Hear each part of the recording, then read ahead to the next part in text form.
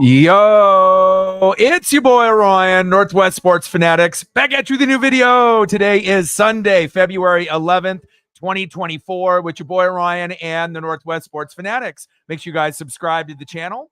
Smash that like button either now or on your way out. Donate to your boy if you can. Cash App $ORION NWSF or the YouTube Super Chat right here. It's here. It's finally here. Super Bowl LVIII, Super Bowl 58, the last game for the NFL or the college football season for 7 months. Bang, bang, Niner gang, the San Francisco 49ers versus the Kansas City Chiefs and the Chiefs Kingdom. Let's go, baby. This one took me a little bit longer, Matt in the building, what's good, to get the thumbnail all situated. I had to go through many images of Brock Purdy and CMC and Kittle and trying to find a good image with the white jersey being worn. Took me a long time, but I figured, with all the hard work that was put in, it turned out pretty damn good, even though it took me maybe about 30 extra minutes than I wanted to. Let's take a quick peek at the thumb. Let's go, baby. And obviously this is just my logo there in the corner. Let's go. Brock Purdy, Patrick Mahomes. Either Kyle Shanahan's going to get the monkey off his back or Patrick Mahomes and the Chiefs are going to finally be considered a dynasty. Let's go. I had to use a nice Las Vegas picture. They're obviously in the background, and looks like it turned out pretty damn good. And hopefully the Super Bowl ends up turning out pretty damn good. It's going to be one or two things. It's either going to be a very close game, and the winner of the Super Bowl is going to be the Chiefs or the Niners by 3 or 4, or the other scenario is that it's going to be a blowout, and then maybe the Chiefs or the Niners end up winning somewhere between 10 and 13 points. So there's the two different scenarios that I can kind of see. I think 95% of America is thinking it's going to be a close game. It's going to be within 3 or 4 points or maybe even less. Could it be a 23-20 score? Could it be a 24-20 score? Could it end up being 27-24 or 27-23? Something of that nature. I feel a lot of people are kind of, guesstimating 20 to 27 points, right? Which would mean 2 touchdowns, 2 field goals to get you to 20, 3 touchdowns and 2 field goals, which would end up getting you to 27. Right? Or it may be a combination of 2 field goals or multiple touchdowns, or it could end up being maybe 2 touchdowns and 3 field goals. And then the team that ends up getting the 3 field goals, and we'll see if Moody ends up, making his and Butker as well. But hopefully for everyone's sake, it ends up being a great game. And if it ends up being a blowout by the Chiefs and they win by 10-13, I don't know if anyone would really be that shocked. If the Niners end up blowing out the Chiefs, I think that would be the biggest shocker of them all. Because even though, they have, the Vegas line, they have the Niners winning, Patrick Mahomes and the Chiefs, if you look at the stat line, Purdy's stats were better than Mahomes, during the regular season. But this is all about experience. This is all about the big game, and Andy Reid, Patrick Mahomes, Travis Kelce are trying to cement themselves into a point now where, you can really say, okay, Tom Brady, he might be the GOAT, but if you end up getting this Super Bowl and you go 3-1, there's no one else that's even semi-close to, the Kansas City Chiefs moving forward. Almost like where Tom Brady had 3 Super Bowls early in his career, 3 in the first 4 years. Then he had to wait a little bit to end up getting, those next few Super Bowls after, the 4th, the 5th, the 6th, the 7th, right? So with the Chiefs, if you lose this game, right, it's great for Kyle Shanahan and Kittle and Purdy, right? But then you go down to 2-2, where you win 2 Super Bowls, against the Niners and Eagles, and then you lose to the Tampa Bay Buccaneers and then the Niners this time around. So I still feel that even if the Niners lose, that they will have another chance or 2 in the next 10 years to be able to get a Super Bowl for Kyle Shanahan. And then we'll find out, you saw Colin Kaepernick. He wasn't good enough after Joe Montana got 4 Super Bowls and Steve Young ended up getting 1 in 94. That's the last time that they've won, right? So you have to have a Hall of Fame quarterback for the Niners to end up winning. They had Colin Kaepernick. Was he Hall of Fame? No, he wasn't. Then they ended up having Jimmy G, Pone Star Jimmy. Was he Hall of Fame? No, he wasn't. Now, we don't really know if Brock Purdy will end up being a Hall of Famer, but if they end up winning a Super Bowl here, and this is the beginning of the Niner dynasty, where they can start maybe stacking some chips, that is yet to be, seen just yet, but I'm very, very excited. They say defense wins games. Defense wins championships. O-line, D-line, defense, coaching, play calling. You guys know that's my mantra. You guys know that's what I go about. And the Chiefs defense is a little bit better than San Francisco's, but they do have the best running back in the league in Christian McCaffrey. That could offset a little bit of the magic that Mahomes brings on the field. So we'll see. It may not be Patrick Mahomes versus Brock Purdy like the image you see behind me, but it might be Patrick Mahomes versus Christian McCaffrey. Who ends up having the bigger game between those two players might end up being the team that ends up winning at the end of the day. Let's go, baby. Matt in the building. What's good? Let's go. I got you, bro. Odin's son in the building. Chiefs Kingdom in the building. Let's go, Chiefs. Sarah in the building. Let's get to 100 and donos. Let's do it. Last game for 7 months on the college football side or the NFL. Let's embrace this. Let's have a great time today. And I hope it ends up being close because I don't want to feel like the game is over in the third quarter. You know, I want to make sure that we're going down to the wire. So let's go, baby. Grunt in the building. What's good? Well, we assume it won't be. But what happens if the Chiefs end up winning by 10-13? I think that is a possibility. I wouldn't say it if I didn't think it could happen. You know, and like I said, if you go back and look at the Super Bowls, not every Super Bowl is close and not everyone is a blowout. If you go and look, every couple years, they'll have a couple that are within like 3 or 4 points, and then they'll have one that's, you know, by 10 or more, you know, and then another one that's kind of a blowout, then a couple others that are close within 7 points or less or 4 points or less. So, and these two teams are evenly matched. But again, if a team is up by 6 or 7 points and then a big play happens in the fourth quarter late, that could end up being the determining, hey, you know, we weren't ahead by 14 the whole game per se, but maybe it was between 3 to 7 points back and forth. Then a team on defense or offense makes that big play, you know, with 5 minutes left in the fourth quarter. And then that might extend that team to, you know, end up winning the Super Bowl. If you're up by 7, you score, boom, you know, and then you end up winning by 13 or 14. So not really sure if that's going to happen, but I'm definitely locked and loaded. Let's go. Cowboys fan in the building. Allen in the building. What's good? Let's go. Daniel in the building. Let's go. Hope you guys love the thumbnail. Took a little extra time to get it done, but I am ready. Predictions? You know, this is the last time you can do a prediction. You know, you might have been able to have a prediction yesterday, the day before, a week before that. I want you to comment below. For all the people on Twitter/X, you can't comment on there unless you come into the stream. But I want everyone to comment below before the game starts who they got winning, and I want to see a score so we can go back and see who might have had the closest score out of everybody here. Who's going to win today? Is it going to be Bang Bang Niner Gang, the Kansas City Chiefs, and the Chiefs Kingdom, or the Bang Bang Niner Gang and the San Francisco 49ers? Let me know. I want to see how the room is feeling right now.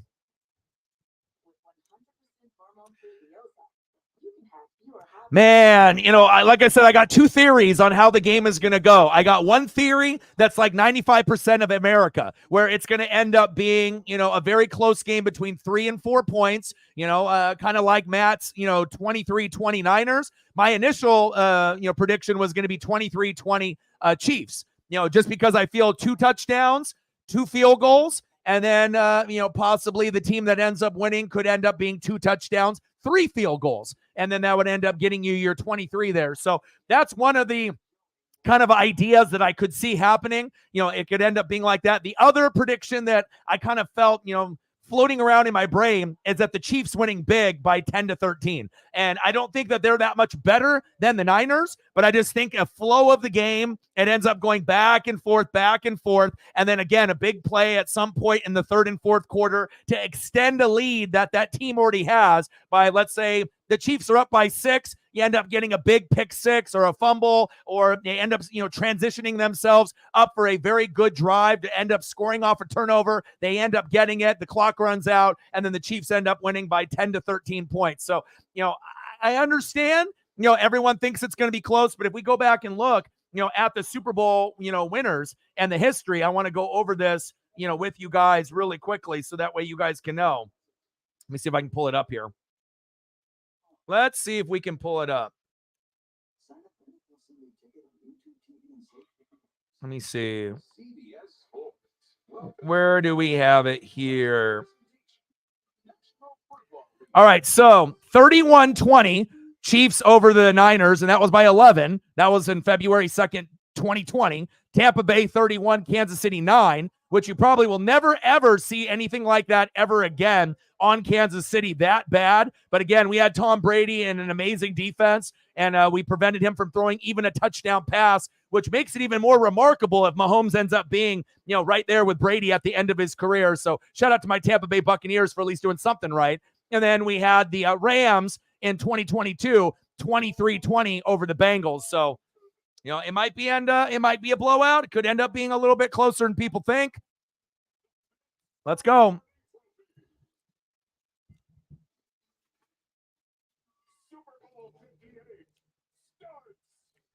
Let's go.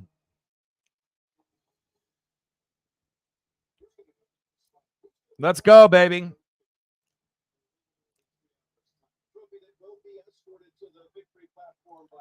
Yeah.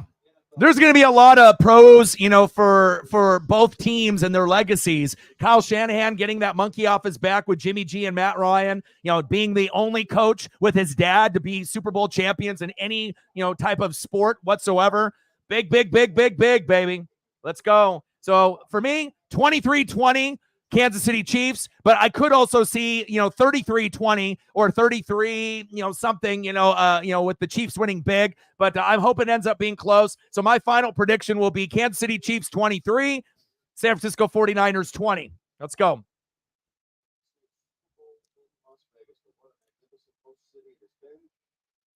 Thank you, Mang. Odin's son with a $5 to get us started. I appreciate you. Appreciate you, Mang. Let's go.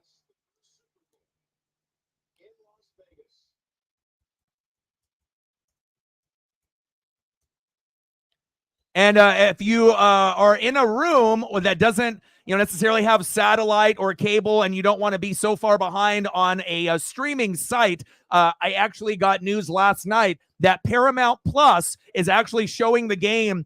So if you have Paramount Plus, or you can go through your apps on your TV, if you don't have access to that, from whatever, your phone, your tablet, so you can obviously watch it on, CBS Sports. But then you also can end up watching it on Paramount Plus for anyone that needs to be able to have that locked and loaded. Let's go.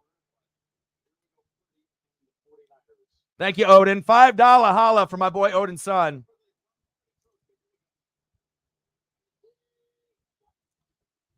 Hand off to McCaffrey. Nice gain. Let's go. Odin's son with a $5. Appreciate you. Stacks on stacks, racks on racks with a little cactus jack. Bang, bang, $5 holla, 95 to go to hit the first goal, and we'll see if we can get there. Let's go, baby. Appreciate you. And we'll go through with the Super Bowl logo during the commercials, and then we'll go through the team that actually has the ball. Yeah. Like I said, we don't want the refs to, decide the outcome at the end, but it is highly likely that they will. There we go. Use check, first down, Niners. Move the chains.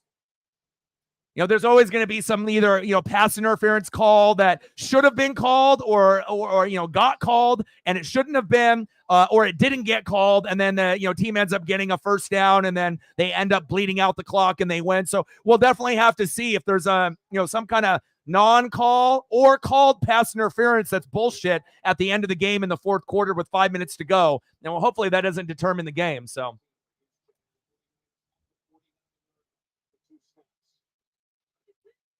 shotgun set. Purdy looking for a man. Purdy looking nice and comfortable out there. First down, Niners. Bang, bang, Niner gang. Run CMC. Move the chains. For me, I don't mind either way, because I like seeing history being made. So if, Patrick Mahomes ends up winning, that's great, to see him get closer to Tom Brady. And then they have a dynasty and no one can say anything about that. If the Niners win, you know how much I love Kyle Shanahan and Sean McVay. And years ago, I told y'all that they were both going to end up winning rings, sooner than later, because they are so talented on finding the mismatches on the opponent's defense. So, McVay got his. We'll have to see if Shanahan gets his tonight or if he'll have to end up waiting a few more years. Run CMC. And again, this game is going to come down to Christian McCaffrey and Patrick Mahomes, maybe not Brock Purdy and Patrick Mahomes. Let's go. Let's go, baby.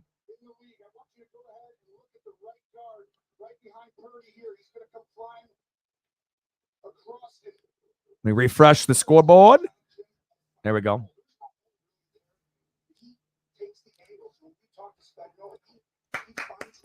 Let's go, baby. Purdy would be the first Mr. Irrelevant to win the Super Bowl, correct? I believe so. Nice tackle. Oh, ball's loose. Fumble. Carl Aftis.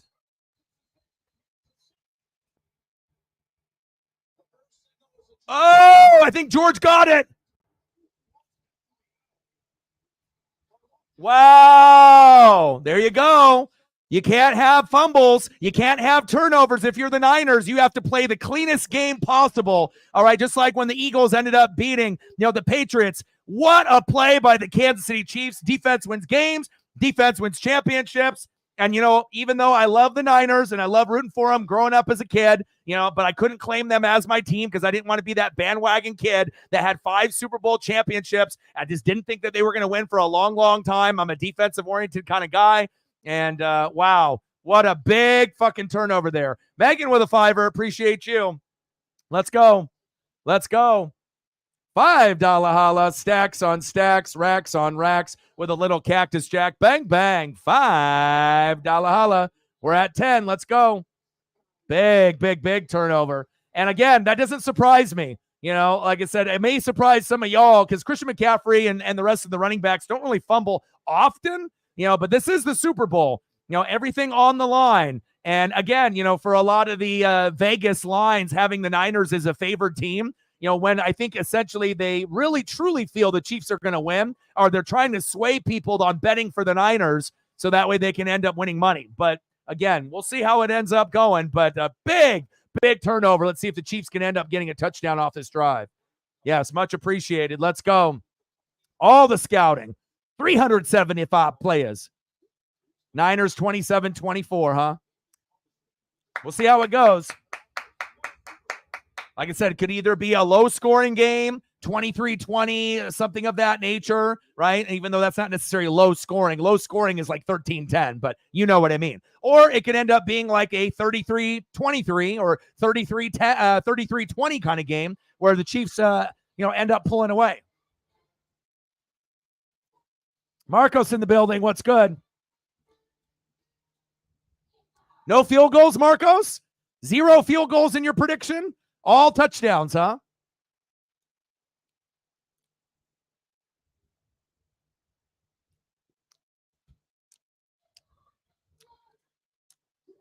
That's not going to be the last Niners turnover. 100%. It's not.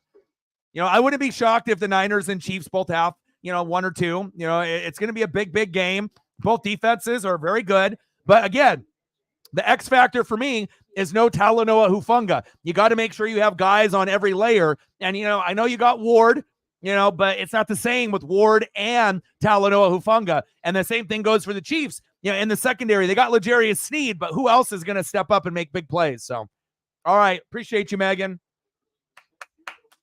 It wouldn't surprise me if Mahomes and Purdy throw a pick in this game. I don't think that they're bad players, but this is the Super Bowl. It could end up being something so cheap, like a tipped interception, something like that. So, that's easily a fumble. Let's go. Thank you for helping out on the Twitter. I told you, man, you support me. I support you, Matt. Appreciate you, bro. Handoff. Nice stop by the Niners.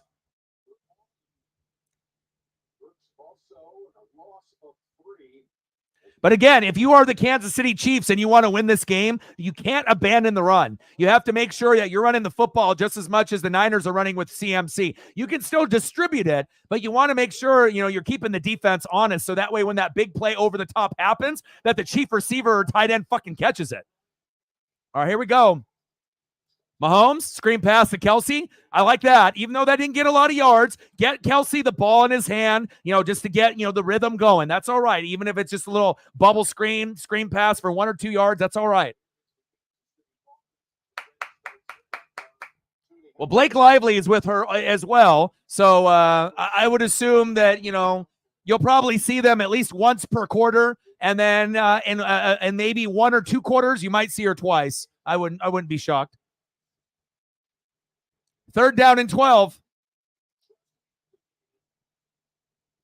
Mahomes, shotgun set, looking for a man. Little check down. Good defense, gang tackle by the Niners. There you go. Defenses, baby. Defense wins games. Defense wins championships, baby. Okay.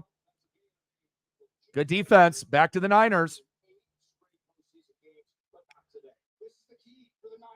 We will have to. Someone in the room will do it. Matt, you can do that if you'd like. If you want to keep up on it, because you know you can do that. We can have a little Taylor Swift counter if you want to be able to do that and keep track. Let me know. I mean, all our eyeballs are on the fucking screen, so I think we'll be able to see it, unless someone ends up having to go to use the restroom or go get food. Chiefs with the punt. But that's an ultimate win for the Niners. You know, you had this really embarrassing fumble out of the best running back in the NFL, and Kansas City didn't even get anything. They didn't get 3. They didn't get 6. So that ultimately ended up being a win for them. So ultimately, if you really want to break it down, the turnover that happened didn't happen. You know, because when turnovers end up happening, they happen when the other team scores, and then it puts that other team in a position where they feel, you know, oh, God, we're having to climb up this mountain already again. So. Yes, you are. Don't lie, you are. Someone's doing it. Someone's doing it. Let's go. All right, let's throw up a couple photos up here.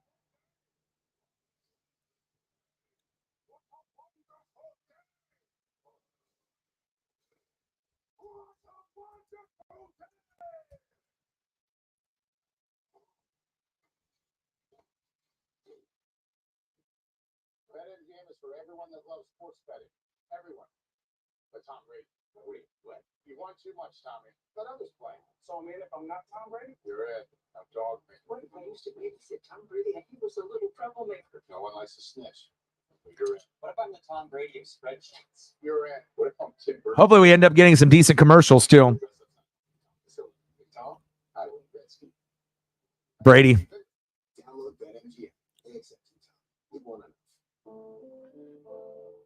Get some photos up here for Odin's son, even though he might be a little busy. I'll get a couple for Megan, even if she has left the room. We'll get her some more during the Kraken stream that we will end up doing, I believe, is it tomorrow they play? So, and then we'll get some Niner photos up here as well.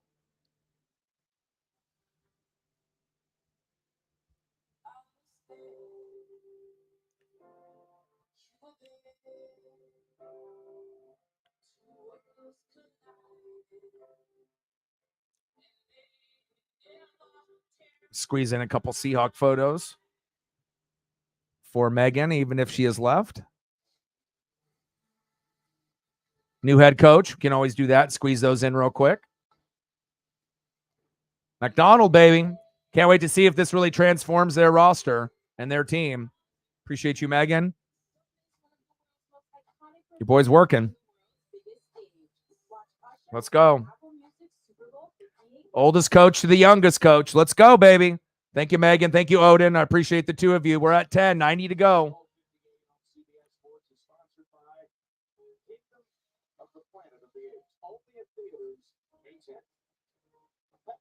SuperBowls taste better with your favorite chips and sips.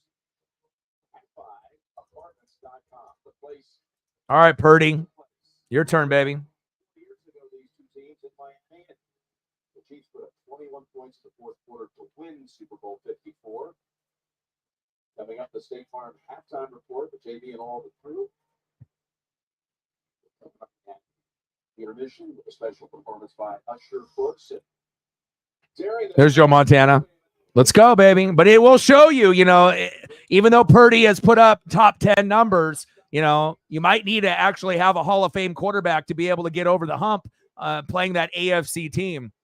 It's like the Colin Kaepernicks, the Jimmy Garoppolos, the Brock Purdy's. It may not be enough. But we'll find out. First down, Niners. Brock Purdy to make him puke Ayuk. Move the chains.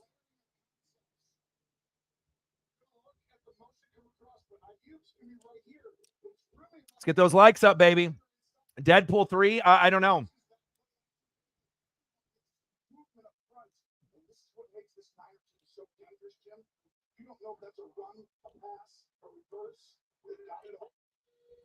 Purdy under center. Little jet sweep. Debo. Good tackle.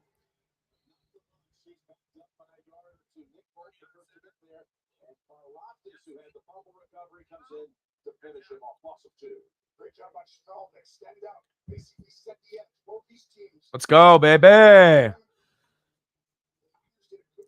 I'm not sure if we're going to be getting into the 30s the way the game is going so far. Looks like it could be maybe high 20s for one team and then high teens and low 20s for the other. But we'll find out. Second down and 12.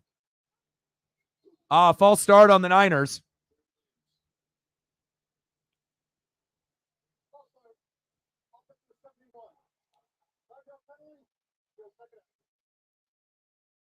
Big penalty there.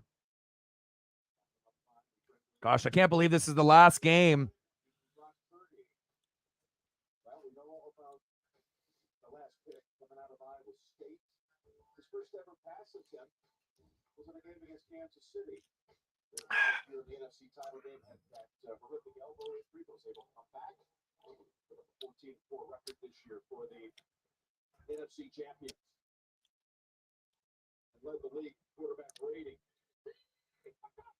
Shotgun set. Purdy, pump fake. Pocket collapsing, chasing, flag on the play. Throwing across his body. George Kittle, first down, Niners. But that is coming back, baby. What you know about this? What you know about that? Holding. Number 71, Trent Williams. Come on, Trent.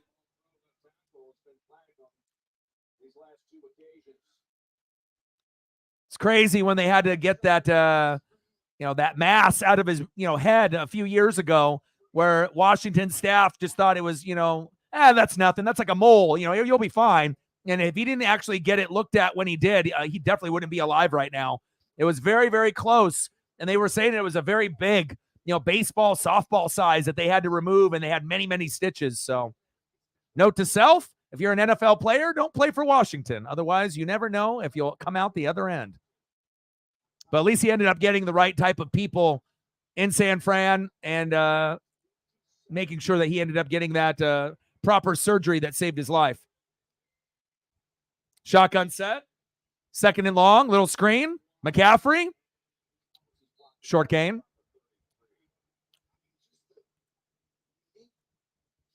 Football season. Well, I think for me, it didn't go by fast because I did so much work throughout the whole year. But for an average fan or, for just a regular fan throughout the season that has, work, school, boyfriend, girlfriend, you're doing all these different things, if you don't take the time to really appreciate, the NFL and the college football season, and, you skip a couple weeks here and there, you don't watch games, then you finally get to this kind of point and realize, damn, this is it for 7 months. Third down and 20, shotgun set, Purdy, little check down, Debo, spin move, hit him with the spin cycle, fight for yards, pumping his legs, and then a nice gang tackle by the Chiefs. Dan Quinn for Washington, I think it's a dumb move. I think that he is better off being a defensive coordinator rather than a head coach. But if Washington wants to give him a chance to, see if he can do it, then that's, good for them. But, I think certain coaches are more coordinators, rather than head coaches. Not everyone can head coach and call plays. It's a very difficult thing to do, to be not only a brilliant mind, but then also to be a brilliant leader and make it like genuine and real, and people actually want to follow you. Flag on the play.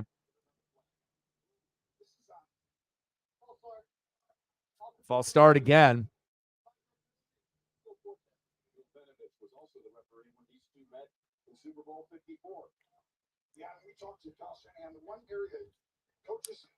Well, the Niners are going to have to hold the whole game with that Chiefs defense. It's not only Chris Jones. Carl Aftis is starting to really make a name for himself now. And that's exactly why they drafted him, for this exact position. So if it ends up being Chris Jones, it's not just him. There's another guy that can, be a force out there. Just like when they got Chase Young and Nick Bosa. Conley with the tackle. No points yet. All right, Chiefs. Defense wins games, defense wins championships, and both of these two teams are two of the top 7 defenses as of right now. But if you go through the majority of the year, both of them were in the top 5, and at one point, both of them were in the top 3. It just, going through the ups and the downs of this rigorous regular season and then the playoff push. Let's go, baby.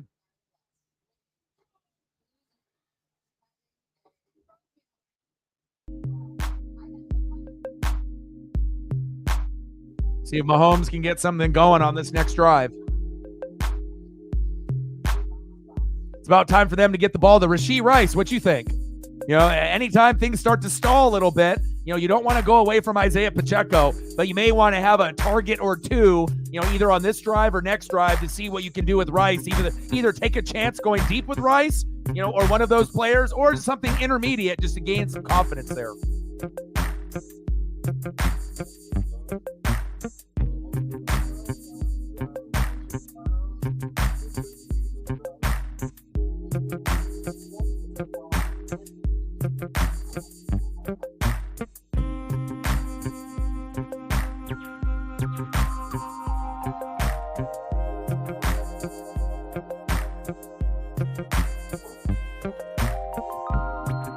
A lot of times with ESP and predictions, you just have to think like a coordinator. And if you can think like a coordinator or a head coach, a lot of times you can come up with predictions if you are familiar with, how these coaches call plays, if you're in tune with, these teams and how they run things. It's either you pay attention or you don't, or you either understand how it goes or you don't. But, we'll see if we can get some points on the board. Rashee Rice. Let's go, baby. Your turn. Nice job by both defenses, though, so far.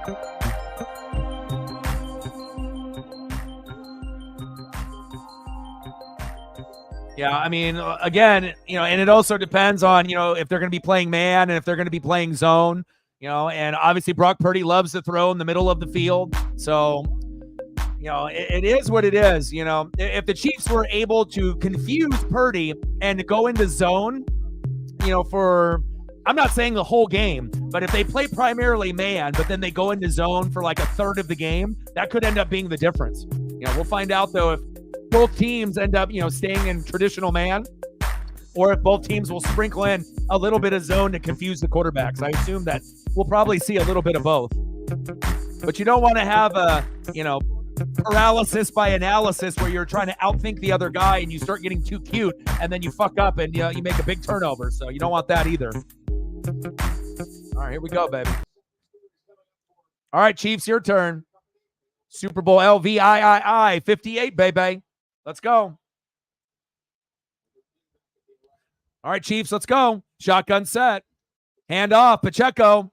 Pacheco, baby. There we go. And it's just like lightning out of a bottle when you end up seeing Run CMC, Isaiah Pacheco, and another guy I really love is Jahmyr Gibbs. Whenever you see them with the ball, they are on another level of speed. And then once they end up making their initial cut, they don't lose speed. They can end up, going laterally. They can end up making one jump cut and then just floor to the pedal, and then they're just still going. And that's one thing I really do appreciate out of these running backs that we're starting to get. The newer generation with Pacheco and Gibbs, and then Run CMC just being fucking amazing. Oh, it's 12 noon. You know what time it is? Time for a San Francisco 49er sack lunch. Yum, yum, yum, yum, yum.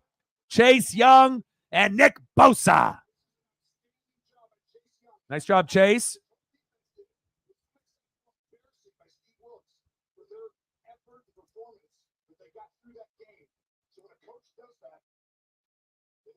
Very quickly, you're going to get the best effort out of the team, and it's the Super Bowl. That's a huge sign. He's able to do that to embrace right pass from left tackle Donovan Smith. Come on, Donovan Smith, you bum. Big tackle by the Niners. There's that Rice look that they were looking at, but not the throw that I wanted. All right, Chase, I see you. And sometimes, picking up a player that, maybe people don't really think that can do it that much anymore. Remember, first pick in the draft just a few years ago has had some injuries, and you're around a bunch of ballers over there. So it shouldn't be that crazy to think that he could end up getting a half sack, a sack and a half. or even a couple. Good defense there by the Niners. Good defense by the Chiefs. Much lower scoring than we anticipated. Mahomes almost stripped from behind. That could have been dangerous. Both defenses are fast, baby. Judah in the building. What's good?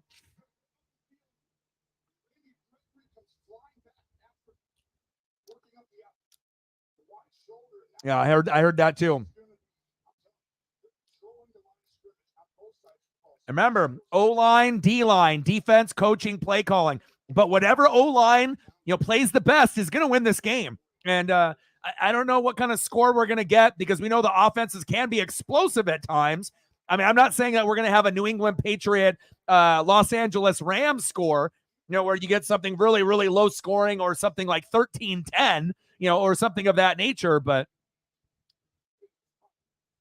I mean, it's been a minute where we've had two top 5 defenses going against each other in the Super Bowl. Usually you're going to get one top 5 defense and the other one is usually outside the top 10. So, and then both are usually pretty damn good on offense. So let's get the likes up, baby.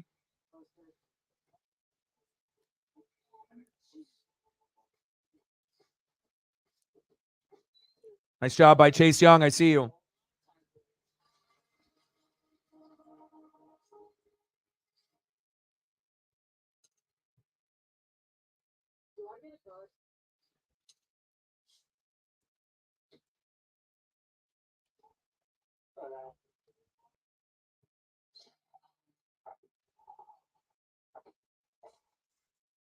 Maybe a different beer? Okay. I can't wait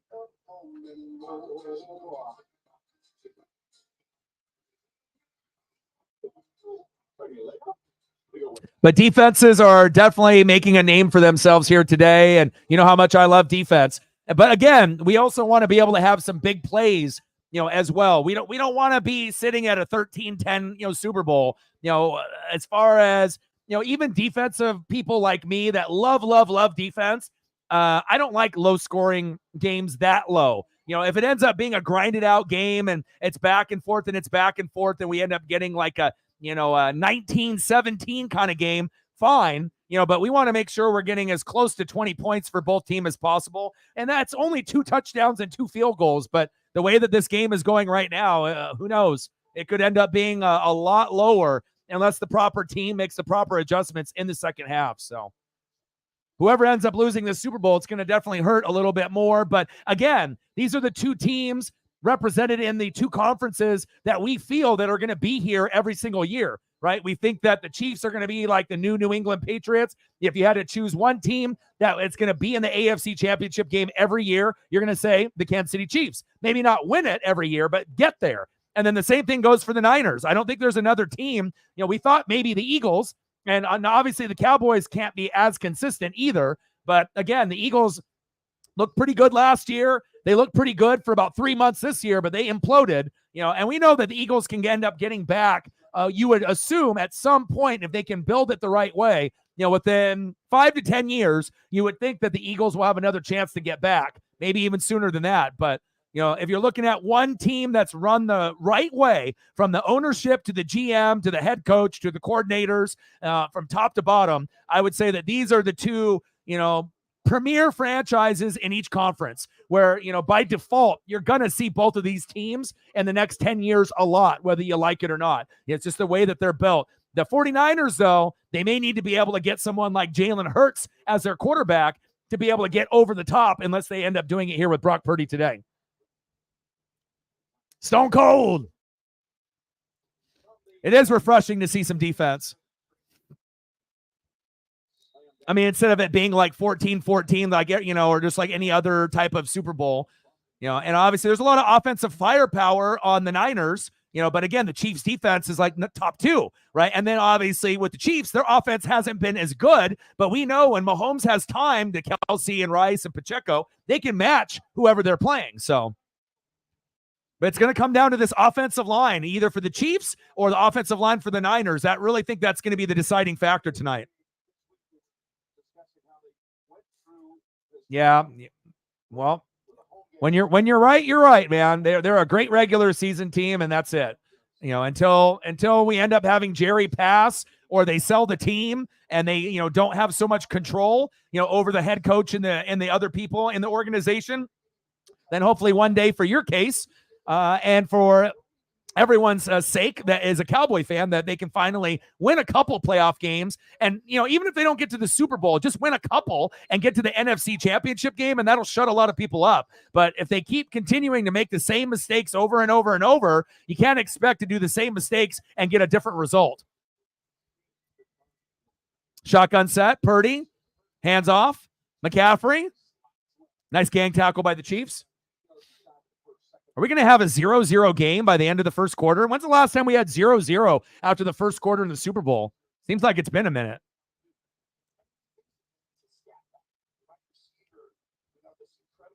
Chiefs, Niners, let's go.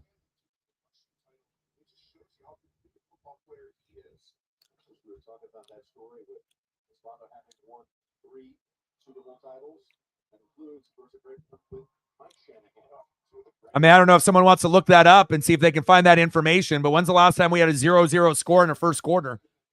But it looks like they're getting close enough that they'll probably be able to go for a field goal. But remember, Moody has been missing kicks every game. So there is no guarantee that Moody can hit. Like if it's under 45, I think Moody can hit. If it's over 45, it's 50-50. And I'm kind of leaning towards like maybe you're going to miss it. So Butker can make it from everywhere. We already know that. Butker is money from 20, 30, 40, 50, 60. But with Moody, not so good. So it could end up being a deciding factor if Moody ends up missing a kick or two or an extra point, since points are limited, as we can see. Nice tackle. Good crisp tackling, by both teams on defense. And you know how much I love defense, baby. As long as there's defense and then it ends up allowing us to get some kind of points. But remember, the lower the scoring game, every big play is more magnified. And maybe having a lower scoring game would be good for us. Pass incomplete. Or if a team ends up getting a special teams punt return, kick return for a touchdown, or a pick six or a fumble for a touchdown, the team that gets that big play might end up winning the Super Bowl if everything kind of stays like this, the flow of this game.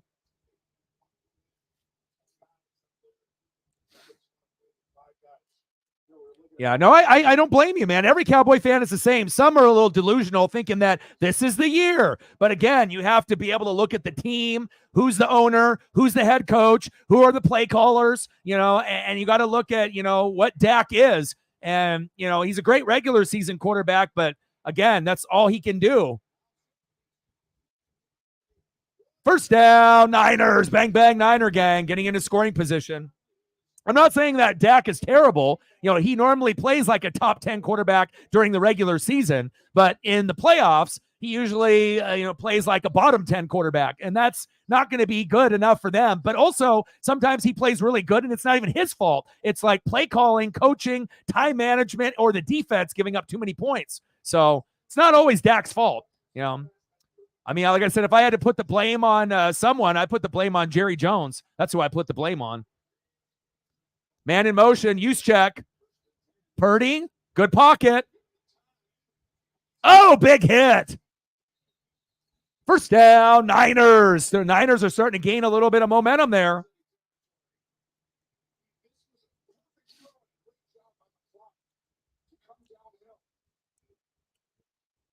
Yeah, 46-10 against New England in 85. But even though New England, somehow they found a way to get there back then, pre-Belichick, but they were nowhere near. I mean, there's not very many teams that would have been able to compete, with the Chicago Bears in that particular season, or the 2000 Ravens, or the 2002 Bucks. Those are the three most dominant in quite some time.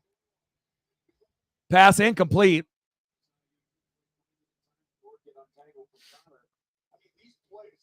So how's everybody feeling right now, even though the game is 0-0? Are you guys enjoying it? Because I am. I know for some of y'all, you guys are offensive-minded people, and you guys want, 10-7 score, at least 3-3, 7-3, 10-3. I get it. Points are fun.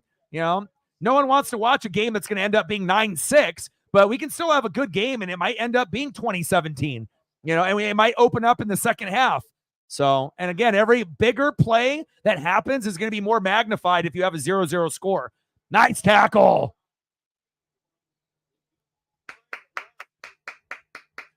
This is the first time in a long, long time that we've seen both defenses play this good right out of the gates. Can you guys remember any other Super Bowl that both defenses were typically top 5 all year, that didn't give up any points in the first quarter in the Super Bowl, but were still engaged?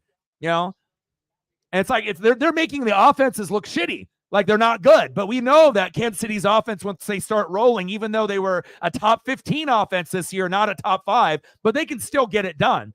Right? But the offensive line right now isn't really doing that good of a job for Kansas City. Chase Young, they're starting to get pressure on that end. And then obviously on the Chief defense, they're the better defense. And you're still seeing Brock Purdy kind of dink and doink and find his way in there. So.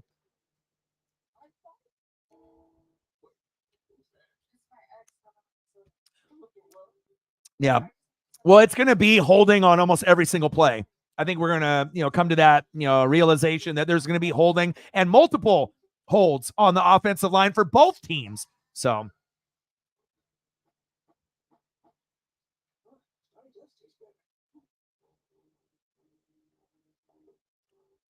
All right. End of the first quarter, 0-0. All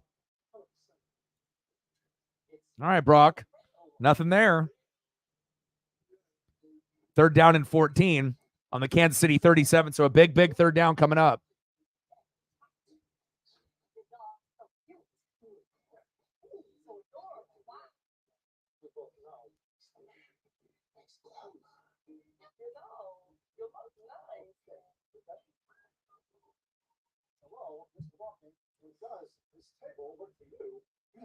Christopher Walken, you already know he'll be in something.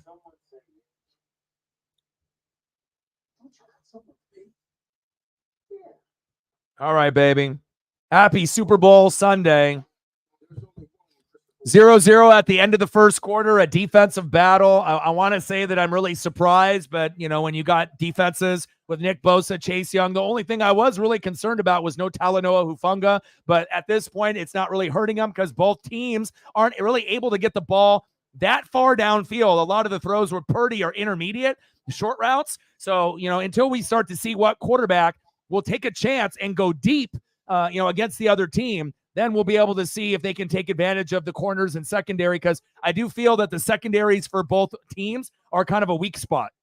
So, but again, if your front 4 or your front 7 from both teams is applying pressure, you're not going to have time to go through your first, second, third progression, and then to be able to have a play develop that takes like 4 or 5 seconds. Obviously the D lines are dominating the matchups and the offensive lines are struggling.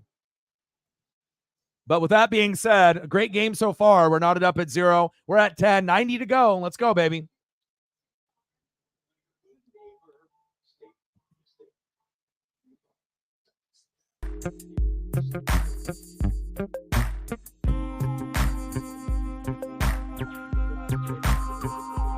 All right, Pat. You'll have an opportunity. Got to go deep to Rice at least once in the second quarter. You have to test them. Someone's got to test that secondary back there. All right, Mahomes, you'll have an opportunity, but now it's Brock Purdy. Let's go.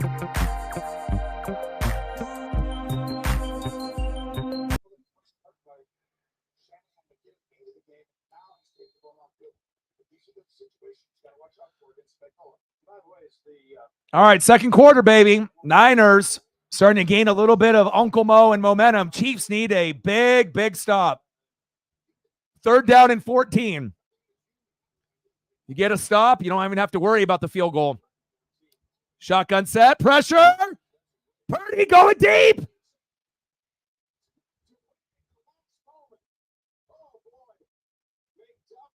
Oh, baby. McDuffie. Trent. You already knew that they're going to go deep a few times. There's the deep ball to Debo. What a defensive play. Denied. Rejected. And Rice will have an opportunity down there against Ward. So nice job. I mean, they're both locked in arms right there, right? They're both hooked right there, but great play. And let's see if Moody can end up making it. Kick is up, and it's good. All right, Moody, 55. And like I said, anything over 45, Moody is 50-50. So this is huge for Moody's confidence at the end of the day. 3-0 Niners. There we go.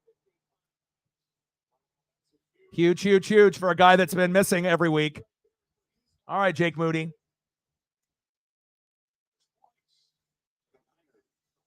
3-0 San Fran. All right, let's get Jake Moody up here.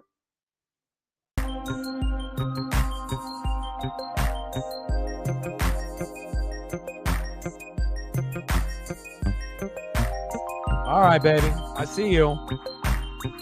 Always good to be able to start off your Super Bowl, without being the guy that missed the kick in the Super Bowl, because you already know it may come down to a field goal for a team to end up winning this game. It could end up being a 2017 game, 23-20, 26-23. So nice job by Moody, and the Niner, fan base can breathe a little bit easier. Bang, bang, Niner gang, 3, Chiefs Kingdom 0. All right, Pat, your turn. 3-0 Niners.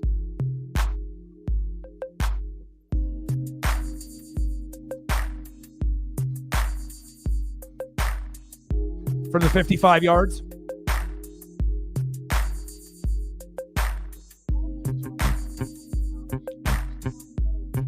Let's go. Any other photos or anything that you guys want me to pull up for players in the game? You can always have that. I mean, especially when guys are making plays, I'll throw up photos of everyone there. And then if we end up getting, donations, 1, 2, 3, 4, 5, 10, 15, 20, 50, hundo, whatever it might be, we'll end up doing photos for those people as well, for their favorite players, favorite teams, or whatever they want on the screen as well. Let's go. Happy Super Bowl Sunday. Make sure you're taking care of your mental health as well. It's very, very important. You only have one. Let's go, baby. Super Bowl Sunday, last NFL game for 7 months. 3-0 Niners. Let's go.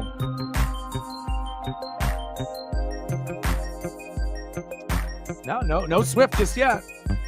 No Swift just yet. I mean, obviously in the pregame, they did a few of those.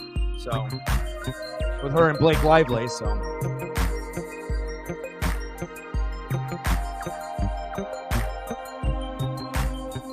Where are we at on the likes? Shout out to all the people on Twitter/X that are watching the game. And hopefully those people can make their way over here on the YouTube side if they want to end up commenting, because they don't have that implemented just yet. But shout out to all the people on Twitter/X that is watching the Super Bowl with us here tonight, and all the people that are in the room. Like I said, if you want to comment and let us know that you are in the building and where you're watching from and who you're rooting for, please do. All right, 4 more to 20. We should be able to get to 30 today, depending on how many people we have, but we're getting closer.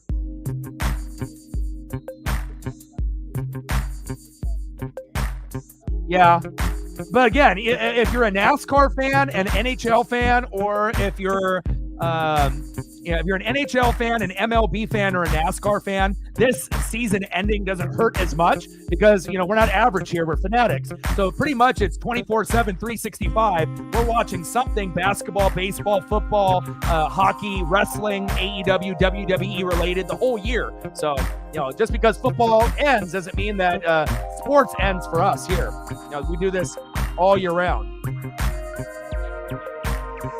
All right, we need a few more likes to get to 20. Let's get those. All right, here we go. Mahomes with a little play action fake. There we go. Pacheco. There you go. Nice job, Isaiah.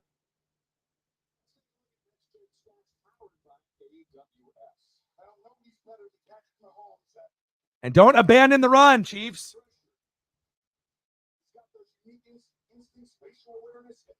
The last time these guys played, he got pressure like this 14 times. Never get him down. Only 1 set. So far today, Chase Young got him down. Go to Rashee Rice. If I'm the OC, you have to make sure you're giving an opportunity to go your playmaker. Travis Kelce can always have time to get his. But I do like the fact that they are not abandoning the run. Both teams are going to pound the rock. And the Niners obviously have McCaffrey. Why would you abandon the run? That would be the dumbest thing to do. It'd be like ultimately just saying that you give up. You know, if you got Christian McCaffrey, you can run and you can throw to him. He's the ultimate weapon, right? We know that. But with the Chiefs, you want to run with Pacheco. You can get some, jet sweeps. You can, throw to him in the flat. Eventually, you'll have to go to Kelsey and Rashee Rice, and then maybe at some point MVS or Noah Gray or Justin Watson. But it should be primarily Kelsey, Pacheco, and Rice for 90% of the looks in this game. There we go. First down. Chiefs. Fumble. Come on, Rice. You can't be fumbling. Justin Watson with the recovery. Come on, bro. Don't be doing that.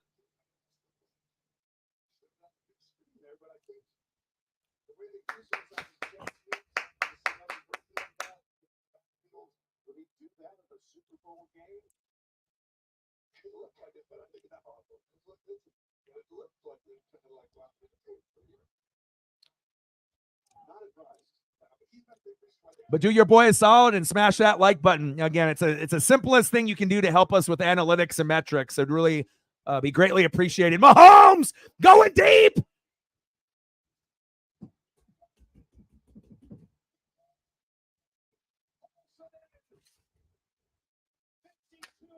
Let's go. Let's go. Okay, McCole Hardman. Let's go.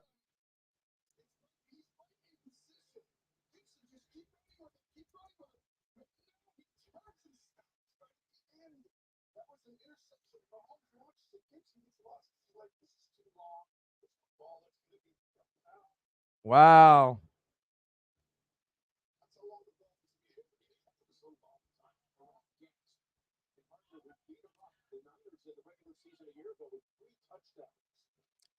Man in motion. Mahomes. Hands off. Pacheco. Bounce it to the outside. Don't fumble. Fumble. Uh-oh. Uh-oh. Uh-oh. You had a McCaffrey fumble and a Pacheco fumble. Uh-oh. Damn. After that big catch by McCole Hardman for nothing. Pacheco. The hell is going on here? Defense wins games. Defense wins championships.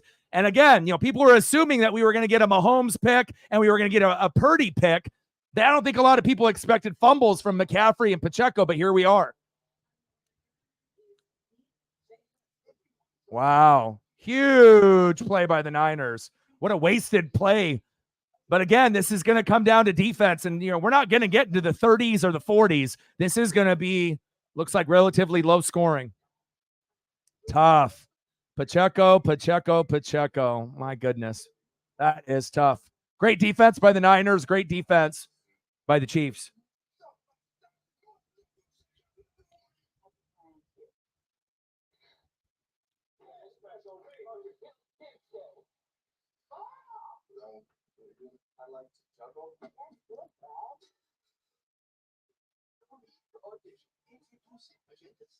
Unbelievable.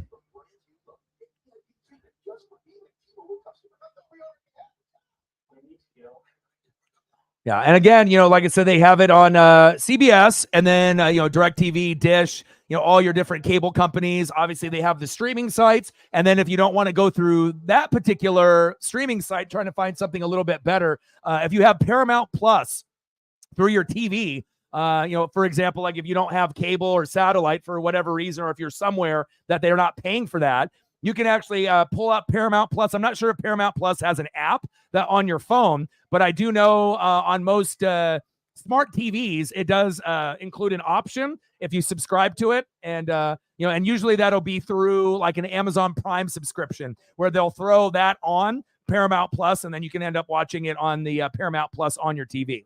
Just a little heads up for anyone that if they are looking for another connection to watch the game.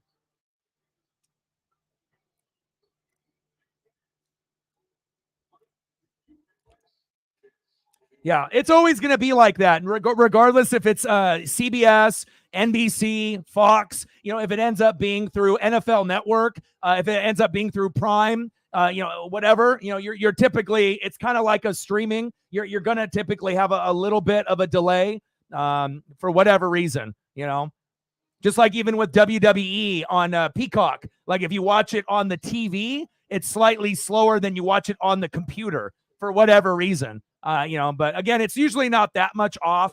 I mean, at the very most, 10 to 30 seconds. but usually it's pretty close. 3-0 Niners.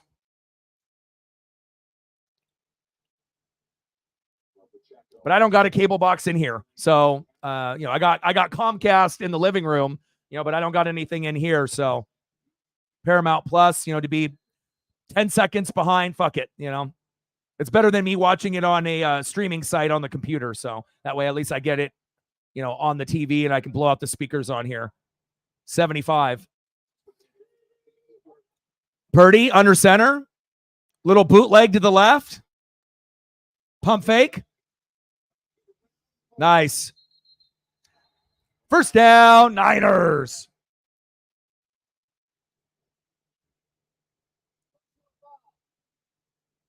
Horse collar. Uh-oh. Automatic first down. Move the chains. Wrong direction, Pat. Wrong direction. You're watching Paramount app on X, but nice. I figured I would just throw it out there for everyone because, again, sometimes people don't have satellite or cable TV as common as, a few years ago. A lot of people are doing the Netflix and the Hulu and the Prime and the Paramount Plus and, the Disney Plus. They're all doing the apps and whatnot. So, but I'm watching it on Paramount Plus on my smart TV. So, again, if you're watching it on, CBS, it might be slightly faster, but not by a lot. Maybe like one play behind or one snap behind. So, but I'll call it based on how I'm seeing it. So for a lot of y'all, you'll be watching it at the same rate as me. So unless the Xbox Paramount option is slower than the option through my smart TV. Yeah.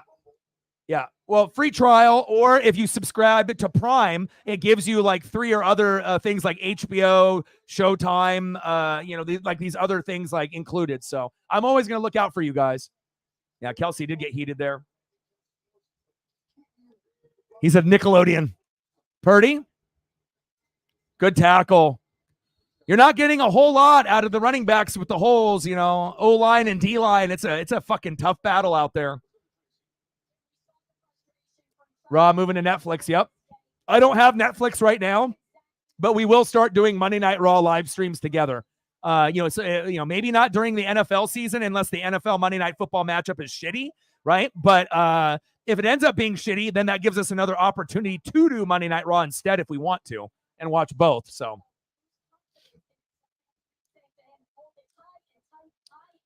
I mean, if I would have ordered a cable box, in here with my family, when I ended up having to move in here, but again, I can get most of the things with only a little bit of a delay. So nice tackle. It's 12 noon. You know what time it is? Time for a sack lunch. Yum, yum, yum, yum, yum, yum.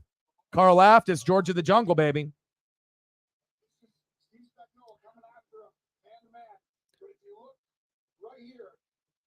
Defense, baby.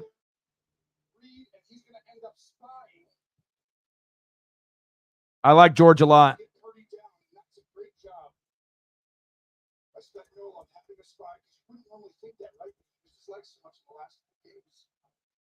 So now the second punt for Wisnowski, they still have not targeted Kittle. He did catch one, but it was on a penalty play. Oh, these teams are these tight ends. Last one's a hug rush snipe. Well, tight ends are going to get involved in the third and fourth quarter. Anyone that knows that. Oh, fumble. Oh, he picked it up. Wow.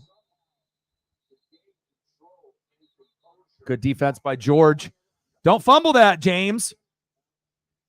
3-0. All those people that thought the game was going to be 30, 40, points, doesn't look like it. Even if you ended up having some crazy mental errors and breakdowns in the second half, I mean, what's the most points that we can see them scoring right now? What, 27 for the winner? And that might be a stretch, depending on how much time we have left. So.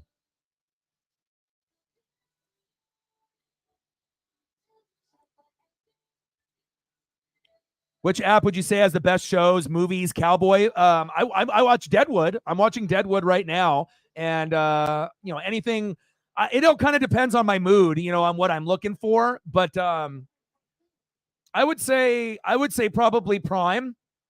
Prime is probably going to be one of the best. Like, I think Netflix right now, unless Stranger Things is out, it's not really worth it every single month to me. You know what I mean? Like, if Stranger Things is out, yes. If Monday Night Raw in 2025, yes, right? And I only have Peacock for WWE, but I have been watching some things on there. So I've been kind of bouncing back and forth. Disney Plus, I feel, is, unless it's a Star Wars related thing like a Mandalorian or one of the spinoffs, it's worth it. And then if it's nothing else other than that, maybe the X-Men cartoon from the 90s. But I feel like Netflix is overrated. Disney Plus is a little overrated unless it's something that I really want to watch. I think the best value right now to me, I would say probably Prime. I would say number one. And then I would probably go Hulu number two. I would say that, Hulu will give you more of the TV shows. And then obviously Prime will give you movies, shows, original content. And then if you do Prime, sometimes it'll link you with other things that you can, subscribe to. Like, let me look to see. I don't even know if it'll let me. But I know with that, there's like others that come with the subscription as well. So, but it also depends on, if you look, are you on like Billy the Kid? Are you looking for like Yellowstone? Are you looking for like 1800 type of cowboy show or movie? Are you looking 1900s? Are you looking for something more modern day with like Kevin Costner and like Yellowstone? You know what I mean? Like, so it kind of depends on the vibe that you're looking for. But I watch a little bit of everything. If it's got action in it and good writing and good acting, I'll give it a try.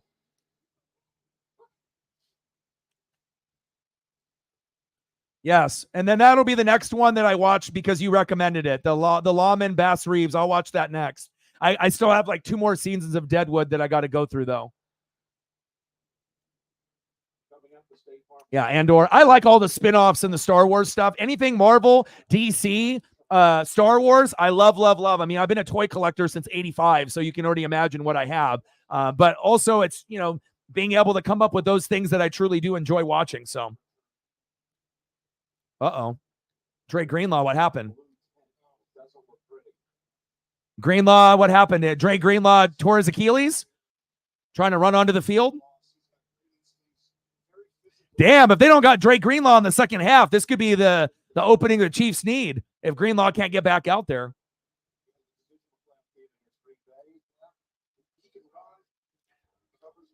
Yeah.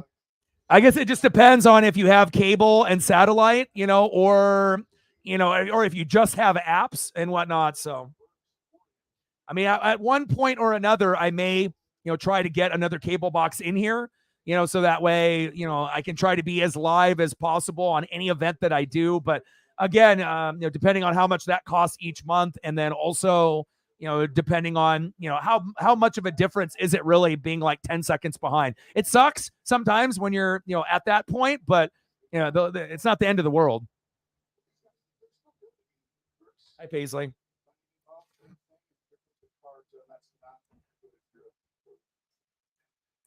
Yes.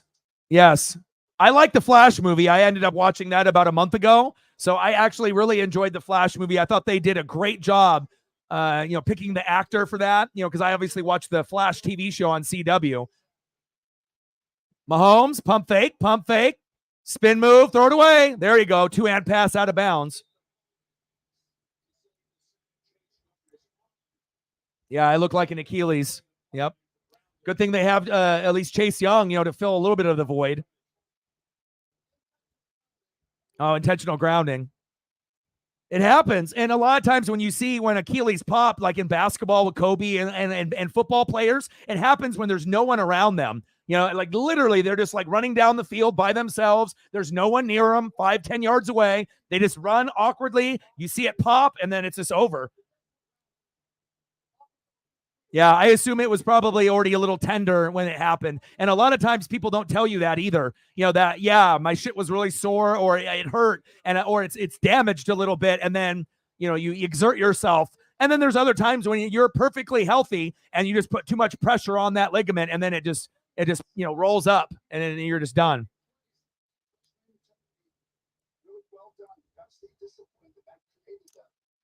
I watched Dark Knight because I wanted to see Heath Ledger.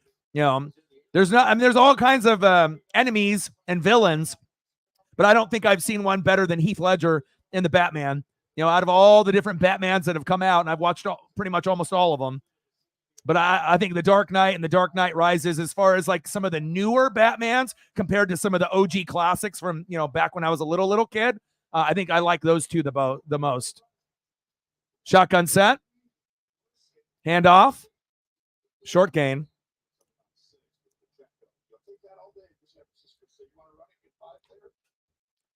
Yeah, Deadpool 3. I do like Deadpool. Yeah, Greenlaw's done.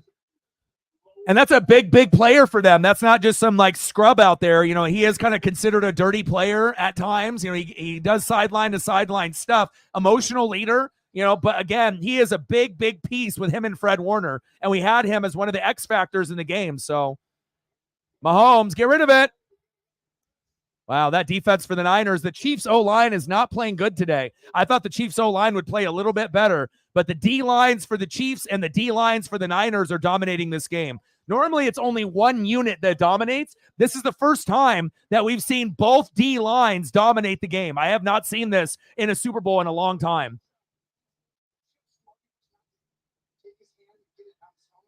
Eric Armstead, go Ducks.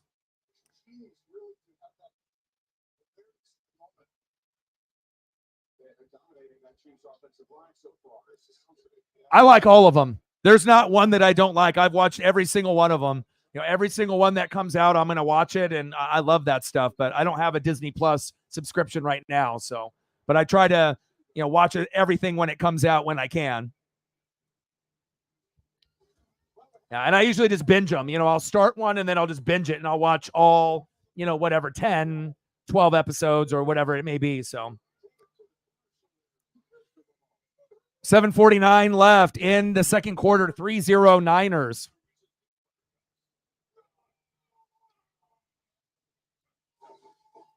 I don't think anybody anticipated this. Exactly. Well, I think anyone getting out of Washington, they're very, very happy. I mean, can you imagine if Scary Terry McLaurin actually gets to go to a good team? Like what that could do for his career? There's always been awesome talent on Washington. I don't give a shit what anyone says. It's always been coaching, discipline, Dan Snyder being a fucking idiot. You know what I mean? But if you look at like their running backs, their wide receivers, their tight ends, their D-line, they've always had talent, but it's like you got to be able to have good, mentors. You have to have good coaches and good chemistry, and you got to hold guys accountable. And obviously we know Washington is, a clusterfuck. They're always doing, problems, and they're always,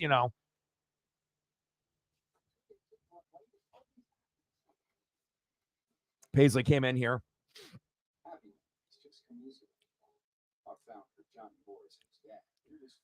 Yeah. But it's like and they had one of the best D lines in football before Payne and Young, and they just started, trading away, half of the four guys that they had up front. Because at one point they had the best D line in football, or one of the top two D lines in football. But again, you have to have the right owner, and obviously Snyder wasn't. But then with this new ownership group, it's going to take a while for them to be able to find the right pieces. And then on top of that, look at the division that they're in. It's not going to be easy when you're going to be going against the Eagles and Cowboys every year, and in the past, Washington would be good. Like once every 4 or 5 years, they would get a wild card, one time out of every maybe 10 years, they would win the division, like by luck, or just down years from the other teams. So.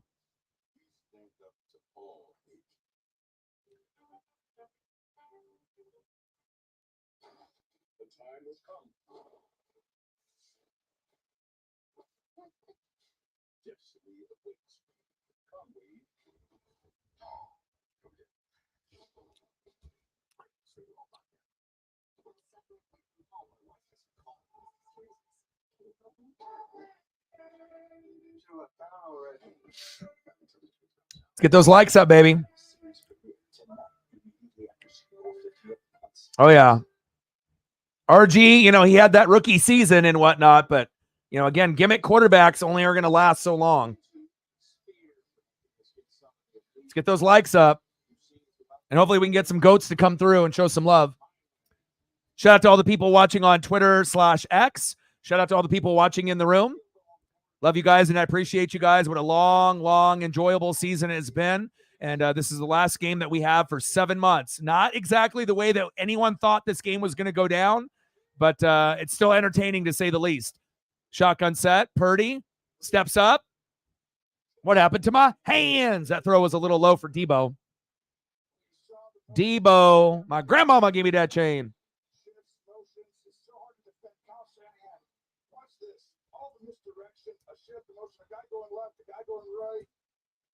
And all of a sudden, he has so many layers to it. Tonight, it's the one. Hey, you guys go that way. You guys go that way. I give you all this, and just to throw and get a guy open over the middle of the field. Kyle Shanahan's such a treat under him, Jim. Great play caller, doesn't try to steal his system. Debo. Purdy. There he is. Almost ripped out. First down, Niners. Bang, bang, Niner gang. Move the chains.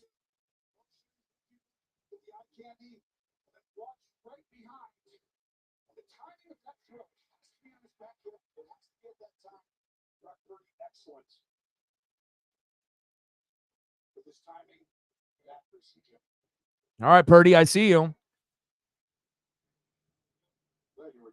And like I said, coaching is everything. If Purdy is on another team, he's probably going to be just, a guy. But his release is good. He's very patient in the box, and I think he's proven that he is better than Colin Kaepernick. He's better than Jimmy G by a lot. Like a lot. Just because he's Mr. Irrelevant, doesn't mean he's not a good player.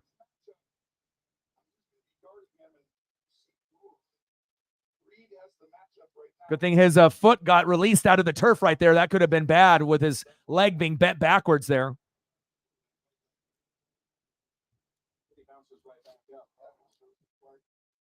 Debo, glad Craig not on that field. I know, huh? Damn it, Craig. General in the building. First down, Niners. First down, McCaffrey. Either way, we're going to see some history. And we're either going to see the Niners win and Kyle Shanahan will get that monkey off his back, or Patrick Mahomes will go down to 2, instead of being 2-2, he'll be 3-1 in the Super Bowl, and then that's the start of that, legacy of that dynasty. But when it's 3-0 and both running backs have fumbled already, everything that we thought was going to happen is like the opposite has happened. But the offensive lines have not done that good of a job for either team. Defensive lines have been the strong suit for both. Hence the 3-0 score. What was the score at halftime for the Patriots-Rams Super Bowl? Can someone look that up?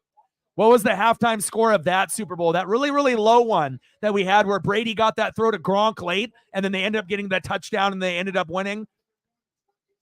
Someone needs to look up that score and then what the score was at halftime.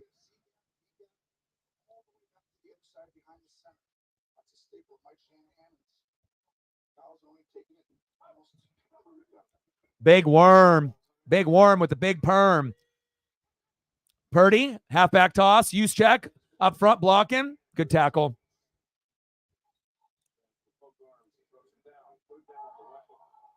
Flag on the play.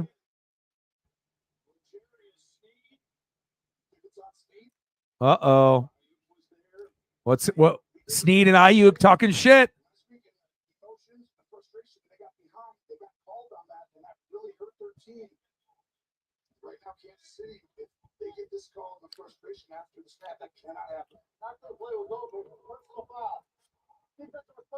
L'Jarius Sneed, what the fuck are you doing, bro? You're one of the best players on the team. You can't be doing that. Especially when you're down 3-0. Focus.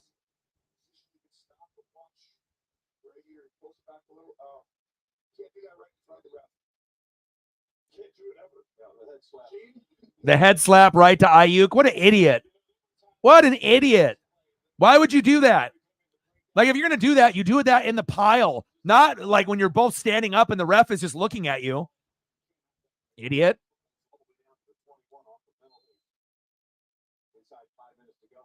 Three 3-0 Rams versus New England at halftime, and the Rams were ahead.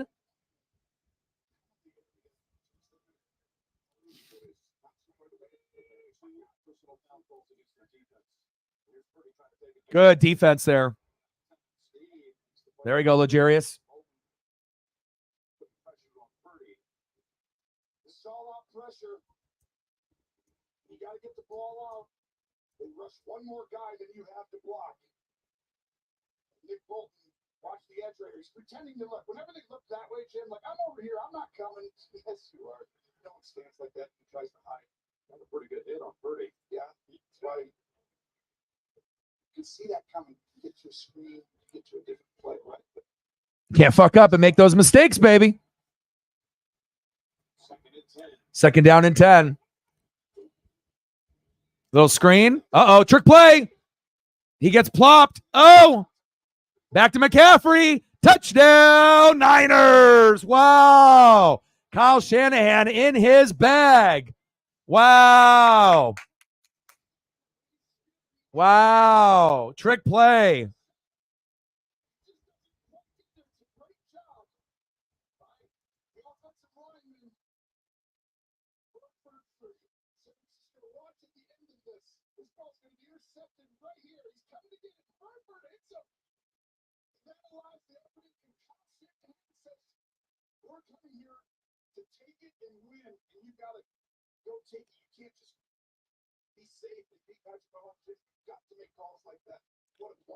Extra point is up, and it's good. 10-0 Niners. Bang, bang, Niner gang. But remember, it's not how you start, it's how you finish. Same thing happened, in the Chiefs and Niners Super Bowl a few years ago, when Niners had that lead, and then the Chiefs had that big fourth quarter. So, but so far, so good for Bang Bang Niner gang, 10-0.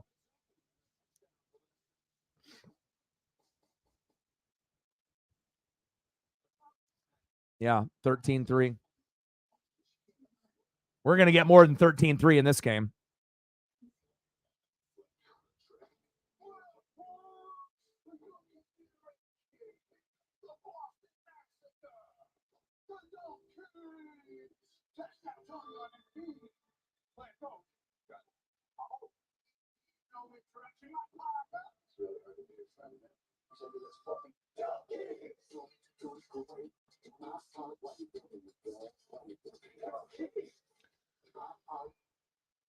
How do you like them donuts? I'm so sorry. I had to see it, but I forgive you. Lay us on the track. Are we going to be on the album? J-Lo. Let's go. You're blinded by the pinstripes. This is a big proof. Tom, you can say. Remember when folks like they're aiming for you? This is anything, Joe. They're naming the drink capitals.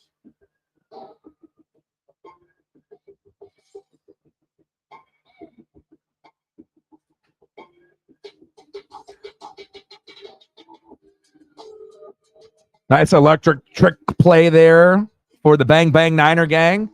And like I said, for me, it doesn't really bother me either way. Like I said, I like history being made and history being broken. So it's a win-win. Either Mahomes wins, and that's one more notch for the Chiefs, with the dynasty and being closer to Brady. And if the Niners win, then they finally get that monkey off their back, and Shanahan can finally get the respect that he deserves as one of the best coaches in the NFL that I've been saying for years and years and years and years and years. So, either way, it's going to be a great day, at least for one of these teams. But again, the loser of this game, they'll be back. It's like I said, just because if the Niners end up blowing this lead and they end up losing the game in the fourth, they'll be back.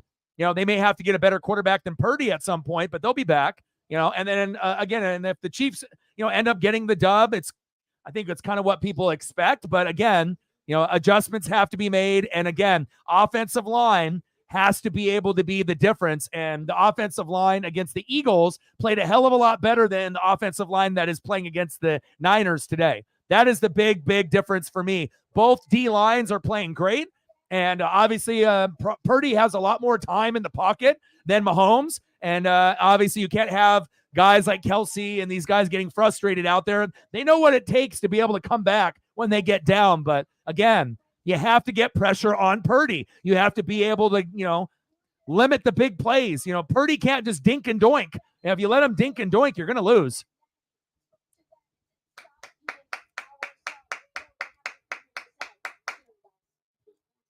Still early, though. Remember, it's 10-0 now. Seems nice. But, if there's any team that can come back from 10 down, 13 down, 17 down, it's Patrick Mahomes and the Chiefs. So, love the trick play. Shanahan. And you already know Kittle and Kelsey will get looks in the second half. Good blocking downfield. Bad angle by the Chiefs. And it all started from L'Jarius Sneed being an idiot and getting that penalty. Halfback toss. Pacheco. Offensive line needs to dig a little bit deeper. And then also having no Joe Thuney, right? He's out for the Chiefs. That's obviously a big factor. I didn't know how much of a factor it was going to be, but they're missing him.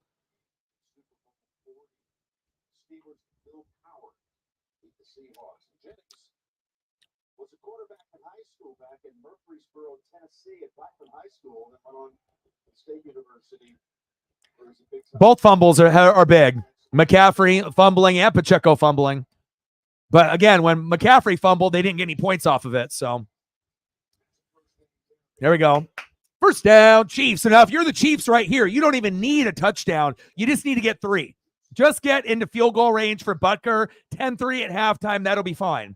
You know what I mean? It's not ideal. Obviously, 10-7 would be the best scenario for the Chiefs, obviously, going into halftime. But if you can at least get 3, that'll stop the bleeding. And then you can kind of regroup, as you go into the second half. But you need more Rice, more Kelsey.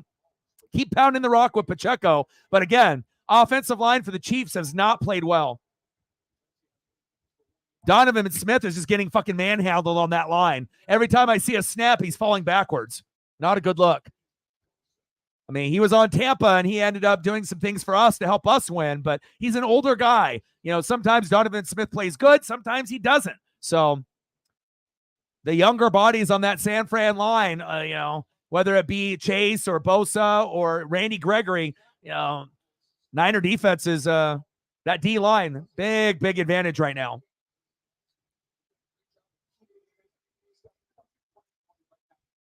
Second down and 4, Mahomes.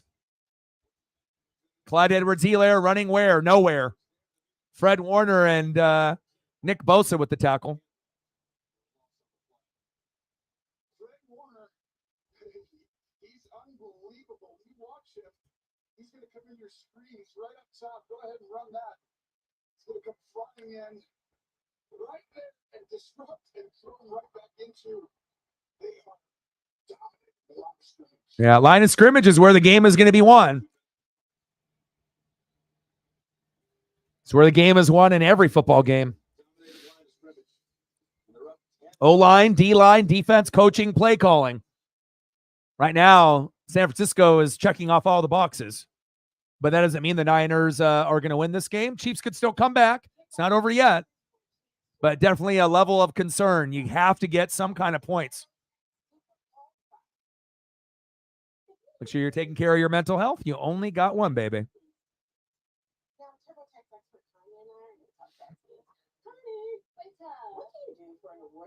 Writer/producer/actor. I got you. I'll find all your tax deductions. Can you write off like $1 million? Once I made some investments that didn't fight, even if I worked in 4 states and 2 countries, we guarantee 100% accurate taxes. Oh, she's good. All right, America, get started. No wait. Oh, unnatural design.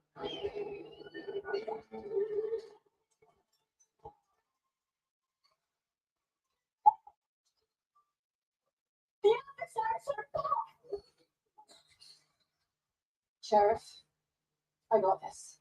Protecting your business from cyber attacks can be unrelenting. Today's adversaries move fast. Yeah, offensive line is so important, and again, the main reason the Chiefs won the Super Bowl last year was not because of Patrick Mahomes. Jalen Hurts played a great game, but it was that offensive line, even though they both were going back and forth, and then we had a little PI or no PI call, kind of towards the end and whatnot. But overall, the offensive line did a great job, and all the hype over Philadelphia, having that good, well-rounded team, and they couldn't even get a sack, or a pick on Mahomes. So, and at this point, this Niner defense looks much different than the Eagle defense last year.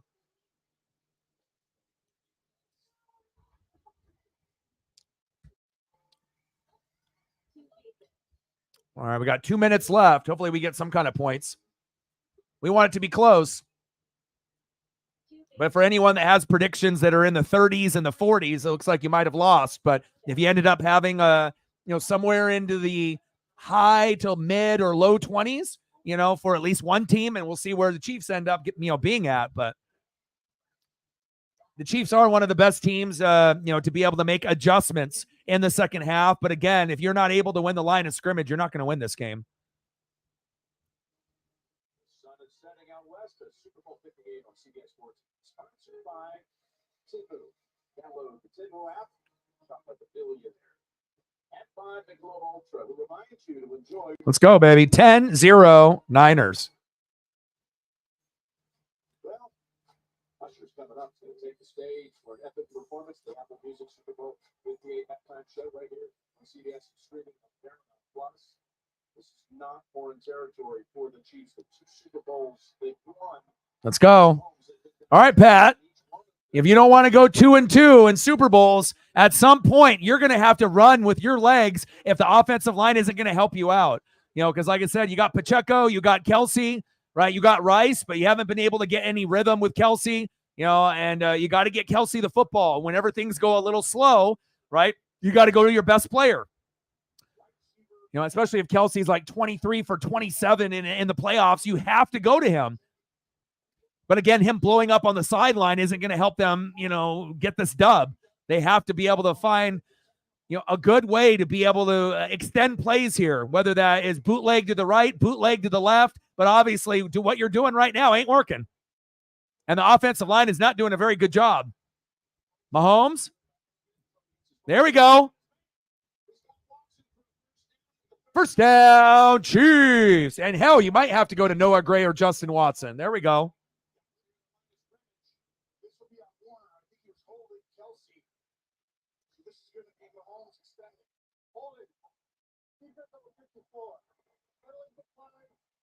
Holding on Fred Warner. First time. Bosa gets the one-on-one. This shot, he's going to go up, around. Mahomes is dying for you to go too wide. You get behind the quarterback, it's the worst spot to be for a defensive end. Because now he's allowed to slide up and recreate the pocket. Allow his guys to get down the field. All right, minute 50 to go. First down and 10. Shotgun set. Snap is low. Mahomes looking for someone.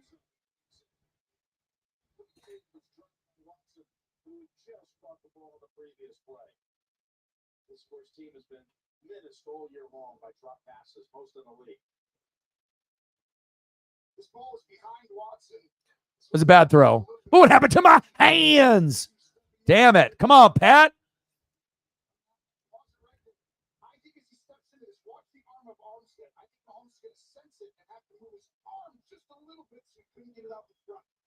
Pat is going to need to run in this game if they need to come back and win. That's going to be my key. If I'm running the Chiefs offense, you're going to have to use Pat as a runner in this game to be able to find a way to even things out.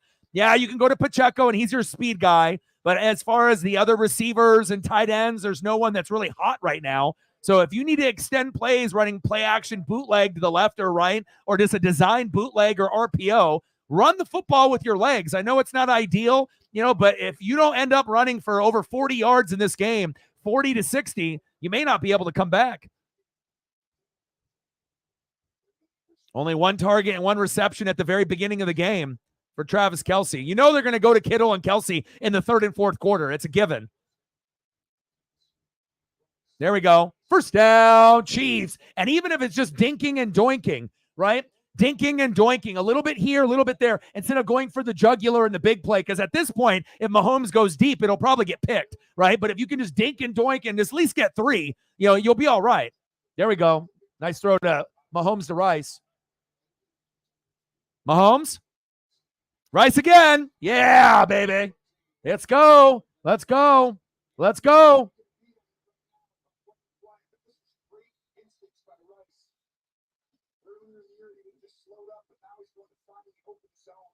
Give that man the ball. Because if Travis Kelce's getting shut down and they're going to try to shut him down, and then obviously Chiefs are going to try to shut down George Kittle, then that next guy's got to step up. And obviously after Pacheco, in the game plan, it has to go to Rice if it's not Kelsey. So keep feeding the hot hand.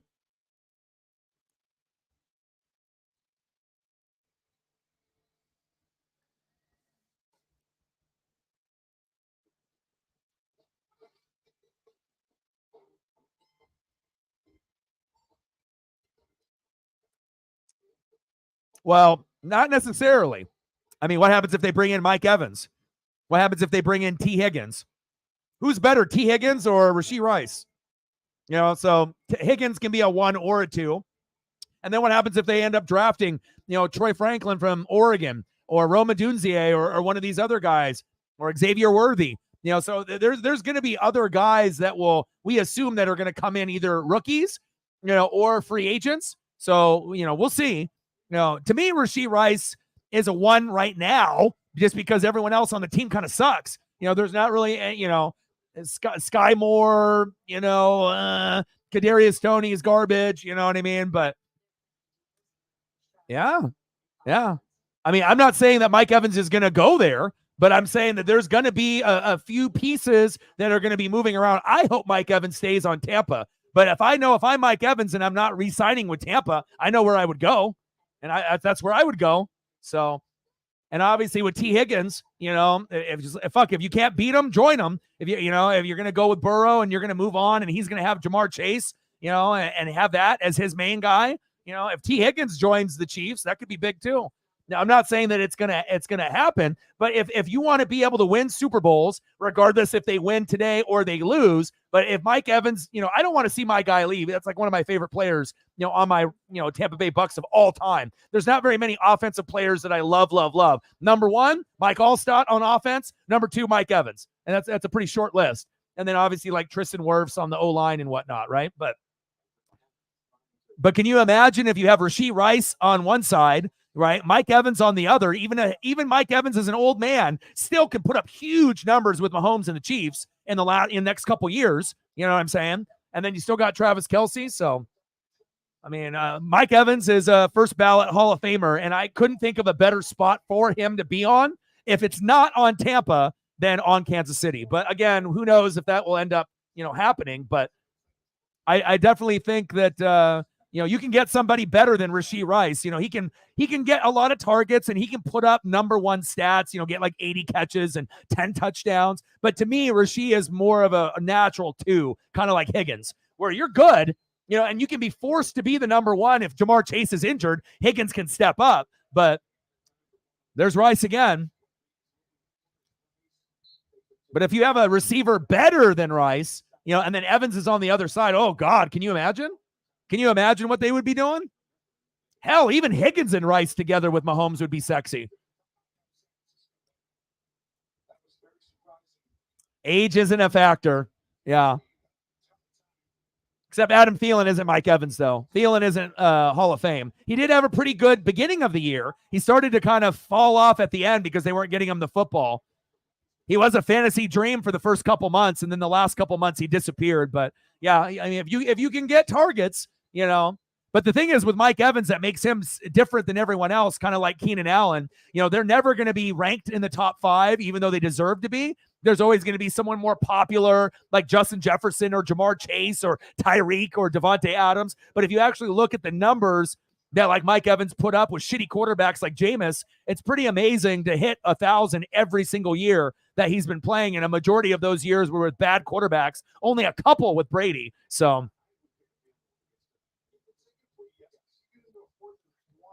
nah, I think CD will stay. CD seems like a staple, but based off guys that are going to be available, next year, Evans is going to somewhat be available depending on if we lock him up. Higgins will be available. I would say Evans and Higgins are the 2 biggest names on the free agent list, supposedly, unless their current teams get them to come back, that they could be playing elsewhere. Pat needs to run. Like I was telling you before, Pat needs to run and get into the end zone or, find a way to get 40, 50 yards on the ground in the game. Not 100, but find a couple ways to extend plays for your team. Big pop. Don't fumble it. Armstead, go Ducks.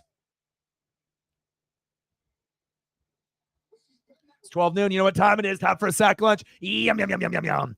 But Mahomes, like I said, I know you want to be a pocket quarterback, but after 2 quarters of getting chased like this, maybe, and I'm not saying you have to have a designed run, but let him, have a few plays where, he can scramble, and you got to be faster than that. Niners and Chiefs are both fast on defense, but, when you see an opening, you can't hesitate. You have to take it. Otherwise you're going to be getting 3. Butker, 7 for 7 in field goals, 7 for 7 in PATs in the postseason. Well, they're already going to go for a field goal here, so. And it's 10-3, so you're fine. If they kick is up, kick is good. Bang, bang. Stop the bleeding.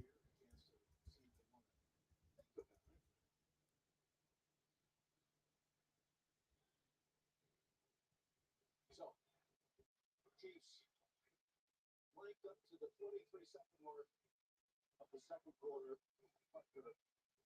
on the whole, Kansas City is on the board. Finally, huh? What do you think? That was a drive for Tony that took 4 minutes, 13 plays, breaks down. But again, this offense isn't as good as the previous year, with the Kansas City Chiefs. This is not the same type of top 5 offense that we're used to. The defense is top 2. We're not used to that either. Right. But again, even as great as Mahomes is, Brock Purdy had a better regular season than Patrick Mahomes, believe it or not. More touchdowns, less picks. Butker kick is up and good. 10-3 Chiefs.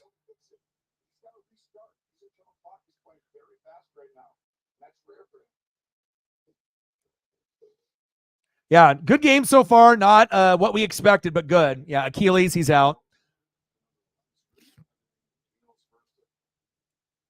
I mean, I think the whole way that this game is going, no one predicted McCaffrey fumbling, Pacheco fumbling. We would have assumed that maybe Mahomes and Purdy both threw interceptions first before the fumbles happen. And no one predicted 10-3. Okay. No one predicted that. Just the way that the flow of this game is going.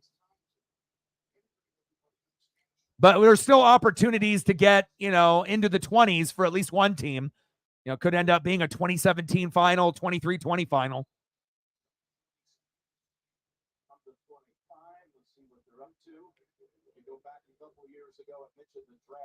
Yeah, but I know if I'm Kansas City, if I had an opportunity to get a Mike Evans or a T. Higgins, that's where I would be looking. And if not there, and you don't want to spend the money, then maybe, get the rookies, get a couple of the, badass, college wide receiver superstars and plug them in and see what you can get there. Troy Franklin with Mahomes would be amazing. Rome Odunze would be amazing with Mahomes as well. Xavier Worthy would be awesome. I mean, there's a lot of options. McCaffrey, short gain. And we're at halftime. 10-3 Niners.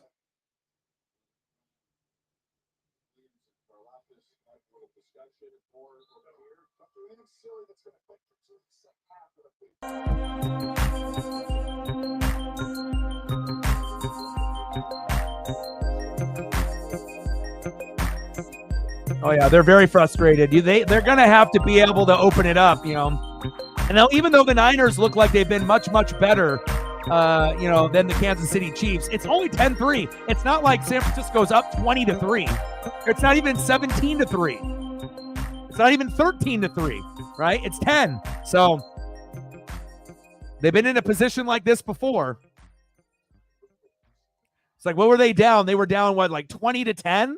In the fourth quarter of the first Super Bowl when they played, right? And then they ended up rallying off quite a few points in that Super Bowl in the fourth. So, and they ended up getting 21 in the fourth, and the 21 points in 7 minutes in the fourth. So anything can happen.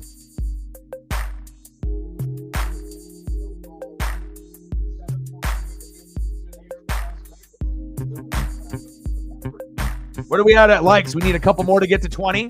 Shout out to all the people watching on Twitter/X. We're at 10, 90 to go. And then let me know what you guys want to do for photos. Otherwise, I don't know how much everyone is looking forward to watching Usher perform, but I would rather, if we're going to go hip hop, R&B and rap, Like when they ended up doing like Dre and Eminem and Snoop, I thought that was cool. And then they, mixed in a little Mary J. Blige for like the R&B side of it, But I don't know, you know what I mean? Like if we're gonna do R&B, like instead of having like Beyonce or Usher, I would rather have it be like rock. Or honestly, or even country. And I'm not even the biggest country guy, but I just think that as far as the Super Bowl is concerned, sometimes they don't want to hear rap or they don't want to hear R&B shit, you know what I mean? And I know some of the people at the Super Bowl don't want to hear fucking rock or country either if they don't like those genres, but I feel that like rock is better for a halftime show. I feel that rock is the best choice. Regardless if you love it or you don't. But I feel if you do rock, yeah, the R&B and the hip-hop and the country people and the R&B people might be a little upset, but I feel like the rock performance is going to be the best. Maybe not the best in person, but at least on TV. But I feel like when you're doing like R&B shit for the Super Bowl, it's kind of lame. I'm not saying Usher is lame or Beyonce, but it's like as far as the Super Bowl halftime show, it doesn't pique my interest one bit. Like I said, and then like if it's going to be hip hop, you have to do it like they did it with Snoop and Dre and Eminem. That's dope. To me, that was one of like the best shows. You know what I mean? But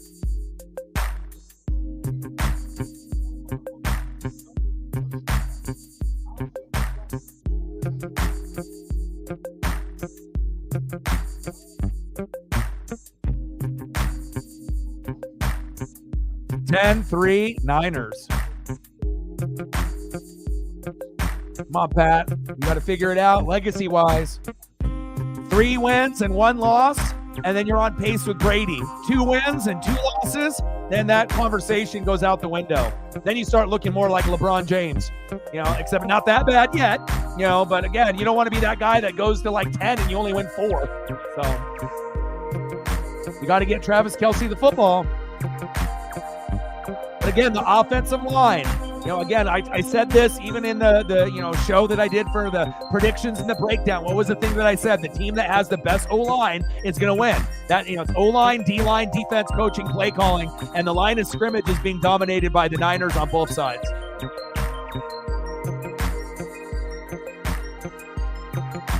Even with no Dre Greenlaw, the Niners can still win this.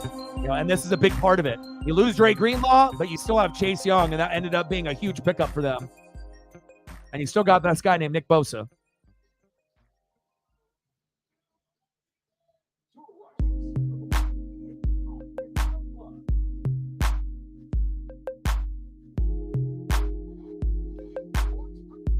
But remember also, too, in years past, with the San Francisco 49ers, they play great for 3 quarters. Usually the problem that they have in Super Bowls is the 4th quarter. That's the quarter that they usually get dominated. He gets out-coached sometimes, and then that Uncle Mo and that momentum just goes not in his favor. So, yeah, everything is great so far, but we've seen this story before with Matt Ryan, 28-3. We've seen this story before with Jimmy G, so...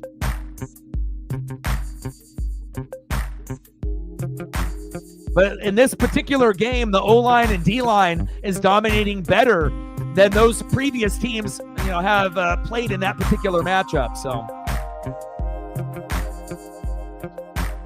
and the more that they don't go to Travis Kelce, obviously plays into the hands of the Niners too. So.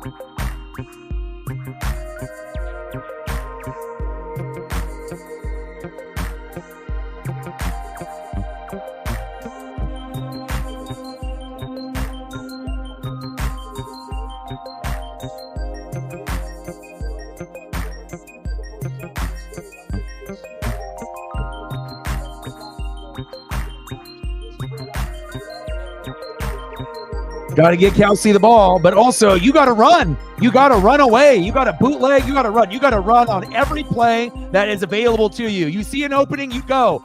No one is going to criticize Patrick Mahomes from tucking and running. He isn't like Lamar and some of these other guys that in previous years, maybe not so much this year, but in years past where Lamar would look at one progression and then he would tuck and run. He wouldn't even get to 2 and 3. He just wanted to run it himself. So if Mahomes has to be a little selfish and just try to get positive yards, no one is going to blame him for that, especially if he runs, gets first downs, and then it ends up leading them to a Super Bowl victory. It almost might be what they have to do to come back in this game. So.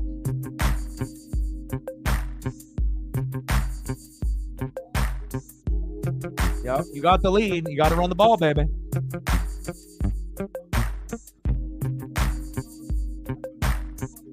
Ten more. Let's go.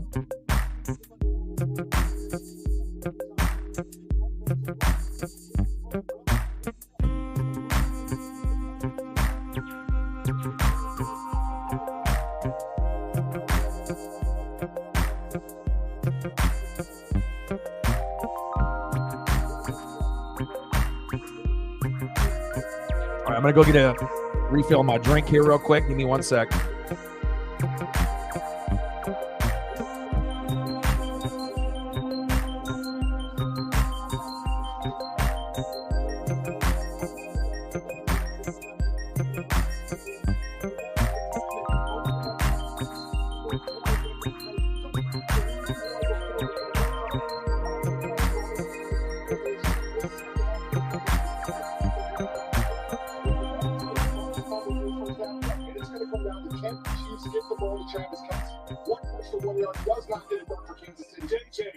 This week, we're seeing San Francisco come out and play like Kansas City did last week against Baltimore. We'll see. We both should finish with you. Also know this: 7 points or more City. Two situations. We went to Super Bowl in the second half. The big loss for the 49ers. We haven't spoken about three. That was a terrible loss for the defense. Lost intensity. So, fellas, Patrick Mahomes has comfortable in the pocket ball. He can't any level of intensity defensively and keep him off schedule. Don't try to put the list is working plus Mahomes out of the pocket. It's another thing to smother the wide receivers. What we're seeing is the line of scrimmage on the discipline when he passes it off those obligations. So for me, it's about that defense with the rest, not just in the rep.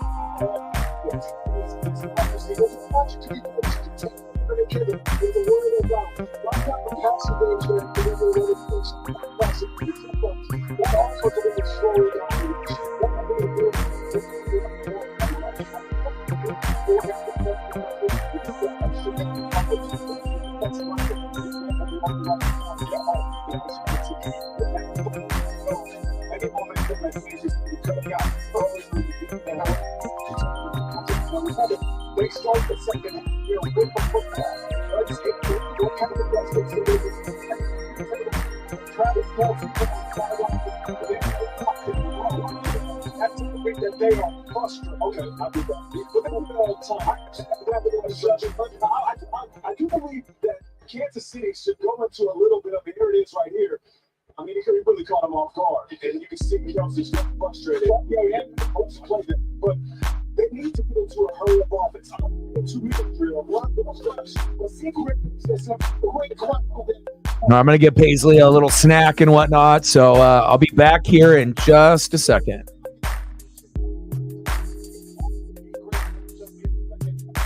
Well, I was looking it up, and it was supposed to be 3 hours and 30 minutes is supposed to be the total length of the Super Bowl. So if it started at 3:30, it should be done at 7. I would assume halftime is going to be, I don't know, I would say 25 minutes. I would say performance, 10 to 15, and then they've already had about 10 minutes that they've already been kind of chilling. So everyone use the restroom, do what you got to do, get some snacks and whatnot. And then, again, I'll be back here in just a second, but I want to make sure I take care of Paisley here real quick. I don't think anyone really gives a shit about Usher or not. And then we'll be back for the second half in, 10, 15 minutes? So.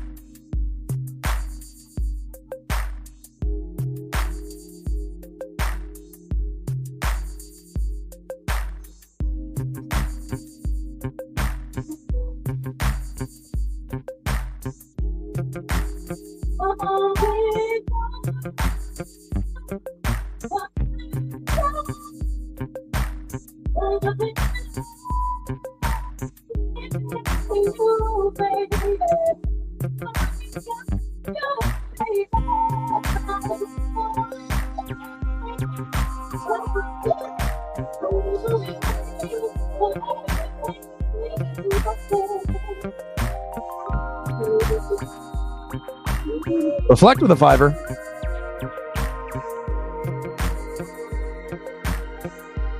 Appreciate you, Reflect.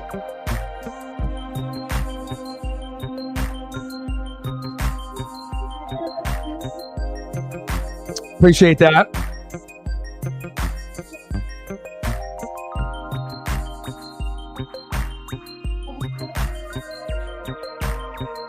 Yeah, I got no food to eat, so.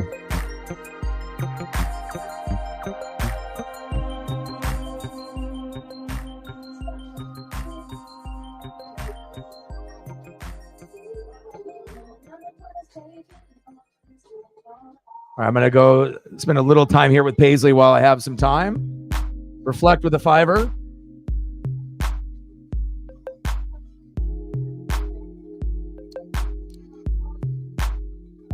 It's going back and forth, you know. I still think the Chiefs can come back and win. I actually had Chiefs winning. Matt had San Francisco 23, Chiefs 20. Nice. Thank you for the fiver. Appreciate you.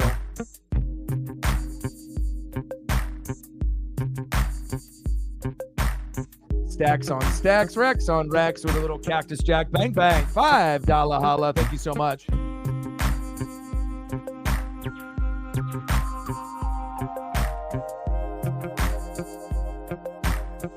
But again, you know, offensive line was going to be the key, and the Chiefs' offensive line and defensive line, you know, they're getting dominated. So, I mean, what can you do? It's all going to be, it's going to be, you know, a lot of adjustments that have to be made, you know, and if they can make, and Mahomes has got to use his legs and run, because obviously the offensive line, you know, Donovan Smith is getting fucking obliterated out there. So, and you're only down 10-3. So remember, you know, they were down 20-10, right? 20-10 with 7 minutes left a few years ago in 2019. And what happened? Mahomes got 3 touchdowns in the fourth quarter, and they ended up winning 31-20. So it's not over till it's over. But right now, so far, you know, the offensive line and the defensive line for the Niners have been doing a great job.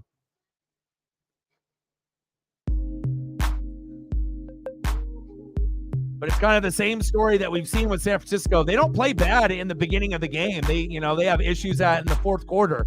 You know, that's really the time where they struggle. So we'll see where it goes. And then I would assume Kittle and Kelsey will get more opportunities and looks in the third and fourth quarter. So anything that you want to see photo-wise?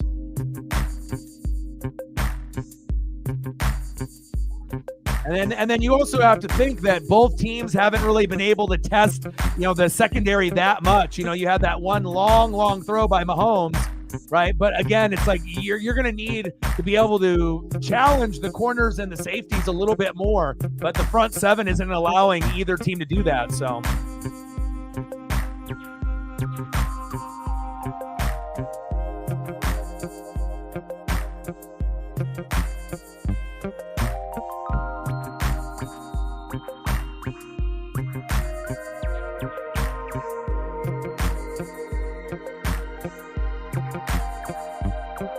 Usher dancing out there looking like he's having a seizure.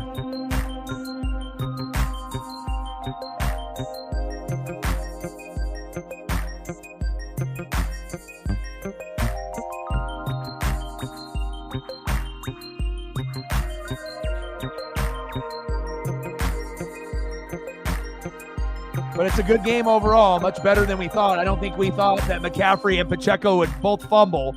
We probably assumed Mahomes and Purdy would throw a pick. But that's how it goes.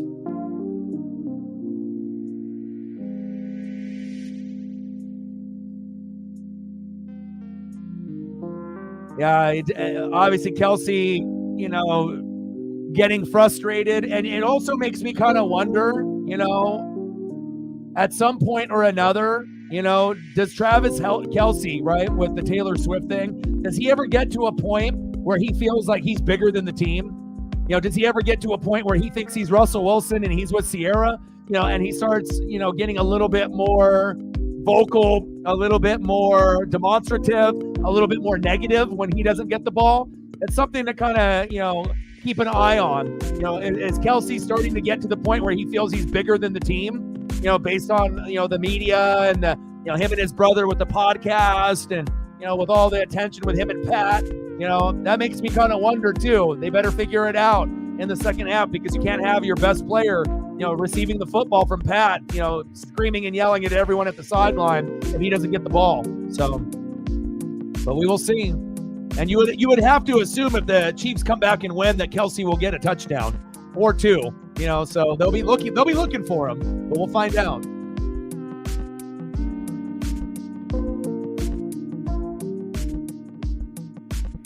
No, it's not the first time. But again, like I said, with this whole Taylor Swift thing, and it's one of those things. You could be a really humble person and be like a fan favorite, but then eventually you can get to a point where maybe you start thinking that you're a little bit bigger than everyone else. You know what I mean?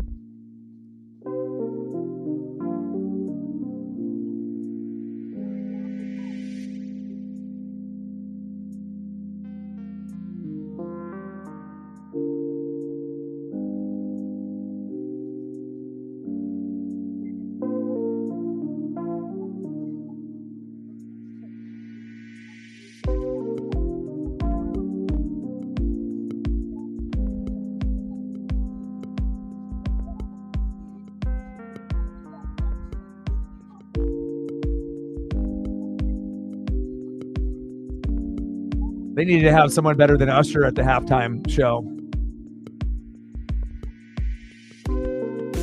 Yeah. It was a little bit weird. I kind of assumed that, and normally with Kelsey games and Kittle, it's either right away in the first half where they already have 1 to 3 touchdowns, or they have nothing, right? And then they have to have a big performance in the third and fourth quarter. But, normally Kittle isn't the first option. So a lot of times they get Debo, Ayuk, McCaffrey, Juwan Jennings, Juszczyk, everyone involved, and then Kittle gets the looks in the third and the fourth quarter. But with Kelsey, it's a little unusual for him to only have that one catch. But again, both coaches are game planning to coach against both of those guys. So I'm going to go get Paisley a snack. And then if there's anything else that you guys want for photos, let me know. But I do appreciate you guys very, very much. But we got quite a few photos that we've sprinkled in. Mahomes, Brock Purdy, Rashee Rice needs to get more looks. Chase Young stepping up for Dre Greenlaw with that Achilles pop and tear. Him and Bosa have been doing a great job on that D-line. Moody didn't miss his field goal, so that was big. Pacheco, you fumbled. You got to figure it out. McCole Hardman had that one big catch, but you need more than that. Run CMC with a fumble as well. George of the Jungle playing good, getting in there and causing some havoc. Debo being Debo.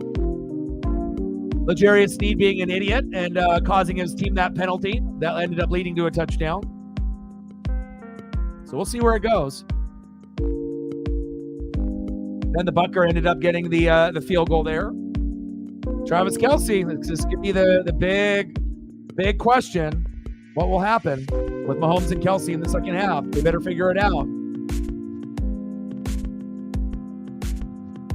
All right, halftime show is over.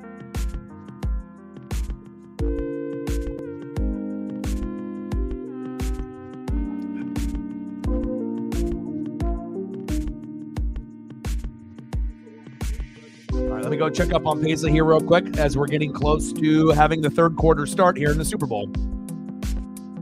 Eric in the building, what's good?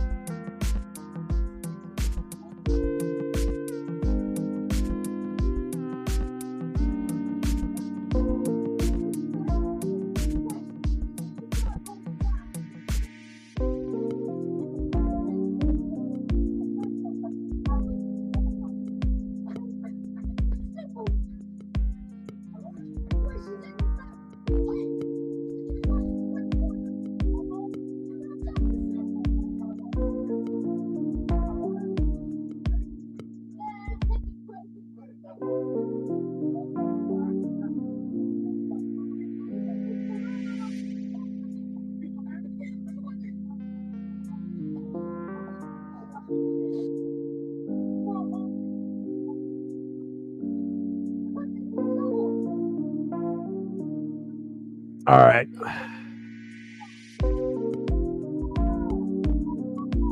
Alex in the building. What's good?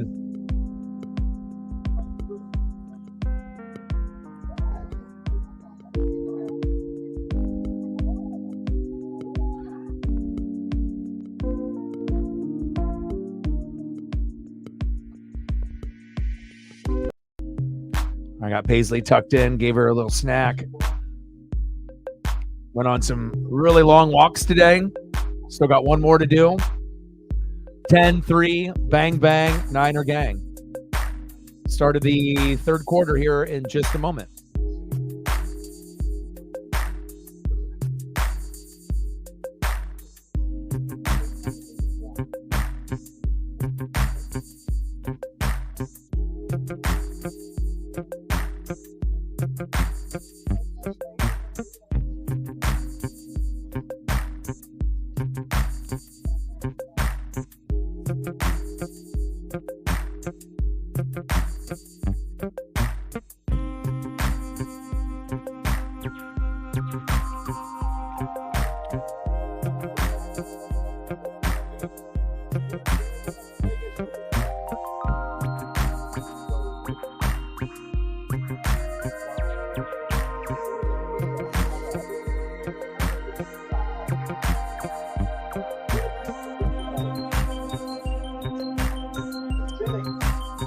I mean, I grew up in the Usher era, you know what I mean? But I just don't like hip-hop or R&B shows at halftime.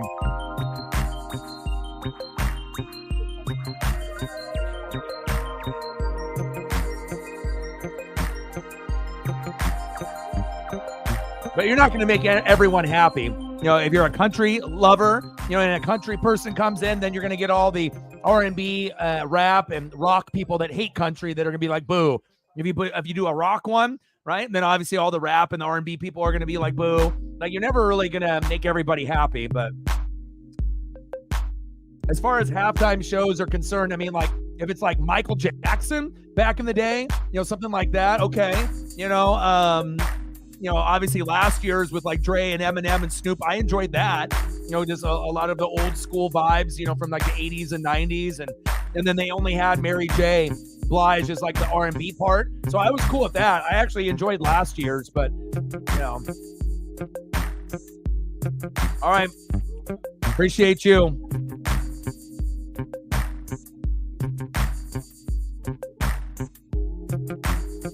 Enjoy your dinner, bro.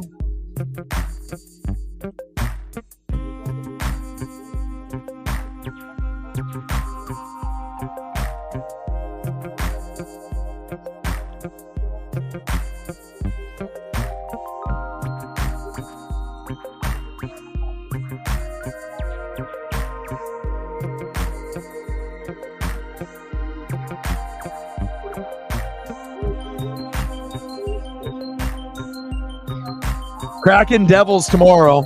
That's what we're doing tomorrow, 4 o'clock. Kraken Islanders at 4:30 on Tuesday. Wednesday, we'll probably do Panthers Penguins on TNT. Kraken Bruins on Thursday. Ooh, Kraken Bruins. Judah. Kraken Bruins on Thursday at 4. We're doing that. Friday, Hurricanes and Coyotes. Only one game on Friday. And then we'll figure out what we do on Saturday.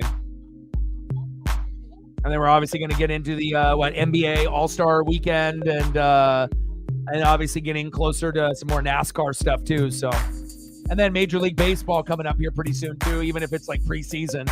I'm excited about that. So when one sport ends, we're going to, transition into something else. So.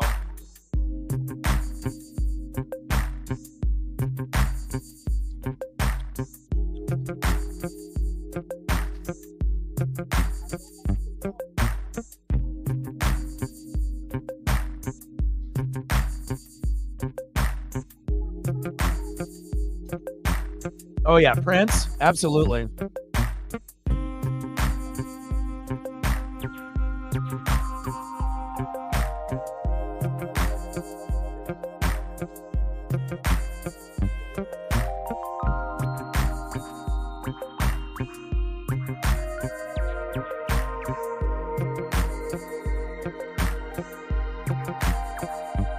Maybe throw up a little Michael Penix Jr. love for Reflect, even though he had to take off and eat.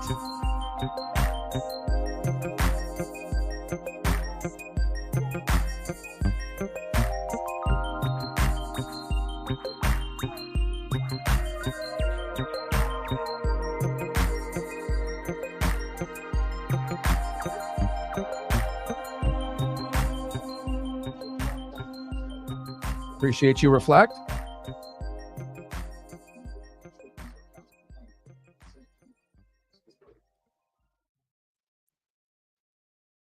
Can't wait to see where he ends up landing.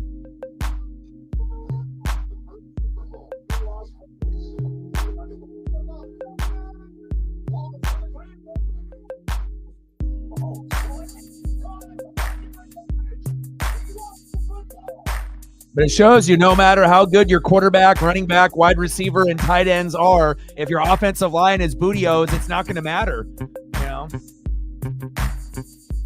Mahomes and Kelsey and all these people, Pacheco getting all this love and pub, but again, it's all going to be won by the offensive line and defensive line in the line of scrimmage.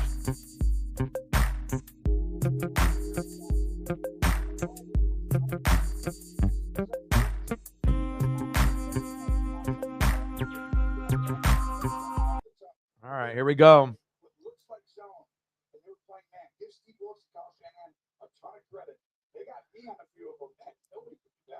Well, both legacies are on the line, Shanahan and Mahomes. You go up 3. If you do 3 wins, 1 loss, you're going to be pacing like Brady, where you might be able to win 5, 6, 7 by the time your career is over.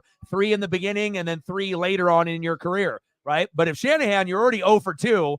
But if you end up winning, you don't want to be known as that guy that's incredibly great, all season long, regular season and playoffs. But in the Super Bowl, right, in the biggest moment in the fourth quarter in the second half, you can't get it done. So we already saw the Matt Ryan 28-3, the Jimmy G, he just wasn't good enough. And now you actually have a guy that is good enough to win, but will they?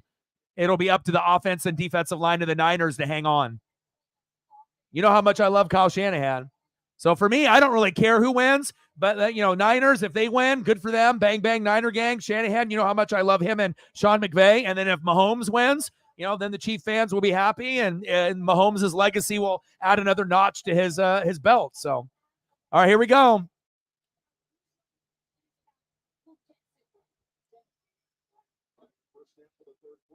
Fumble. Wow, sloppy play by the Chiefs. Sloppy. That's not what you want. Come on, baby. What was that? Before the first snap, after the first snap. What the fuck was that? Come on, Mahomes, focus. Because obviously, if you end up losing the Super Bowl, Matt, Mahomes going to 2-2 doesn't really look that good. That's not very Tom Brady like going 2-2 in the your first 4 Super Bowls. But still, even if he does go 2-2, Mahomes could still, even if they lose today, he could still end up with 4 or 5 by the time his career is over. Kelsey, there we go. Get him the ball early and often, baby. Mahomes to Kelsey. Let's go.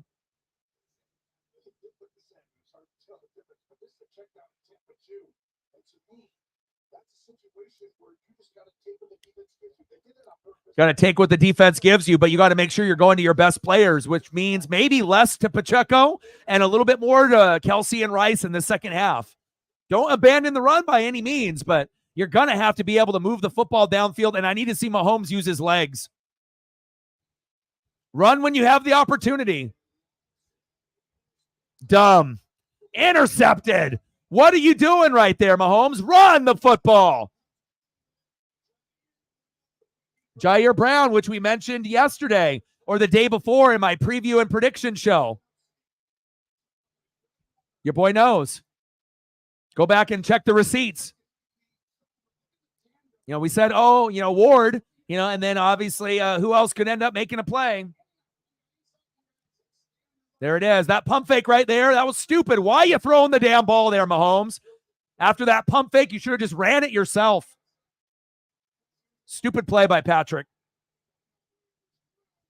All right, Niners.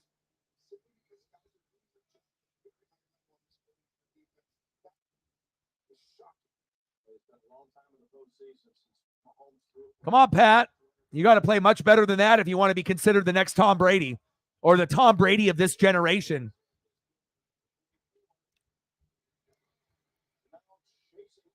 Pass incomplete. Good defense there by the Chiefs and Spags.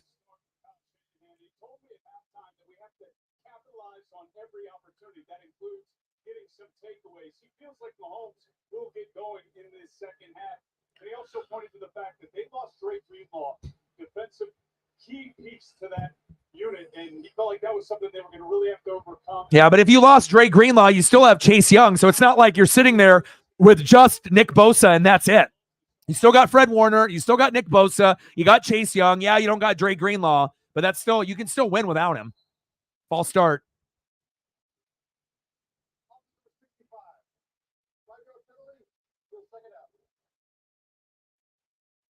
Aaron Banks with a false start.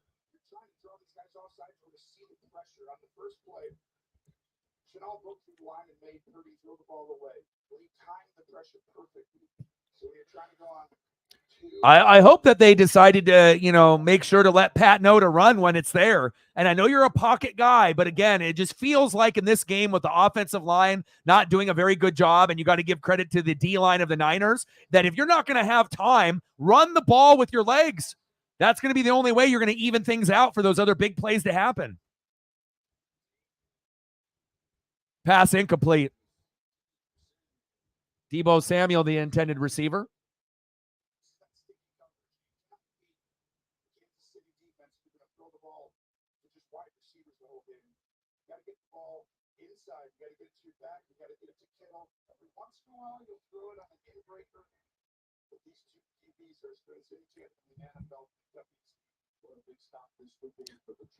All right, Chiefs, here we go.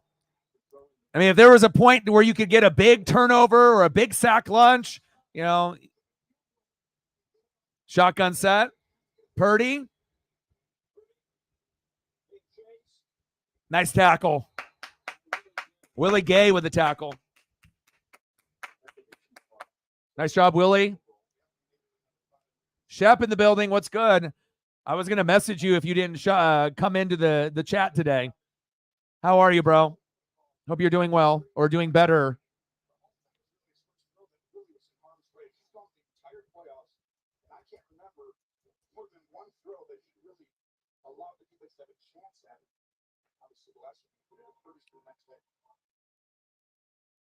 Well, they had great field position.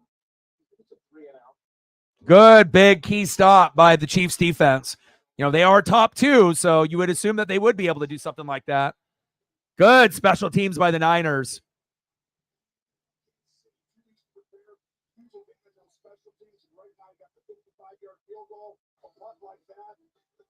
All right, Pat. You can't be pump faking and being hesitant. You know, you already have to realize that the O-line is getting dominated. So if that's the case, and you're not going to abandon the run, which you shouldn't with Pacheco, you know, if you see an opening, take the run. No Chief fan is going to get mad at you, or NFL fan is going to get mad if there's an opening and you decide to run it for 8 yards, 4 yards, 6 yards, 12 yards. It's going to at least move the football in the right direction instead of just sitting in the pocket, pump faking, throwing a dumbass interception, or taking sack lunches. You know, you got to be able to extend plays.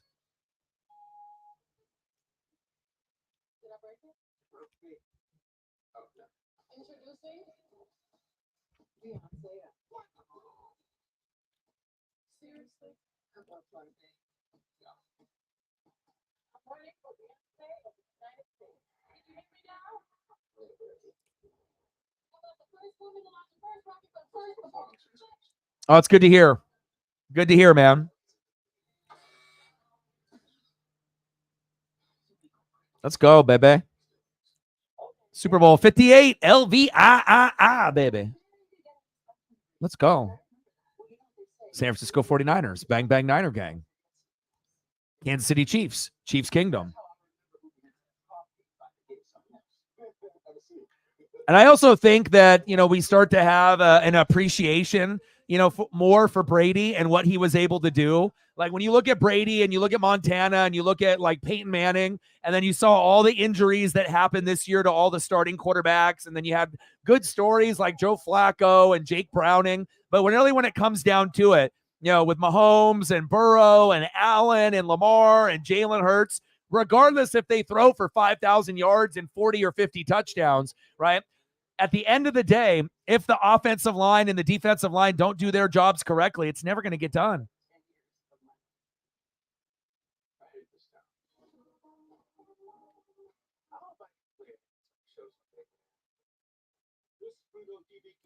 Michael in the building. What's good?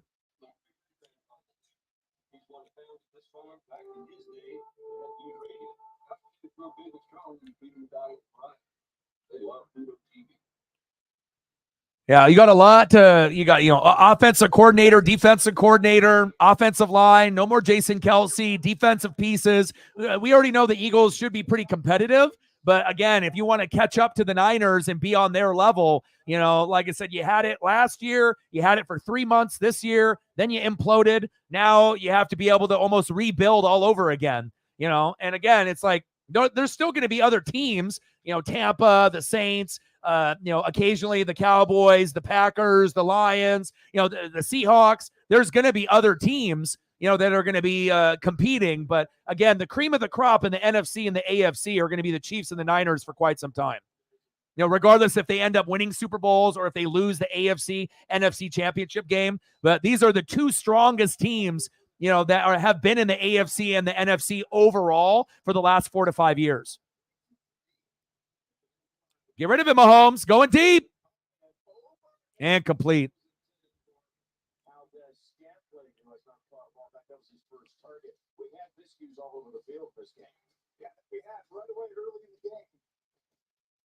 Shows you how important offensive line truly is in football. Oh, Mahomes, Travis Kelce, Taylor Swift, Pacheco. Oh, my gosh, all these guys, right? But it don't mean anything if you can't have good pass protection and good run blocking.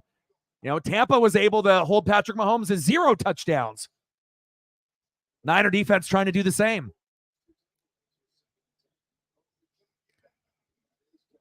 Kelce. First down, Chiefs. Keep getting him the rock. There we go, Trav.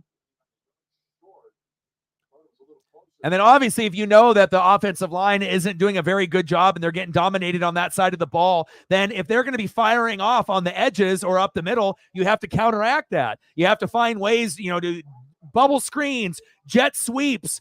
You got to be able to figure out different intermediate and short routes instead of these longer developing routes where you don't have time to get the ball to the receiver or tight end down the field. You have to run with Mahomes. You have to find ways to counterbalance what's happening to you. And we'll find out if Andy Reid and Spags are able to do that. Timeout, Kansas City. Mahomes got hurt years ago, and they haven't done it ever since. So it's always tough when they get these short yardage situations. Well, each year we see the global reach of the Super Bowl growing, with more fan viewing parties and time zones around the world. From Germany to Mexico, 7 more likes to 30. Let's get there. Shout out to all the people watching on Twitter/X, as well as the people in the room. And hopefully we'll get a few more people to come through to show some love. What are we at for the donos? We got a long ways to go.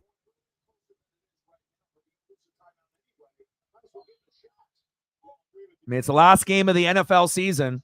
If you want to show some love and appreciation for all the hard work that we've been putting in on this channel all season long with reaction videos on top of live streams, please do. It was a long, long year.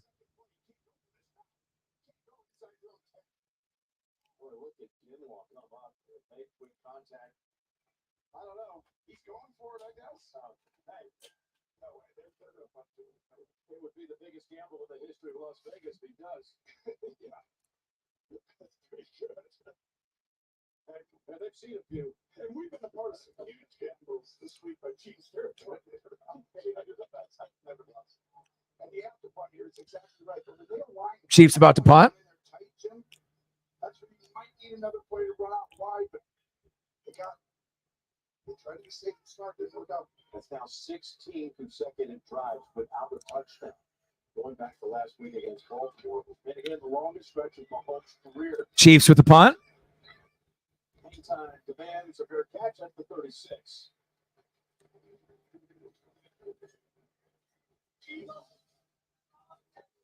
$85 to go to hit the first goal. Got a long ways to go.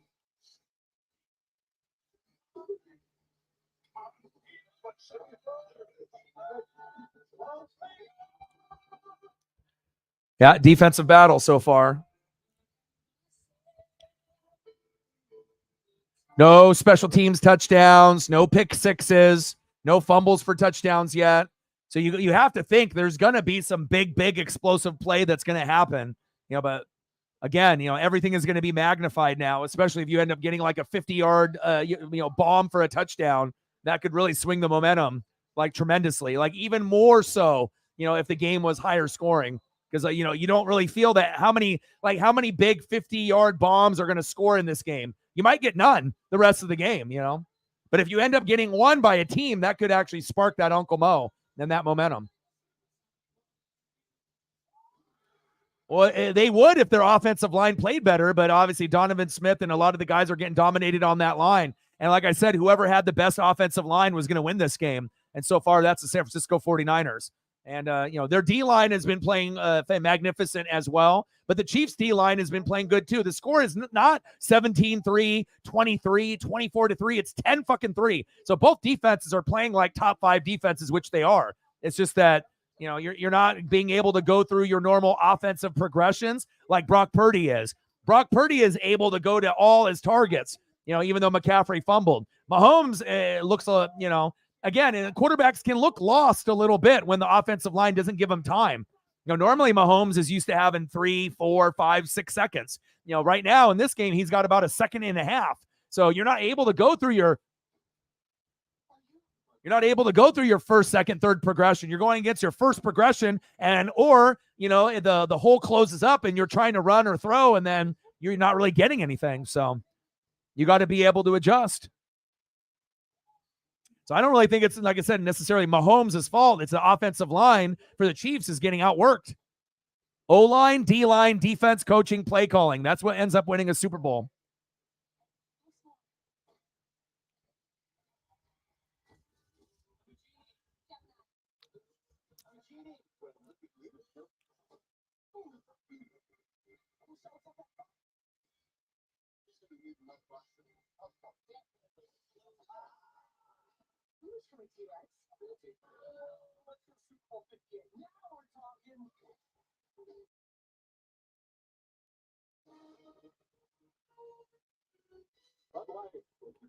Shep with the tour.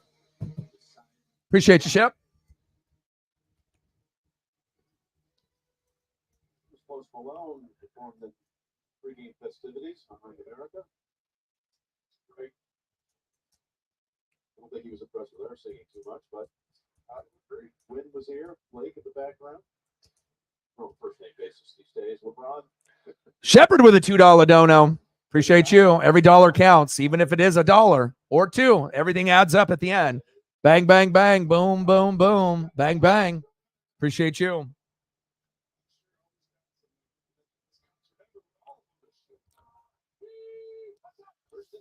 Purdy. Play action. Chris Jones. There we go. Good tackle.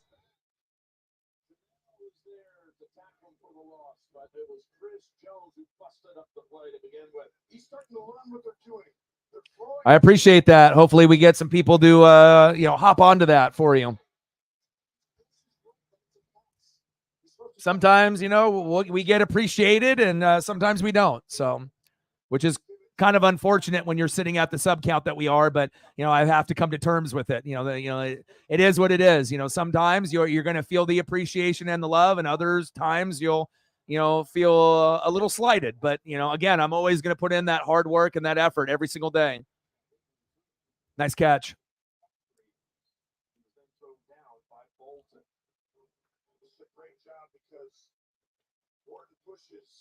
Left guard backs right to his lap, right there.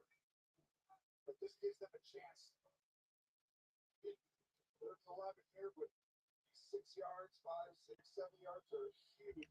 Let me know what you want to do for a photo or two once we get to the commercial break, and I got you. Use his legs a little bit. Here's a chance to use your legs. Spagnola has come at them a little bit more as the game's gotten tighter. I expect him to come at them here.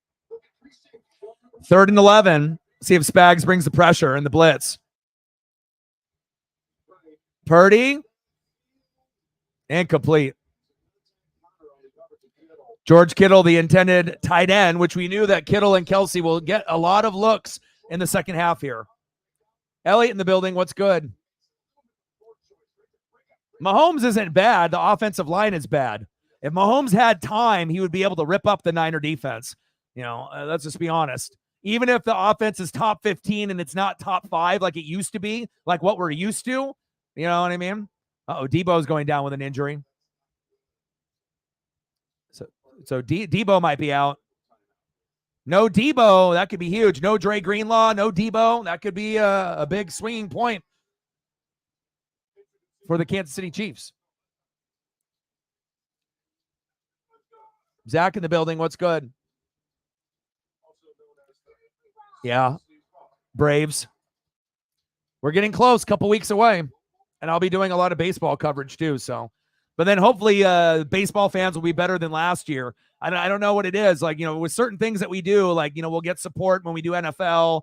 We'll do support when we do like wrestling. But when we do like college football, baseball, basketball, NASCAR, I don't know what it is. If people think that, they just want me to be homeless and, eat air for dinner and not be able to live. But, the support on those other things is, I don't want to say it's non-existent. Sometimes it is there, but it definitely isn't as there as often as NFL and wrestling streams. So hopefully when we end up doing baseball, people won't be as cheap as they were in years past, because like there's a lot of effort and work that goes on to doing a baseball stream, for me to grind it out for 3-4 hours and, to be sitting at nothing or barely anything. So.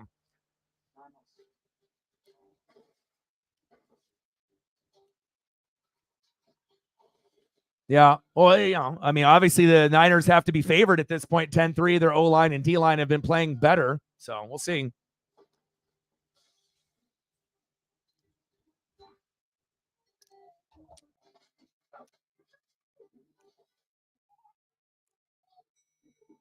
Oh, yeah. WrestleMania should be good. Well, WWE is kind of taking over now. AEW is falling back a little bit just because a lot of their stars are injured or there's issues. So if you don't have your top guys out there all the time, it's going to be hard to be able to compete with what WWE's been doing. Yeah, she was here earlier in the stream, but she said that she wasn't going to watch the game.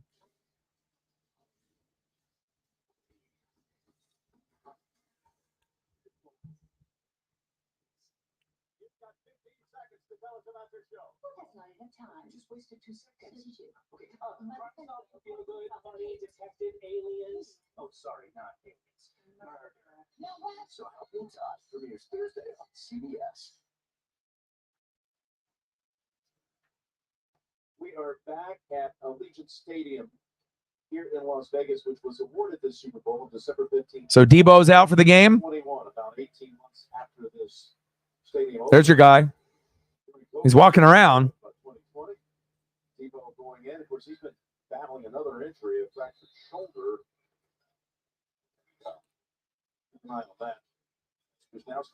I'll get you a few more once we get into a commercial break.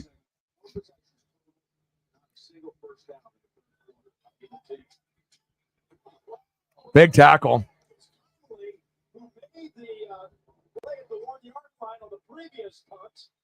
He's going to be playing more if Debo's not able to come back in, Samuel, and watch this at the end.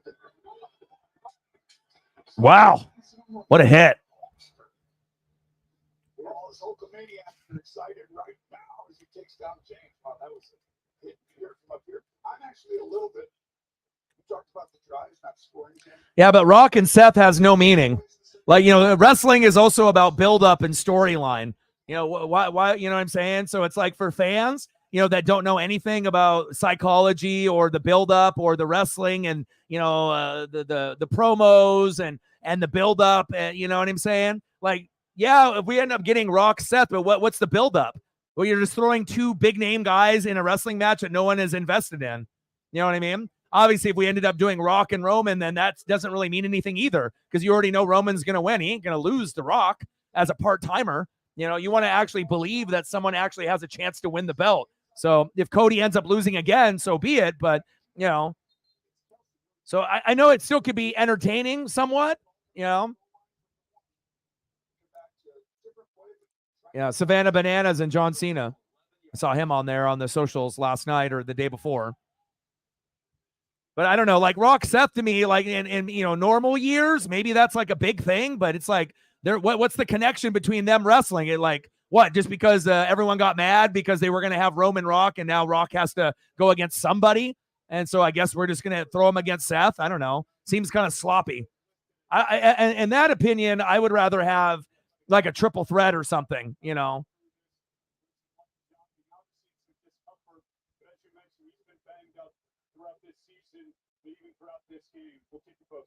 I mean, how good is Rock and Seth really going to be? You know what I mean? And I like Seth. I like The Rock, but I don't know. It just seems like kind of like, I mean, if we were able to get CM Punk and Seth, even though Punk can't really wrestle and stay healthy anymore, that's what we were supposed to get.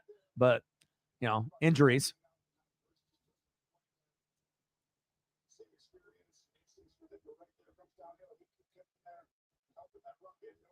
Yeah, we'll see how it goes, Roman may lose the belt. Hell, Roman may have it for another year. Who knows what they decide to do? I mean, everything's already months in advance. But then when some guys get hurt, like CM Punk, then it does throw a curveball on how you want to be able to do things. Mahomes. There we go. There we go. That's exactly what I want to see, baby. That's exactly what I want to see. First down, Chiefs. Use your fucking legs. You have to do that, as a quarterback. You're not going to be able to just use your arm. You have to be able to run and, put your head down and take a hit. Get that first down. Let's go.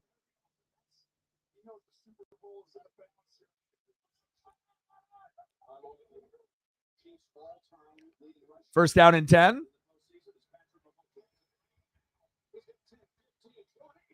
Well, it looks like they listened when I ended up calling Andy at halftime. I said he's got to run the football, and he's got to run effectively, and he's going to have to do that the whole second half for the Chiefs to win. Not every play, but you're going to have to be able to give what the defense takes. And, if it's open, take it. Go, go, go. You're not going to be as fast as Pacheco, but you don't need to be.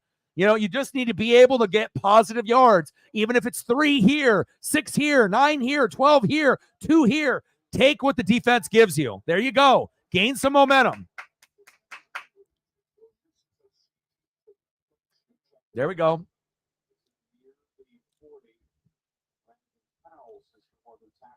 Yeah.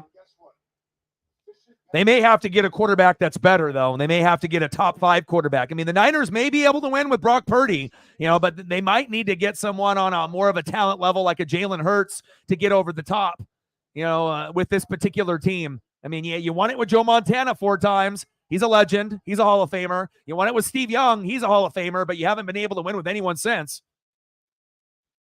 Mahomes. Throw it away. Good decision there. But, you know, regardless of whoever loses, that team will end up bouncing back and winning, you would assume, you know, not that long. You know, so, you know, if the Chiefs win, I could see the Niners winning eventually. And if the Niners win, it's not like the Chiefs are out of the conversation. You know, both of these teams are the cream of the crop of the NFC and the AFC, and they have been for the last 4 or 5 years. Now, have they been in the Super Bowl every single year? Maybe not, but we already know if we're looking at, you know, stability, coaching, GM, roster, depth, you know, these are the teams that have the most. Good defense there.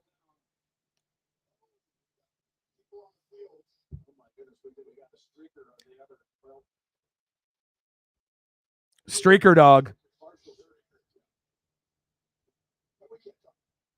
One thing though, they have not pressured all game. Kyle Shanahan, Steve Wilkes, timely dial that up right there. But did they get enough yards? I think they're going to kick the field goal, but still have a shot with the big leg of Bucker. What a job he's done right now. By the way, this would eclipse the all-time longest Super Bowl field goal by a yard or 2. So it can put Moody's record away. And Jay, 57 yards, it looks like to me for Butker. Kick is up, and it's good. All right, Butker. No problem. Easy peasy, lemon squeezy. Let's go. 10-6. Niners. They're still in it. It's not pretty, but hey, you know, field goals, you'll take them at this point. Snap wasn't very good. Got good placement there, and it's good. Wow.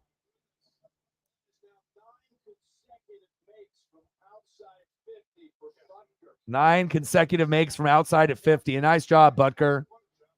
Keeping him in the game. 57 yards on a line drive, and it's 10-6. Let's get a couple photos for Shep.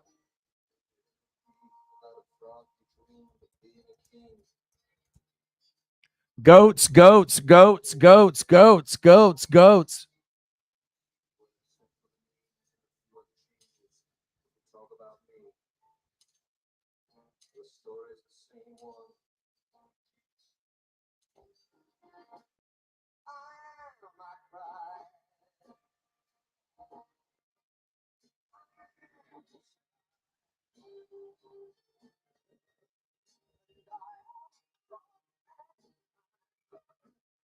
Appreciate you, brother.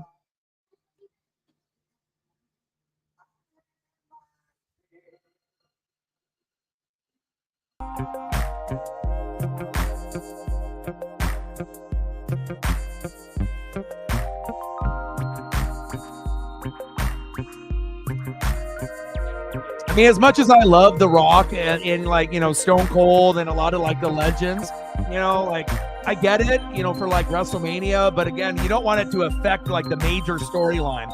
You know, when you're going to do Stone Cold and Kevin Owens and it's not going to be for a belt or anything, it's just like a sideshow match. Fine, that's cool. You know, but you don't want to have someone that's on the TKO board and then all of a sudden you know, it ends up being like, you know, someone that won the Royal Rumble and then it doesn't even matter. Like, you know, you want to do what's best for business. And you're not going to make all the fans happy either. You know what I mean? But sometimes, you know, having an older, you know, OG wrestler that, you know, is no longer full-time, it's, you know.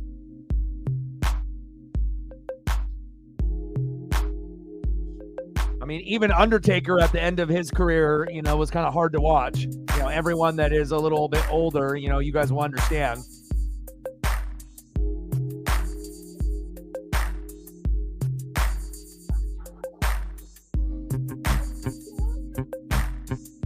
All right, Bang Bang Niner Gang, your turn.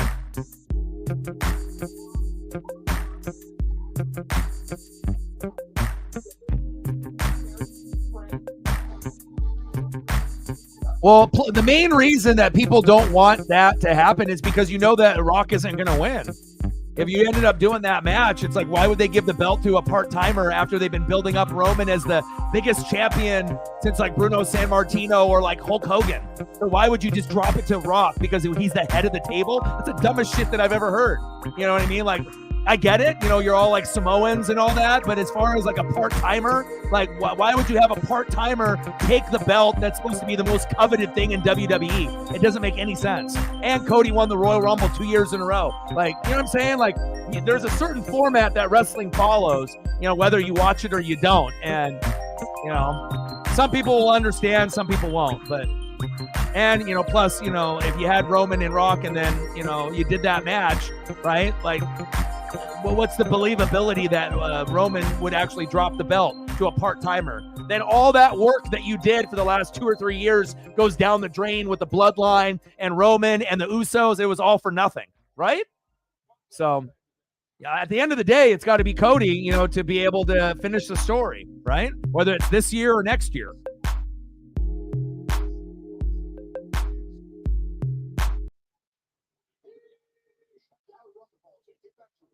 Hand off to McCaffrey. Good tackle there.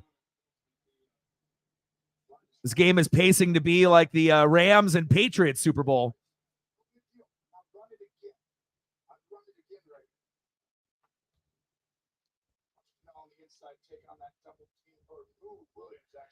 Yeah, but if it ain't Rock Roman, right?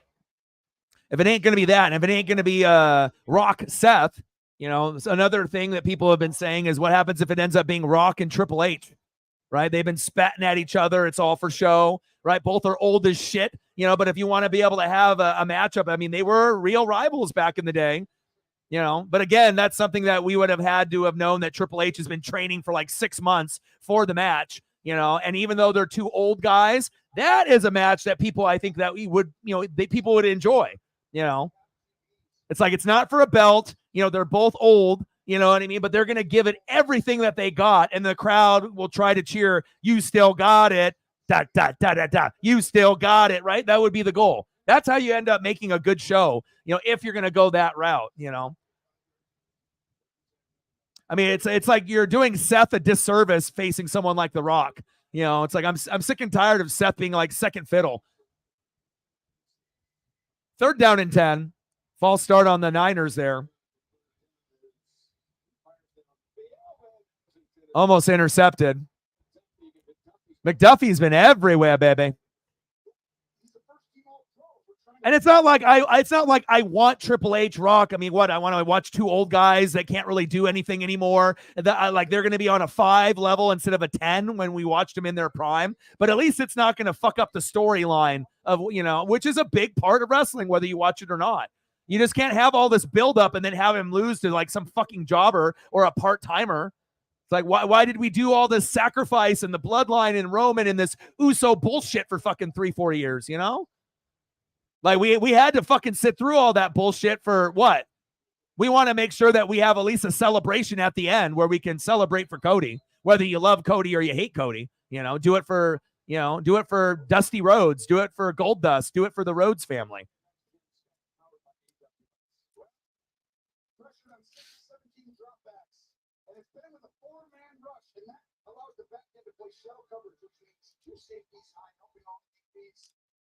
I feel the momentum has shifted. I don't know if you guys have felt it, but it feels like the adjustments have been made with the Chiefs, and we'll see if they end up putting up a field goal or a touchdown on this drive.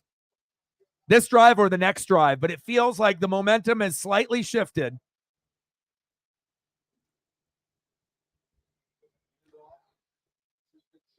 Because even if the Chiefs get a field goal on this drive, that's totally fine. You're just inching, you know, at that opportunity to eventually get a touchdown in the fourth quarter. You know what I mean? But we'll see. 10-6 Niners.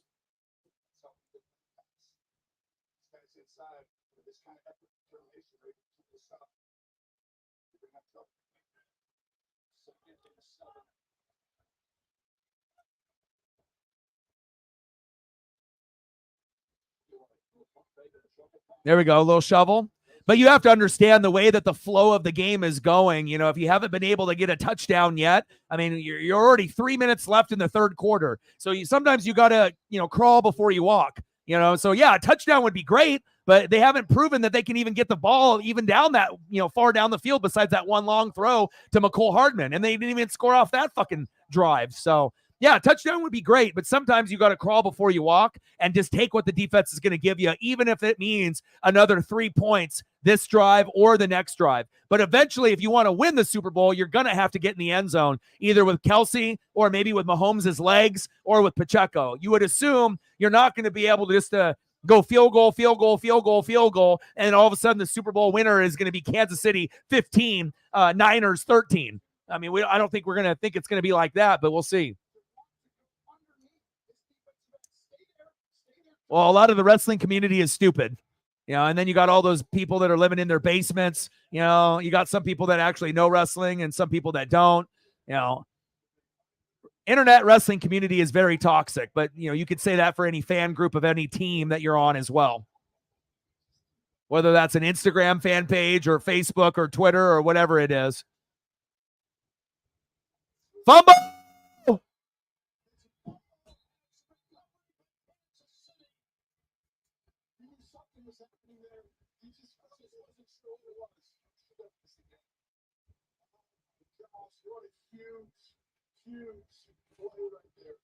Let's go. Let's go. There it is. I told y'all, special teams, whether it be a pick six, fumble for a touchdown, some type of special teams, punt return, kick return for a touchdown. But also, people have not really thought about the opportunities of fumbles affecting the game. Fumbles are affecting the game. Pacheco with a fumble, McCaffrey with a fumble. Wow,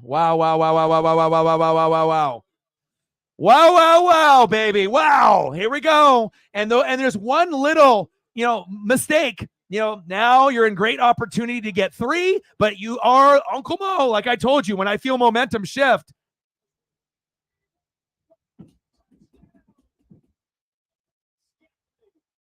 Boom. Let's go. There it is. It's kind of funny that they had to get the touchdown off the mistake, but how many times, do you have a punt that, you end up fumbling the bag? There you go. Momentum has shifted. Because I was going to say, if you're going to have to drive it all the way downfield, it didn't really feel like it was going to be on that drive, and obviously they punted, but maybe the next drive, they can get a little bit closer and maybe get a field goal. But then if you end up punting and they fumble the bag and you get the ball, you go for the jugular, bang, bang, Niner gang, not today. Extra point is up, and it's good. Chiefs 13, San Fran 10.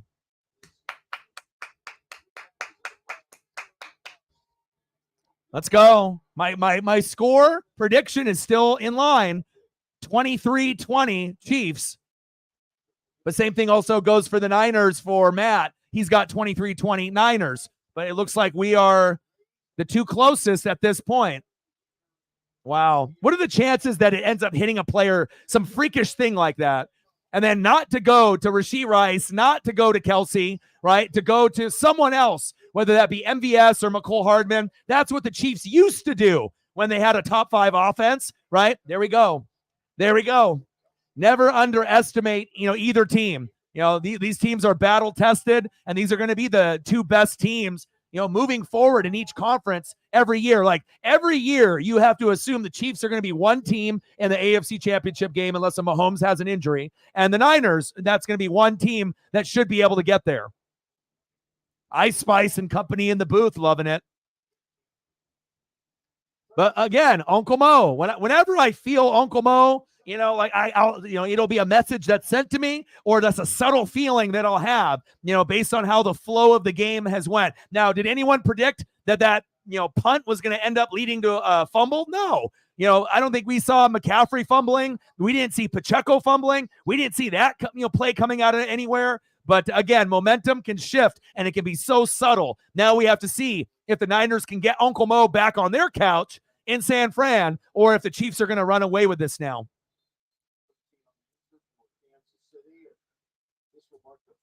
And if you're the San Francisco 49ers, the one simple thing that you want to make sure that you do is run the football. Do not, absolutely do not go away from Christian McCaffrey. If you want to be able to win this Super Bowl, you give him many, many, many looks. And also, there's another thing, right? There's a certain player that hasn't been able to get really going just yet, and he can be a big X factor, George Kittle.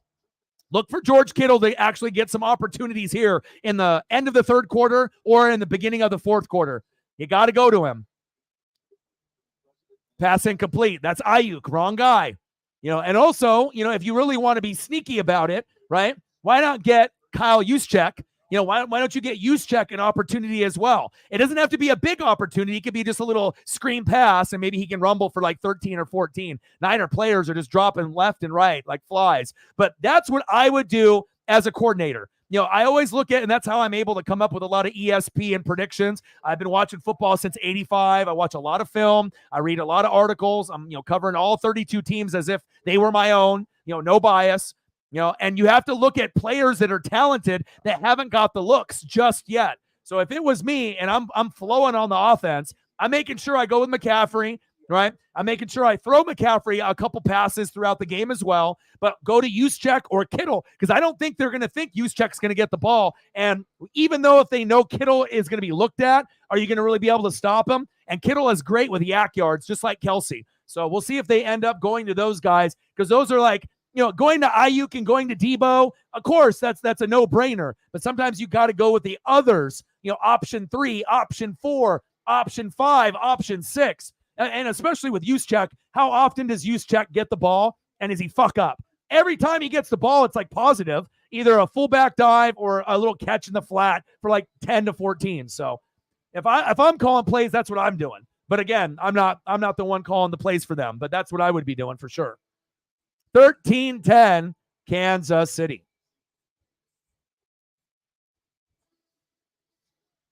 Big, big, big, big.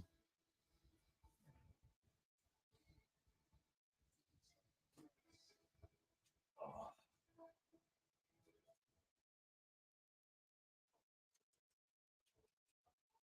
right, into the blue tent for Don Feliciano.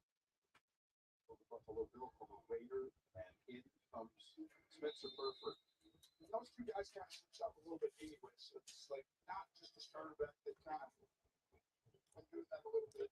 So the Niners offense has got nothing so far in this quarter. 3 yards. There's McCaffrey. Also, you have to think too, you don't want to go away from the run. But again, McCaffrey already has one fumble. Pacheco has a fumble. You don't want to. And again, if you don't want to go with pounding the rock, you can always use McCaffrey as a receiver as well, because there's a less chance for him to fumble off a reception rather than off a carry. Once he ends up getting into the trenches there, you're going to have 3, 4, 5, 6 guys trying to punch it out. 3rd down and 5.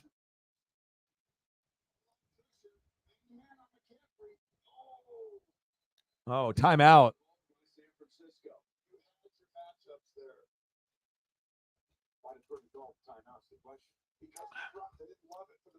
13-10 Chiefs. Yeah.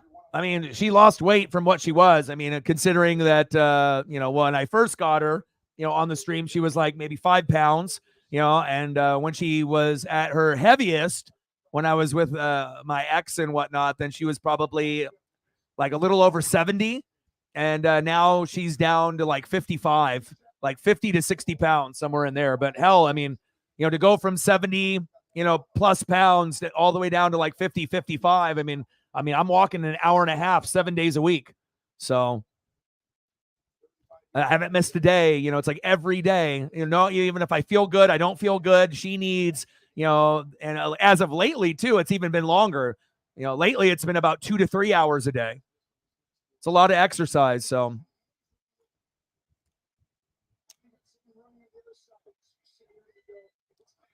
shotgun set.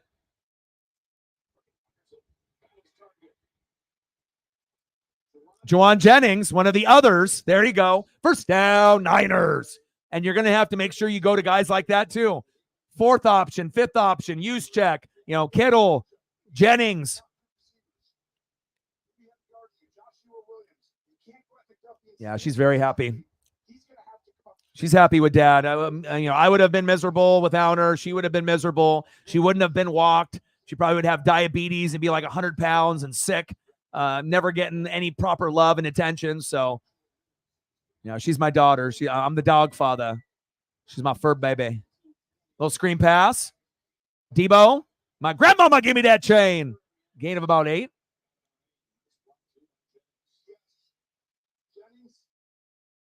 All right, Debo, I see you. Yeah, their receivers and their tight ends block very, very well. Good game so far. It started off a little slow. Right now we're sitting at the Rams and the New England Patriots final score. Thank God we have one more quarter, so that way we don't end at 13-10. Man in motion. Oh, guess who? Use check. Did I call that or what? I already knew it, man. I'm already dialed in on the playbooks. I've already watched so much football that, it's like you just have to get into the mind of the coach. Most people can't unless you're watching every game and you're watching extensive film.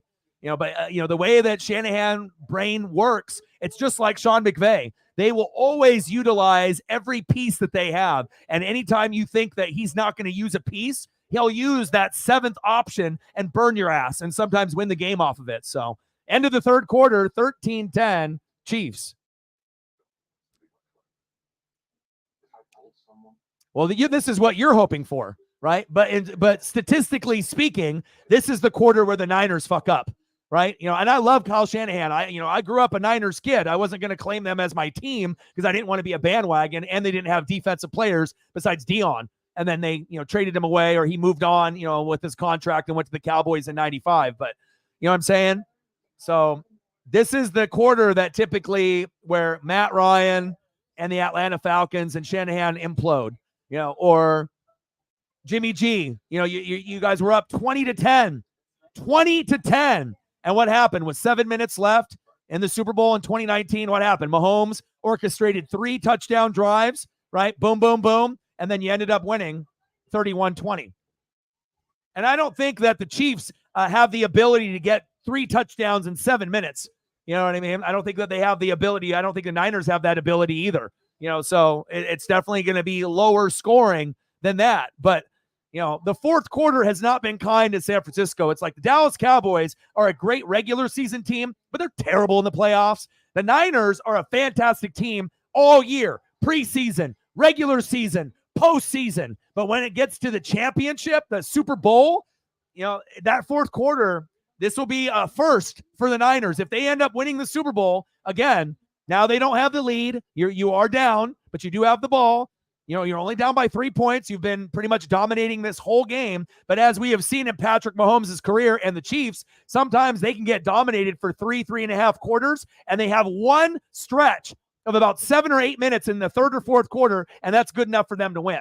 Most teams are not built that way to do that. But if Kyle Shanahan can get that monkey off his back, and then he can finally be like, hey, me and Mike were the only father-son combo to win a championship as a father-son in any 4 of the major sports, NBA, NFL, NHL, or MLB, we'll find out, if Brock Purdy is the guy, or if Patrick Mahomes' legacy will get one more notch on the belt.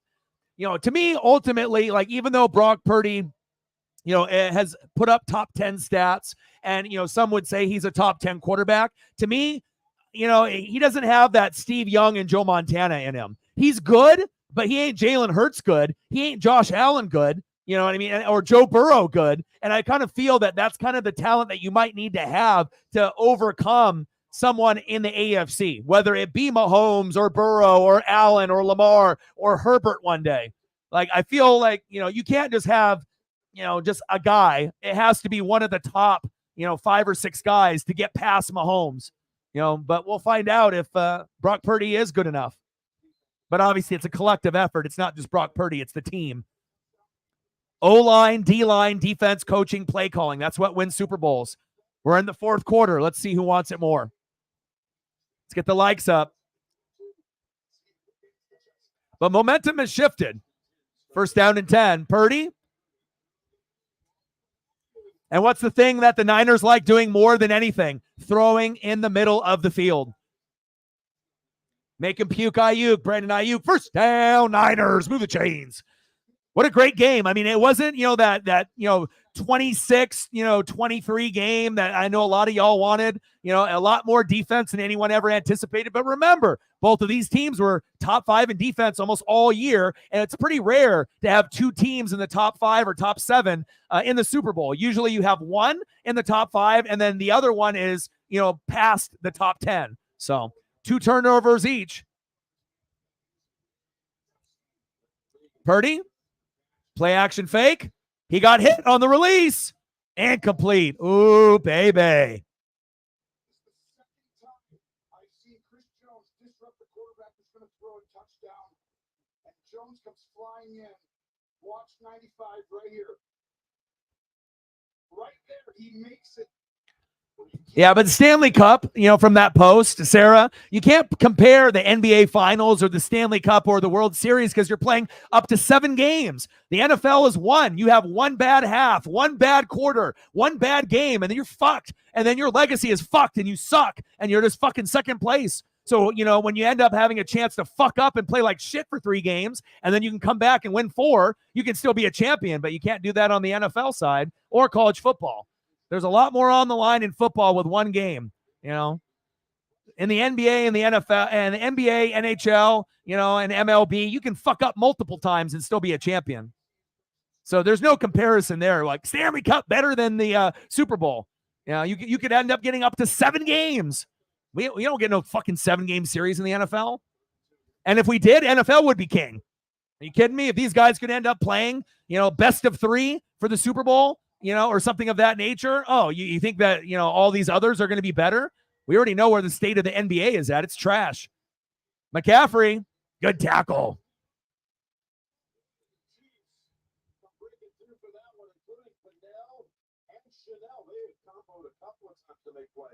This was an unbelievable job. Like Fennell to push into the backfield. Watch the push right there. McCaffrey.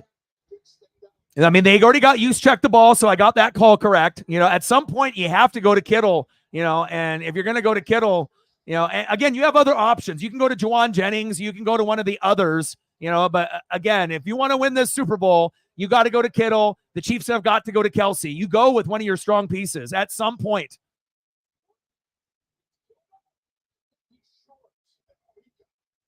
First down, Niners. Sometimes if you watch enough games of a team, you can kind of, figure out where they may go. And sometimes it's not going to be the most popular player. You just have to think like the coach. He's got it. Who's the least likely guy on the Niners to get the touchdown? Juszczyk or an offensive lineman?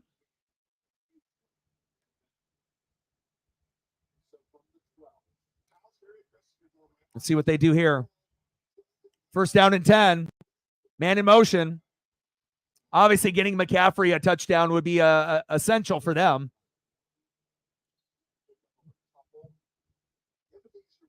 Good game so far. Probably the best 13-10 game we've seen in a long time.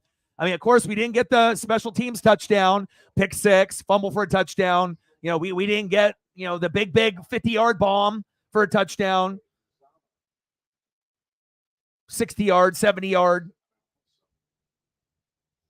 We had fumbles, and more fumbles. But that's what happens when you have 2 good defenses, great defenses going against each other.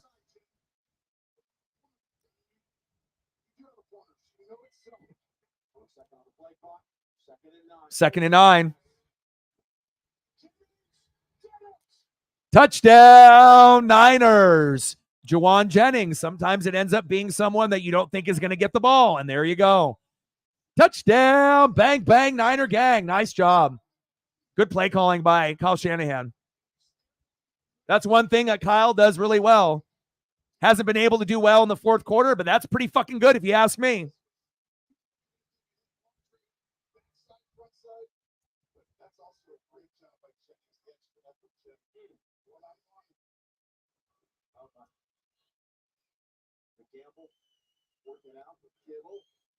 But remember, 11:22 left. Ain't over yet. Oh.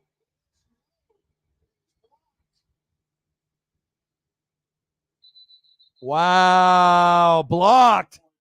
Uh-oh. Niners.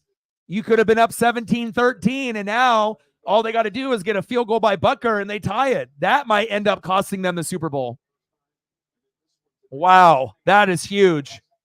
Huge.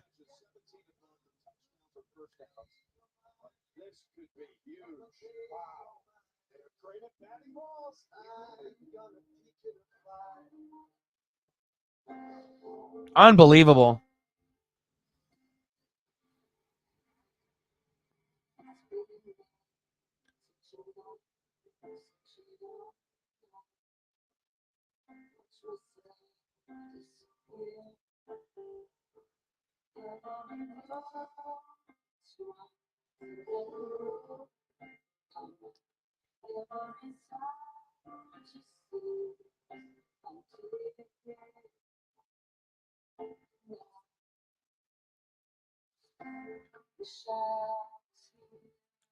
So if the Niners win, Juwan Jennings is MVP, throwing to McCaffrey and then catching one. Is that what it is?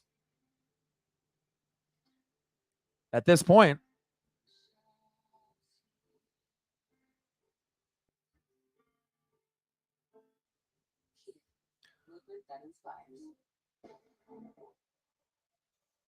Juwan Jennings for MVP, obviously right now, number one.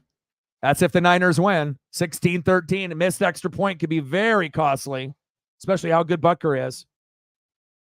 Good Super Bowl. And that's what you want. You know, we get disappointed a lot in the college football playoff and the Natty. So it's always good when we can get good AFC, NFC championship games and good Super Bowls. Nice drive there by the Niners. Great job by Kyle Shanahan and company.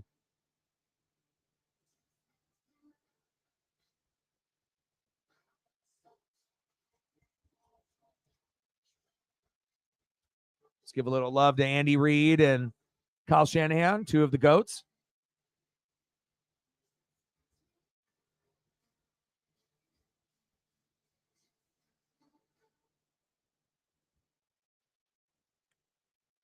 Did it with the Eagles, did it with the Chiefs, and is more likable than Belichick. SuperBowl LVIII on CBS Sports is sponsored by Pfizer. Outdo yesterday. Agent State Farm. Watch now at agentstatefarmmovie.com. And by Microsoft Copilot, your everyday AI companion. Well, Jake Moody, this is the extra point, but we also want you to know that voting is now open for the Super Bowl LVIII MVP. Juwan Jennings, number one. All right, baby. And that's what you do. You always find someone that they don't think is going to be looked at as a target. And if you find someone that you feel that you can groove with, instead of it being Debo for MVP, sometimes it ends up being Juwan Jennings, the guy that, you know, you didn't think that would be a difference. But again, a lot of people didn't realize that him playing, you know, in like junior high, Pop Warner, high school, college, Juwan Jennings played quarterback. So if you already know that, right, then obviously you're going to game plan for that. If you didn't know that, then obviously what you get is what you see. You know, I highly doubt that they game plan for Juwan Jennings to be the one throwing a pass in the game. But again, sometimes you got to dig deeper and see where these guys have played, you know, in Pop Warner, high school, and or college. All right, here we go. Chiefs, your turn.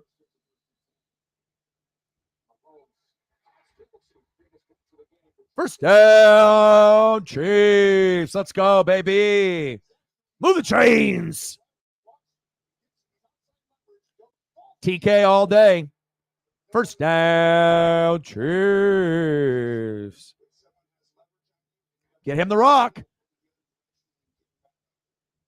Take care of the football.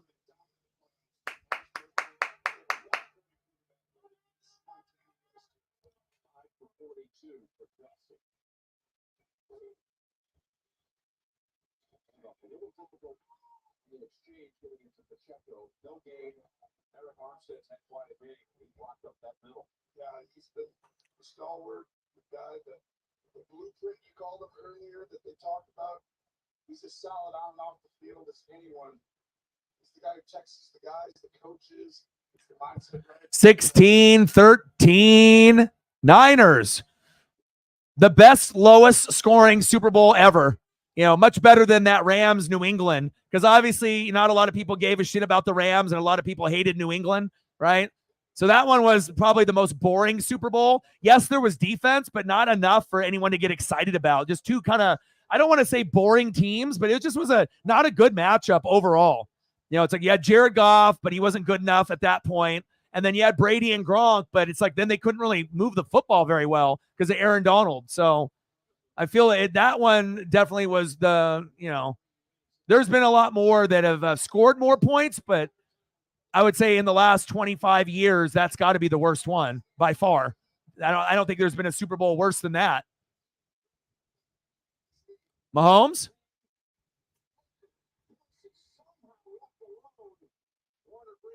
Let's go. First down. TK all day. You know what to do, baby. You know what to do, baby. You know where to go. You know what it is.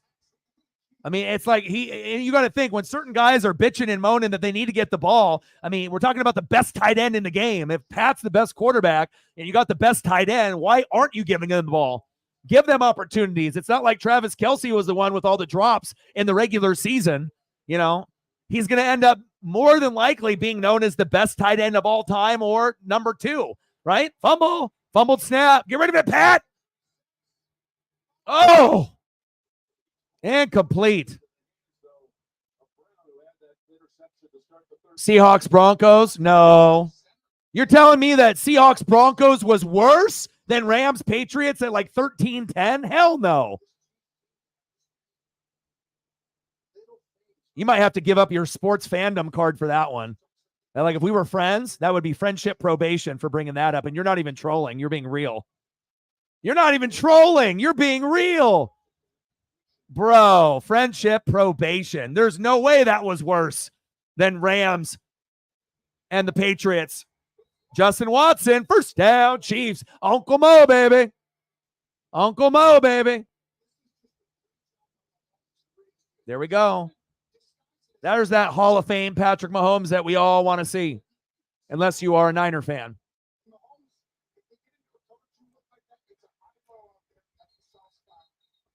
It could still be a massive blowout, but then there's more excitement through the game. Like, name one point that the game was exciting for the Patriots and the Rams. Gronk's catch in the fourth quarter, and no one else remembers anything about that game. Prove me wrong. That's the only thing people remember is the Patriots won, and Gronk got a big catch towards the end of the fourth quarter. Your boy don't miss, all right? Check the receipts. People come and watch me. I don't watch them. 13-10. That was terrible.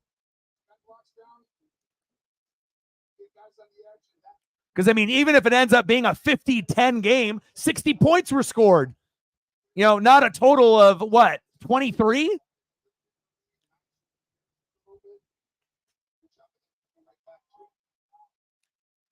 Zachary Clark, he's like, fuck.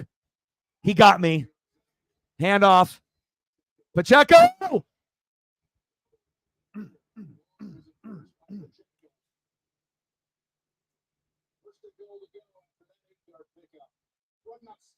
Let's go, baby. You know what it is, baby. And McCaffrey gets one, I get one.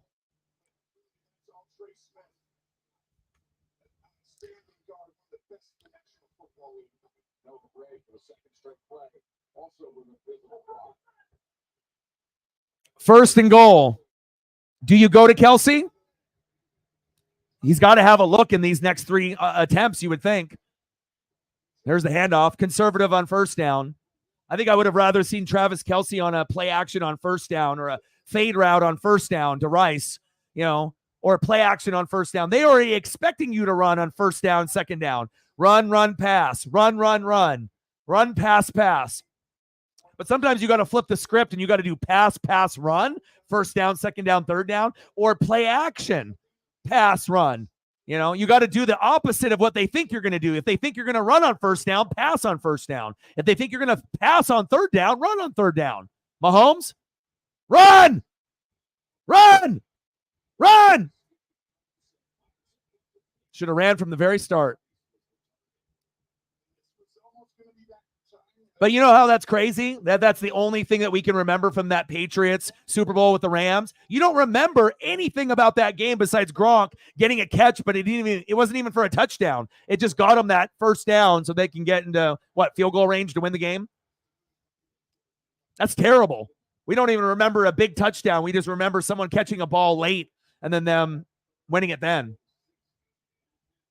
3rd and goal. What do you think, Paisley? I don't like blowout games either, but I'm saying that if it's a low-scoring game, we have to have memories of the game like this. Like if we're gonna end the game here at 16-13, we remembered shit that happened in this game. You can't remember anything in that 13-10 game. I don't like blowouts either. I like them close. But if it's 13-10 Rams and Patriots, I have to have memorable plays. And when we can't remember anything, that makes it a bad Super Bowl. I don't like blowouts. But at least you have memories from the, the blowout on what happened.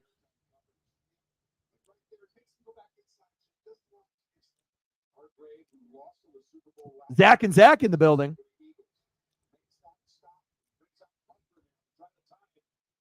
Kick is up. Kick is good. I appreciate that.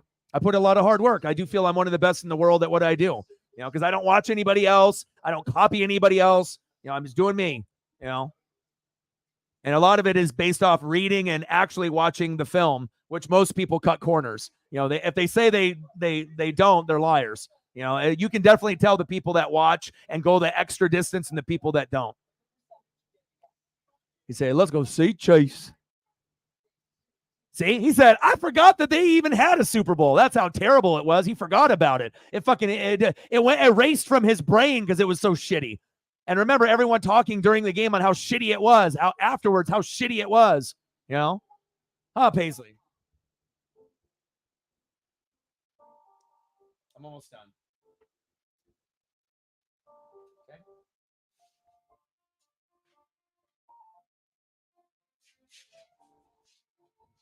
Oh.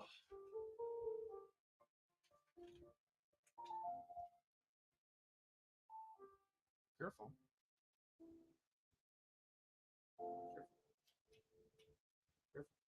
All right. There we go. She's like, I want food. What do you want to do? Good game. 16-16. And look at that with that, extra point that was blocked. What happens if the Niners end up getting a turnover and then that could have been the end? They could have ended up winning 17-16 or 20-16 or whatever it may be, But now, with that extra point that got blocked or missed, now it's anybody's game.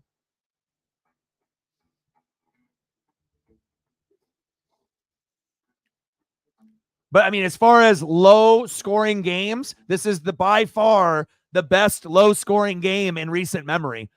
For both teams to be under 20 and we're actually engaged in the game. We haven't had as many splash plays, pick six, fumble for touchdown, or like big memorable plays. I mean, there's been some, you know what I mean? But again, 16-16, it's not like we're sitting at 32-32 right now, or the score that we had with the Chiefs and the Eagles where it was back and forth. So let's go.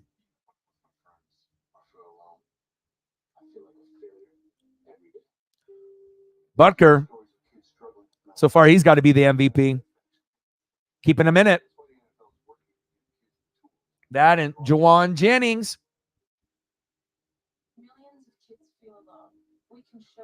All right, Chiefs defense. What are you going to do? Well, coming up, the variety Verizon Super Bowl postgame show. JB and the crew with all the highlights, their analysis on this game is coming down to the wire, it appears. Because think about this. When is the last time that we watched a Super Bowl, right? At this point in the game where it was tied and we honestly don't know who's going to win. Is it going to go to overtime? Are the Niners going to win? Are the Chiefs going to win? No one knows. That's what makes a classic Super Bowl, where you didn't get the bigger point total, right? Like a 32-32 kind of game. But even though it's under 20, at some point, one team's either going to get close to 20 and hit 19, or, someone's going to end up getting pay dirt and they're going to be at 23. So.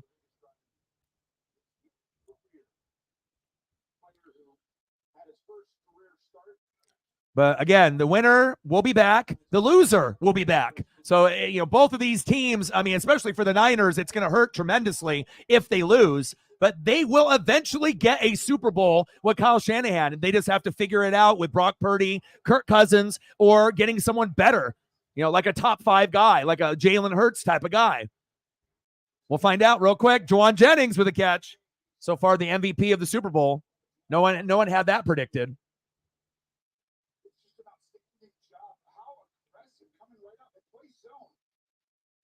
All right, Purdy.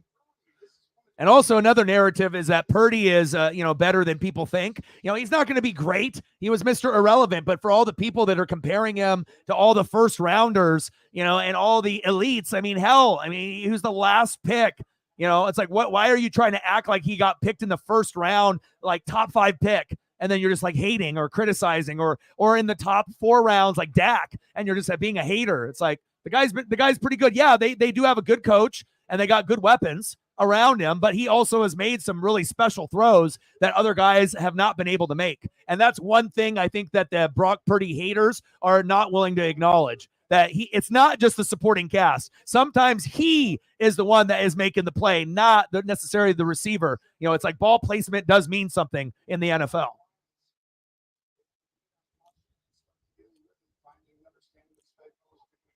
I'm not going to be right about every opinion that I have, but again, I'll speak my piece. You can let me know what you think, and then we can go from there. But, I try to speak facts. I'm not trying not to be biased and just call it how I see it. But I don't know if we'll ever have a Super Bowl as bad as that Rams Patriots. And the crazy thing is the GOAT played in the game, and we still think it's terrible. Like Brady played and Gronk played, but it was terrible. Like, how often are you going to say arguably one of the best tight ends and arguably the best player that ever played in a Super Bowl that is forgettable? But I guess when you play in that many, right, and when you're trying to go to that many Super Bowls, you're probably going to have at least one dud, and that's what it was. Now we got a Chief Don. Get up, George. Amber in the building. What's good?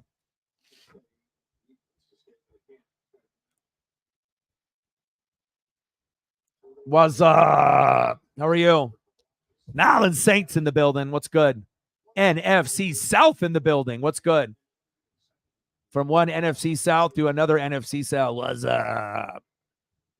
Hey, we might be the worst division in football, but we stick together. Eventually we'll get good. It might take Falcons and the Panthers a little bit longer, but the Saints and Bucks will be fucking relevant. And then eventually the Falcons and Panthers will be. Just going to take them a little time.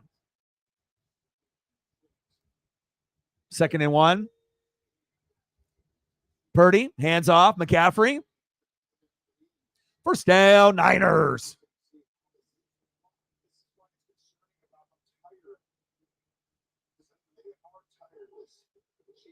Chiefs defense is tired, dog. But hey, if you want to win the Super Bowl, you got to make a big play, a punch out. You got to hold them to a field goal if you can. If you want to give yourself a better chance. Otherwise, touchdown and touchdown. That gets a little spicy. It is very possible. Field goal, touchdown, overtime. It's very possible. But let's see what happens next. These are the times that I live for right here. These last 5 minutes in a Super Bowl when it's tied like this. Halfback toss, McCaffrey. And they already checked off one box on getting the best running back, but they might have to end up getting a top 5 quarterback. But again, Brock Purdy has put them in a position to win. Has he been great? No, but he's 18 for 30, 205, 1 touchdown and a pick. Mahomes, 21 for 30, 233 yards, 1 TD and 1 pick. So has played cleaner than Patrick Mahomes. But Mahomes does have 5 carries for 33 yards, and I figured 30 to 70 is what they would need to win. And he's got 33. McCaffrey has got, what does Purdy have? 2 carries for 13 yards. Purdy. Nice tackle. George Kittle, exactly who you want to go to in that situation. But great coverage there by the Chiefs secondary.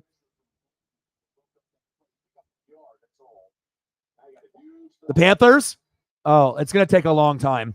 And that's not me being a hater. I'm the NFC South advocate. You know, like I'm the one on fucking YouTube that's repping the NFC South. And there's not very many of us out there, you know, that are content creators or let alone that cover the NFL the way that I do. So, you know, most of the people on YouTube are not NFC South people. So, someone's got to be able to represent properly.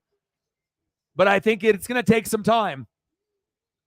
2-minute warning. You know, first you got to figure out the offensive line. Then you got to get better running backs, wide receivers, and tight ends. Then you got to figure out, you know, the coaching. You know, the owner needs to go. The GM, the head coach, the OC, the DC. You need a whole fucking facelift. Then you got defense, and I like a lot of the defensive guys like Derek Brown from Auburn. You know, you got a lot of like kind of sizzle pieces, you know, but we don't know how long that some of these sizzle pieces are going to stay. Jeremy Chin, sizzle piece, like a sizzle pie, you know, he's nice. You know, you got special pieces, you know, on the D line and at linebacker, but you know, it just seems like, you know, you're where the Jacksonville Jaguars were when they were the worst team for 2 years in a row. But the saddest shit ever is that you're even worse than they are when they were at that point. And I think you know that. And that's not, you know, and again, was Bryce a mistake? We don't know. He's undersized. If you would have had CJ Stroud or Richardson, would have Richardson got hurt? Probably.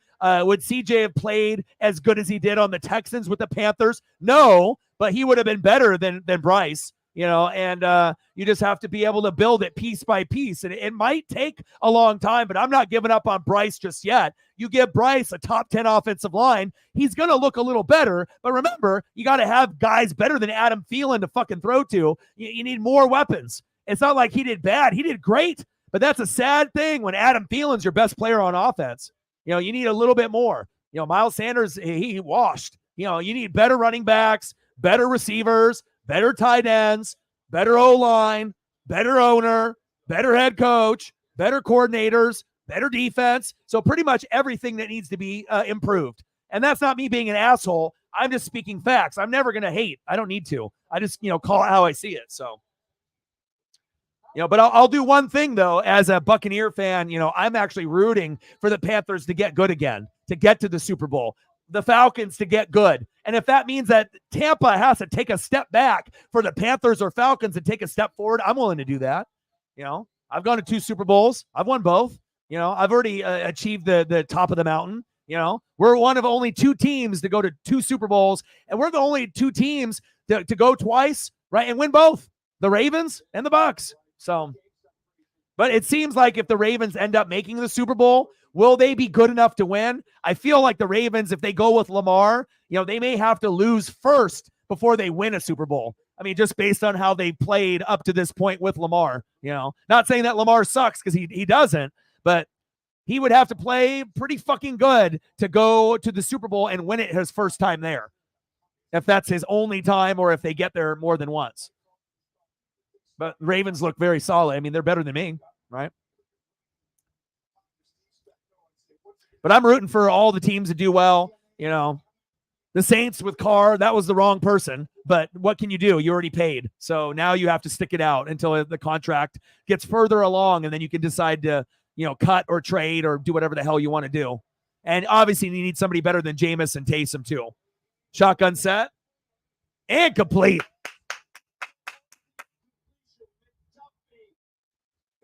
Chiefs are about to win. I guess unless you go for it. That's why you have to understand the DNA of that guy. I just know, however they look, Kick is up, and kick is good. 19-16. Moody. Could you imagine if Moody missed this kick right here?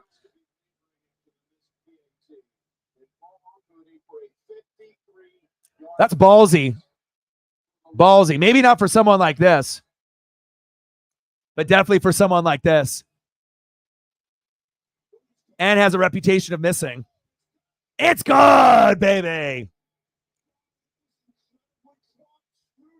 19-16. But the way that the momentum feels, right? Yes, you got the lead, but doesn't it feel now with 1:53 left that the Chiefs are going to get a field goal and it's going to go to overtime, or they're going to overachieve and Mahomes is going to find a way and they're going to end up winning the game 23-19?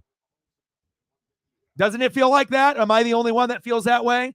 You know, I mean, it would be really sweet also if you were a Niner fan, if they picked off Mahomes for a pick six and then they, dance into the end zone and then they win. You know, that could happen too. You know, or fumble for a touchdown and the Niners make the big play and they hold on and win 19-16, or they end up winning 26-16 and come up with some miraculous pick six or fumble or whatever. But at this point, based off flow of the game, it more than feels like the Chiefs are going to tie or win, whether it goes into overtime or if they win it here outright. My prediction of the game was 23-20. So if they score, it would be 23-19, pretty close. The closest out of anybody on the stream, I believe. So, but if it ends up being 19-19, then it could end up being 22-19 if it ends up being overtime, but we'll find out. Let's see. So even though you have a low-scoring game, we had Rams and the Patriots 13-10. This is 19-16, but there's a hell of a lot more memories here than we ever had from that game. There's a difference. You can have a low-scoring game and still be excited. We have been engaged from the very snap of the game, right, to right now. There has never been a port where you were wanting to go to sleep besides Usher at the halftime show, okay? That was the last time that you closed your eyes, went to the bathroom, or got food. Let's go. Legacies are made. Let's go. Mahomes to Kelsey for the win. Mahomes.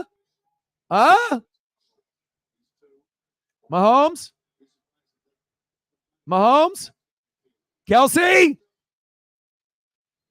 Mahomes. Run that football, baby. Listen to your boy. Listen. Run. And again, if you didn't run the football in the second half, you're fucked.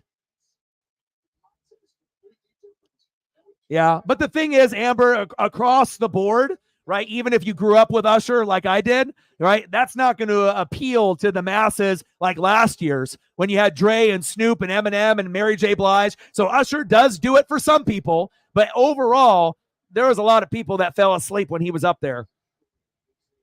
He did a good job. I'm not saying that he did a shitty job. I'm just saying that some people are not interested in Usher, just like some people are not interested in Taylor Swift. It's like, some people might think they're good. Some people might think they're okay, but he did a good performance. But again, I think for the masses, it wasn't for everyone, but it's never going to be. Whether you do country, rock, rap, or R&B, there's going to be someone that's going to not, appreciate it. But especially for the females, right, that grew up in the 90s and the 2000s, right? If you grew up in the Usher era and you're a female and you like that music, oh, you're all over that shit. He took his shirt off. People started drooling for a little bit. I know how that goes. I mean, he did look like he was having a mini seizure when he was doing like the Michael Jackson thing and stuff, but other than that, it's hard to be able to dance and sing. That's why they do the lip syncing, especially if you're like b-boying it, and you're trying to, pop and lock, and you're trying to do like the breakdancing moves. You can't really rap or sing or do R&B when you're really bussing it up on the dance floor, You know what I'm saying? 19-16. Niners, 48 seconds left. Super Bowl 58, the last football game for 7 fucking months. Let's go. This is where legacies are made. Boys turn into men.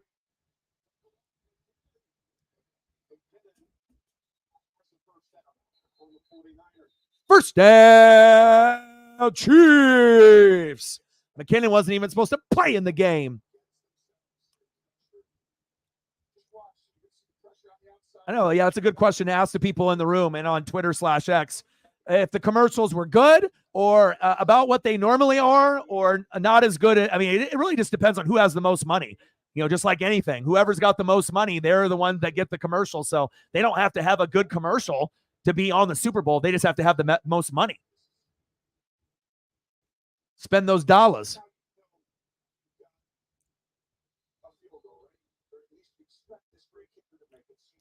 Yeah, I'm just thinking if you're going to do, something like rap or R&B, it has to be a group. If you're going to do like an individual, but you did have other people with him out there. So it's not like we didn't see Ludacris out there. And I love Luda, even though he went Hollywood and did the Fast and the Furious thing. But as far as like a lyrical rapper, if you go back and listen to all his old stuff, right? I mean, he is a lyrical genius. He doesn't get enough credit. I remember when he first came out and I listened to him on MTV, BET, and everything else, 106 in Park, Rap City. It was phenomenal. Shotgun set, Mahomes. Run, baby! Good tackle. I mean, this is literally coming down to the wire here. Hurry up.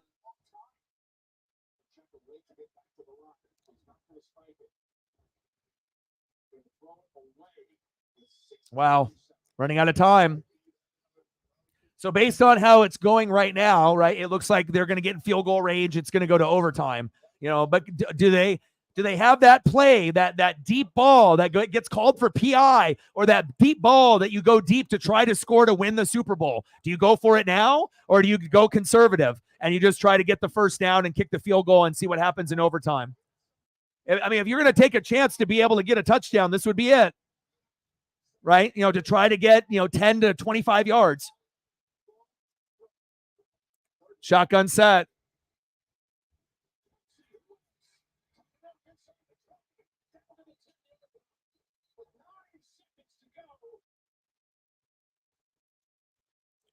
Let's go. Let's go. And now you have a chance. If you have a chance before you kick the field goal, you can go to Kelsey for the win, and they can end up winning 23-19. You can go to him. Or if you want to go to one of the, more not notable players, but it would kind of make sense that if you didn't give him the ball in the first half, you can go to Rashee Rice and he could be the winner, but it would be kind of fitting if it ended up going to Mahomes and Kelsey and they win the Super Bowl. But field goal seems like the most natural thing, but you do have a chance, at least one or two plays, probably one, before you kick the field goal, after time goes off. Because if you do one play, what's that, 4 seconds? So one play to Rice or Kelsey and hope that he scores a touchdown. If not, boom, field goal, overtime, and then we'll see what happens. And then, someone's going to have their legacy go up, Mahomes, or Shanahan will finally get the monkey off his back. And all those things that I've been saying for years and years and years and how brilliant Shanahan and McVay have been. We'll see how it goes.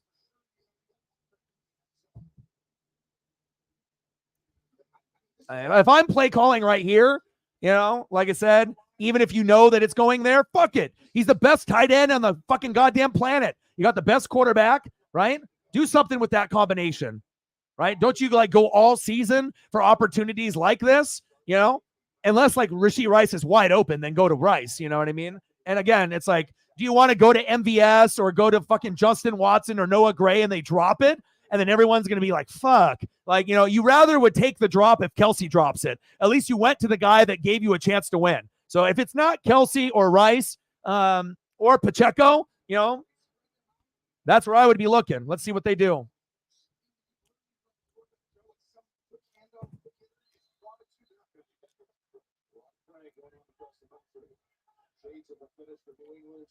Ten seconds left. Man in motion. Shotgun set. Snap is low. Mahomes. Floater. PI? Any flags? No flags, but they did go to Kelsey. So at least they listen. They're not stupid.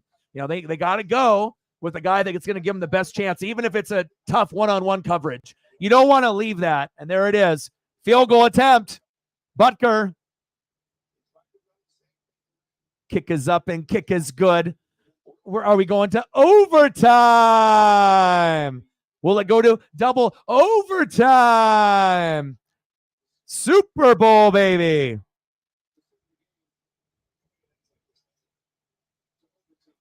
You already know what it is. He ain't missing. Field goal is up. Field goal is good. Harrison Butker, clutch, clutch, clutch, clutch, clutch. Ice water in the veins. Super Bowl MVP, Harrison Butker. Super Bowl MVP, Jawan Jennings. Who would have thought that would be the scenario that we're looking at right now? And that's why we love the NFL, right? We love it. We love this shit.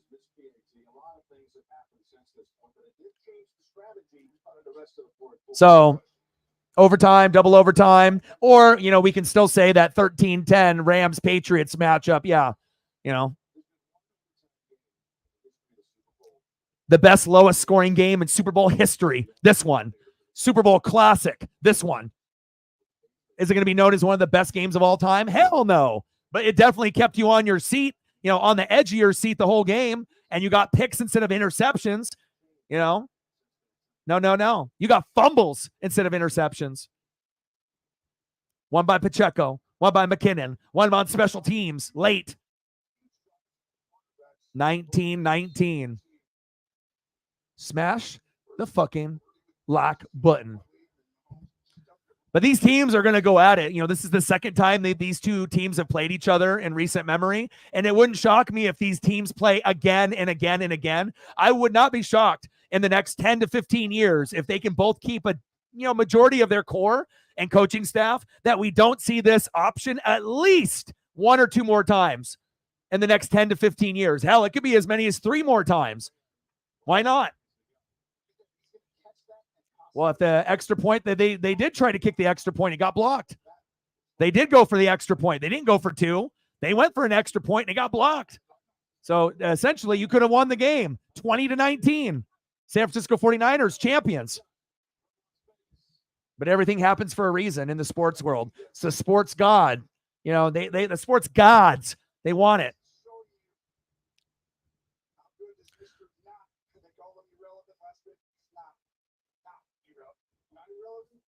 But if it ends up being 22-19, I said 23-20. So I don't know if I would be the closest one out of everybody, but pretty damn close. I don't think anyone would get the score if it ends up being 23-19. I highly doubt there's that many out there that have that, score, but there probably is someone that predicted it, unless they end up getting a touchdown, right? Then 26-19, and then I obviously would be nowhere near. Yeah. 28-24. I think most people on planet Earth predicted 20 to 27 points.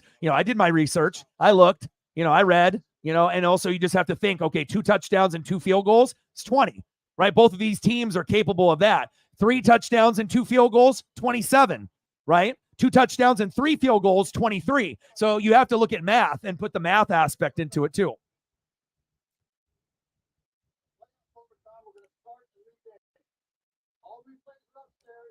Yeah, 23-20 Niners. Both teams will have an opportunity to score or have an opportunity to possess unless the first team is left with the defensive score.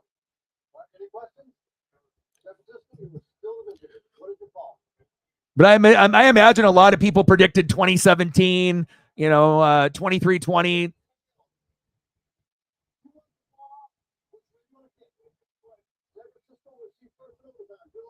Fred Warner, Patrick Mahomes, let's go.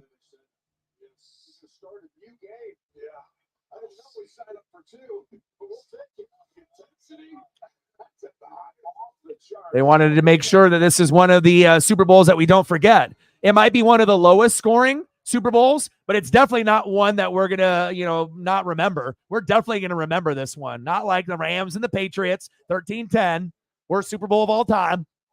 We'll remember this one.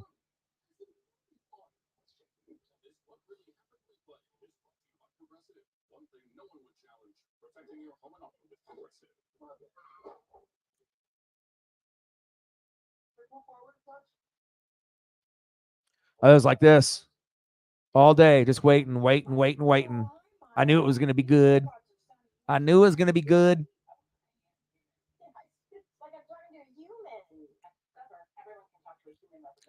Fucking overtime. Look at what a dream come true. That's what you want. Long ways to go. How many more that we need to get to 30? Need to get more on the likes, more on the donos. 83 to go. And then how many more until 30 likes?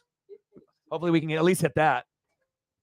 And then maybe we'll get some people at the end of the stream to hop in, depending on who wins. You know, we'll see how that goes too.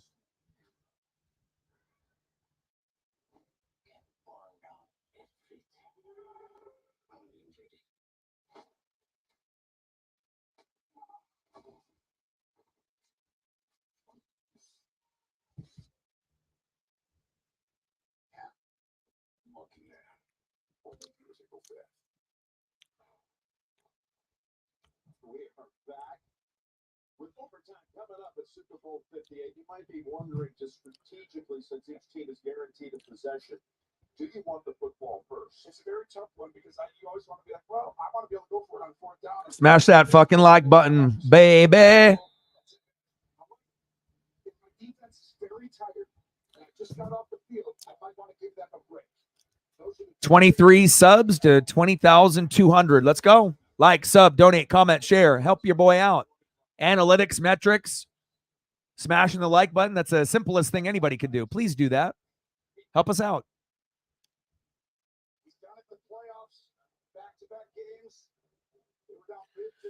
Wow, wow.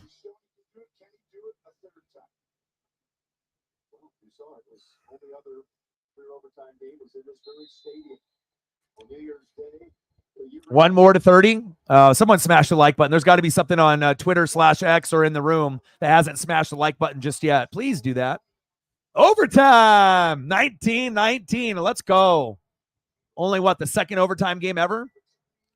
Shotgun set. And I imagine we'll be going to overtime more often moving forward.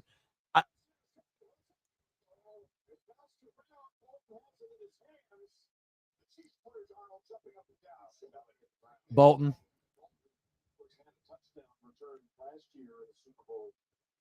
Philadelphia close to making another gigantic play. This is a very, I mean, that's a great throw in that spot, but it's not worth what Bryce at the yard. If he just could have got his hands underneath it, though, but definitely hit the ground, no doubt. You're going to get mad in that, and you're going to get outside leverage, so you're going to have guys help. One safety here, another one's going to be a rep player inside. They're all going to force them here. Someone's got to figure out how to win inside across the field. Flag first. False start on the Niners, not good. Yeah, this is a fantastic game. I mean, considering we haven't had, you know, the greatest luck with championship games on all sports, including the college football playoff, you know, sometimes it ends up not being that good of a championship game. So to end up having the Super Bowl, you know, be like this, it's great. You know, with all the Travis Kelce, Taylor Swift shit, you know, that at the end of the day, whether you love her, hate her, you love him, you hate him, you love the Chiefs, you hate the Chiefs, at least at the end of the day, it ended up being the Niners and Chiefs, and we have an amazing overtime 19-19 matchup. Underhand toss.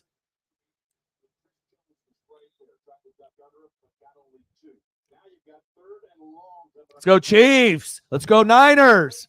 Let's go. I can't wait to see what history happens here. Is it going to be Mahomes adding that, you know, notch to his belt, 3 Super Bowl wins, 1 loss, or are we going to get Kyle Shanahan with the monkey off his back? Is Brock Purdy good enough for them to win, or do they need someone better?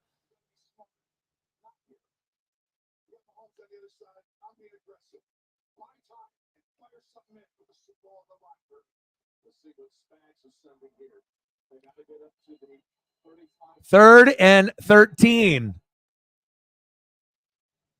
Shotgun set. Purdy. Pump fake. Oh, incomplete. Jump on it.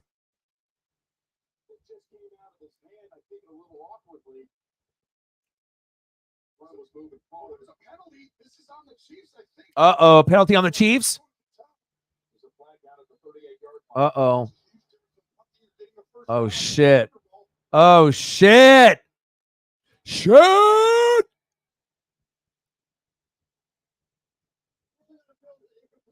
Oh. Oh. Oh, holding. Wow. Wow. Wow. Juwan Jennings, MVP so far. Creating that move to get it off balance is why. That's a good call right there. Juwan Jennings, Super Bowl MVP. Like, there's no one on planet Earth that's had that scenario. All right, here we go. Battle in the trenches. Who's got the better O-line and D-line? That's who's going to win this game. Show me. Halfback toss. McCaffrey. McCaffrey is such a joy to watch. His athleticism is just like unmatched. Besides like Saquon when he's healthy, because I think sometimes when I see Saquon run, I have flashes of McCaffrey. You know, they have a similar kind of herky-jerky type of motion. I like Gibbs, Pacheco, as far as like undersized backs that give you that electricity. 2nd and 7. I mean, both of these franchises, you know, it's big for both moving forward. McCaffrey. But I don't think it's going to be the end of the world for the team that loses, for either one. I really honestly feel that out of these teams, like at the end of the day, if Mahomes plays for another 10 to 15 years, is it that crazy to think that he can't win 1, 2, 3 more? You know, it's like that could be possible. And then if the Niners lose here today, if they continue to have a majority of the core, it would be safe to say that they could win maybe at least one, you know, in the next 10 years, maybe not 2 or 3, but, you know, on the low end, 1, maybe on the high end, 2 or 3, depending on if they win this one. But if they want to win 2 or 3, they would have to win this one for sure to get the monkey off the Shanahan back. Shotgun set, Purdy. First down. Niners, bang, bang, Niner gang. Brandon Ayuk, make him puke, Ayuk. He's creating my best route runner on a safety, Mike Edwards. He doesn't have to go against Sneaker McDuffie. That has been such a secret to this game. Unbelievable by Kyle Shanahan to get that advantage. 3rd catch for Ayuk. 11 yards for number 11. Now they have the football Is that good? at the 46.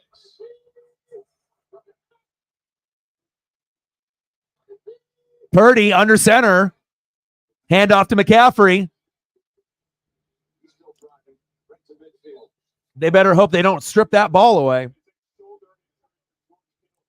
Uh-oh, George Kittle out with an injury. Damn! That would be a perfect guy to go to. I was going to say, where is he? I was about to say, where the fuck is he at? God, the Niners are just dropping like flies. Player after player after player after player.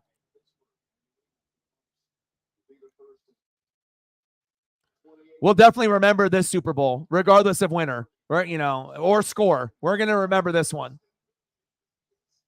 And this won't be the last time that these two teams play. This is the 2nd time. We'll have them a couple more. Floater, McCaffrey. Uh-oh. First down, Niners.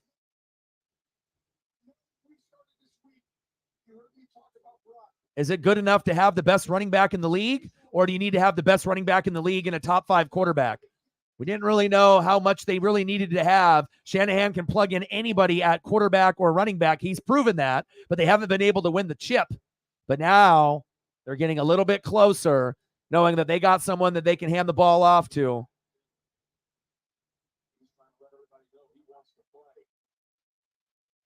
Okay, I see you. Legacy's being made. Purdy, halfback toss, McCaffrey, head down, legs a pumping.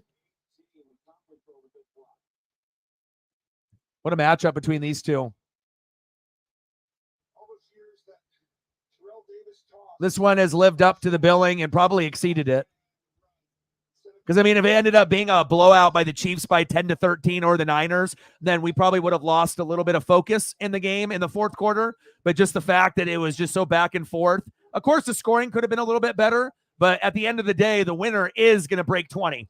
And the loser is just under. So, I mean, pretty good for considering 2 top 5 defenses.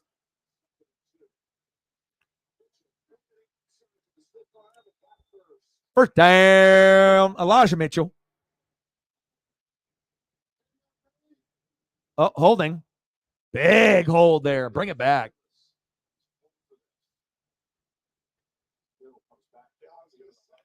I think that every time Purdy does something good, like everyone has to shit on it. Like whether you like the Niners or not, you can still give the guy credit. You know, it doesn't have to be the first round pick, second round pick. It doesn't have to be a guy on another team or, oh, it's only Shanahan and it's only because he's got Debo and Ayuk. Of course, that definitely helps. But even if he was throwing to shittier players, he's proven throughout the season, and if you watch him play, that he can make certain throws in certain passing lanes that certain quarterbacks in the NFL can't make. Maybe even some of your favorite quarterbacks. So, you know, you have to be able to recognize the good things that he's doing too, and just not being like, he's Brock Purdy, product of the system, game manager, he's trash.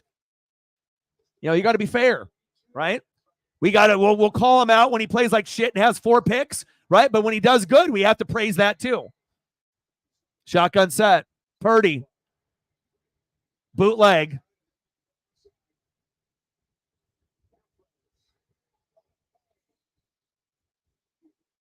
Hey, unsung hero, use check. And I told you guys that, you know, after we went after halftime. There's certain guys that you're going to want to get the football to. Why not, Kyle use check? Let's look. He's going to the ground as he possesses. Now what you've got to look at is he takes 2 steps into reaching for the first down, considered the football move. If it is, then it's not incomplete. That's how they roll. What do we think? Complete or incomplete?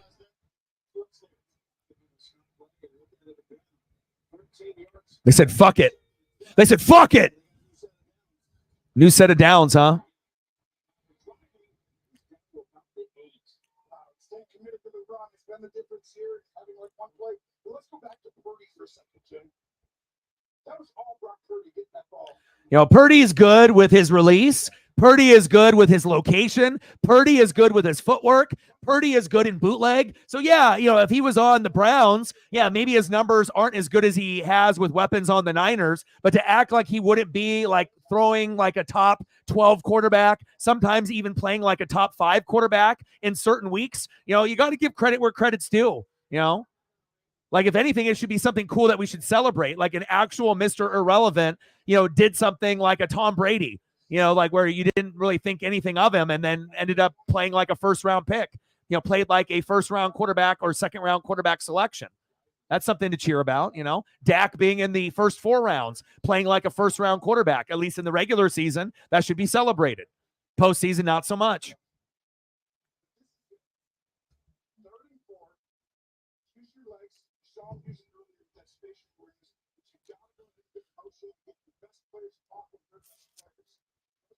Third down and 4. McCaffrey in motion. Floater and complete. Amazing play defense there. But Spags, I see you. Spagnolo. Nolo. Yeah. Right there. I mean, if you don't have Chris Jones right there. Kick is up. Kick is good. 22-19. Niners.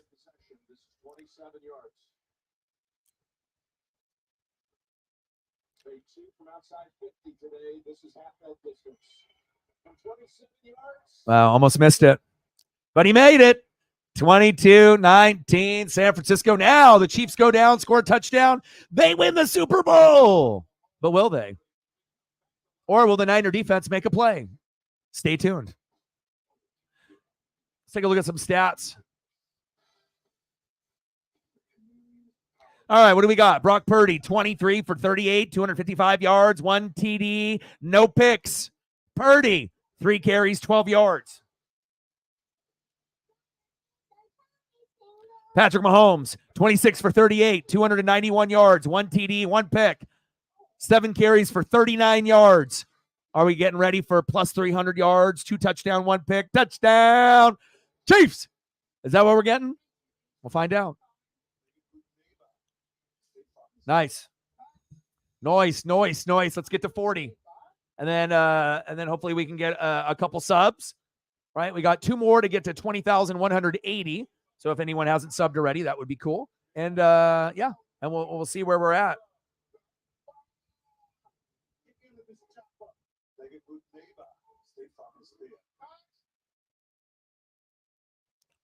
But I mean, these are the moments that you live for, right? That Mahomes has a chance to be able to make history, right? Even though the offense hasn't been top 5 like usual, it's top 15. But can they, play like a top 5 offense on this drive? And if they can, they're going to win the Super Bowl. So we'll find out here real quick. And obviously, the offensive line has to, step up. Like the offensive line has to play the best that they played all game, tired. They have to be able to protect Mahomes for that extra second and a half, to be able to go through the progressions, to be able to get those big first downs and move the chains. And either they will, or the Niners are going to make the big play, and they won't. So we'll find out here. One of the best Super Bowls ever.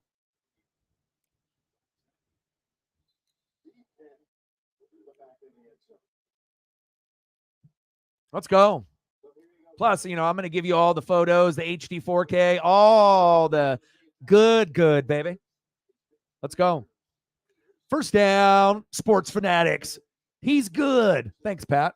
I appreciate you. He said, move the chains. NWSF. Let's go, baby. 22-19. Field goal extends the game. A TD wins the game.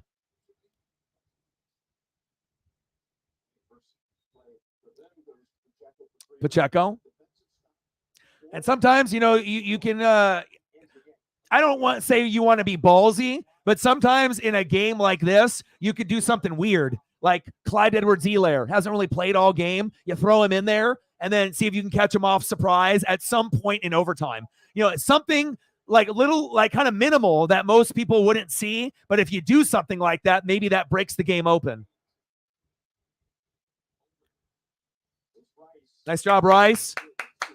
Kelsey, Rice, Kelsey. Pacheco, Rice, Kelsey. But someone else, will they be able to make the play? Keep it moving, baby.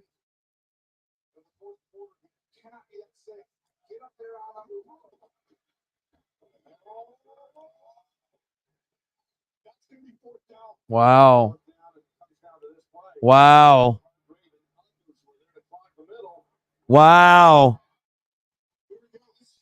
4th and 1 for the Super Bowl, huh?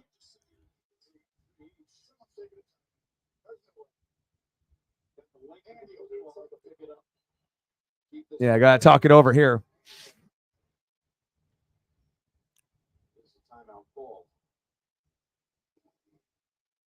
Here is that previous play with Pacheco. They try to get on the ball. As soon as you try to get on the ball quickly, on these short yardage situations that you're like, they just want to hurry up and get Hargrave pushed him back, but what about where he hit at the line of scrimmage there? All right. You've worked out since July. But if it stays this score, then Matt would be our closest 23-20 prediction. Niners. We both had that 23-20 vibe.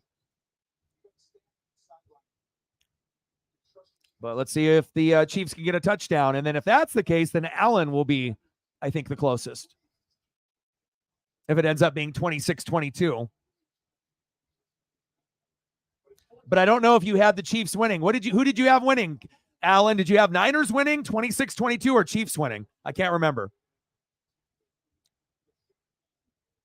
4th and 1 with the game on the line. Shotgun set. Mahomes with a keeper. Nice. What a brilliant play call. Wow, that one made my heart race a little bit. Like the one play call that was probably going to work, and the only one was that play, and they got it. If they would have handed the ball off or flipped it to Kelsey, it would have got stopped. So, or it would have been harder to get that yardage. So what an amazing. Let's go, baby. My God.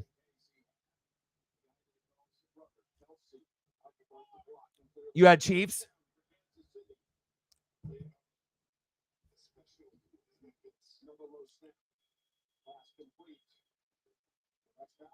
Don't go backwards. Jesus Christ.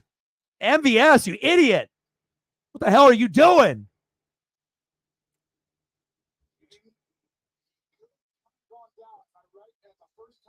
Go down.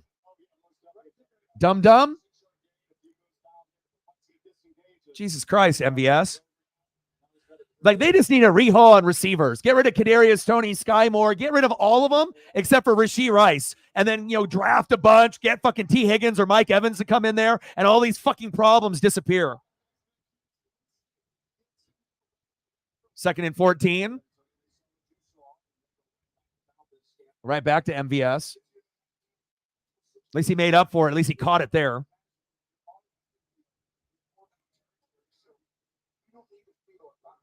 Is this a good game? Pretty electric, if you ask me.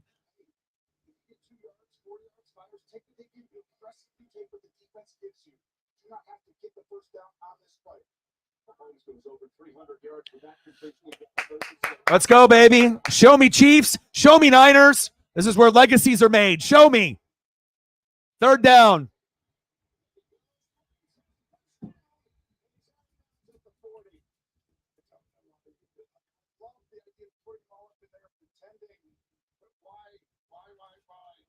Let's go. Let's go. Let's go. And for me, growing up as a Niners kid, it's, wow, baby, let's go. Let's go.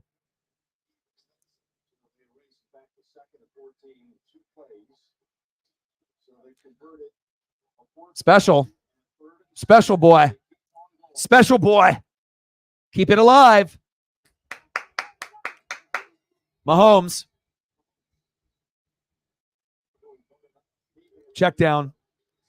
It's better to have him check down and throw an interception and you lose the Super Bowl. You don't want to be that guy. You don't want to be the reason why they dropped the game.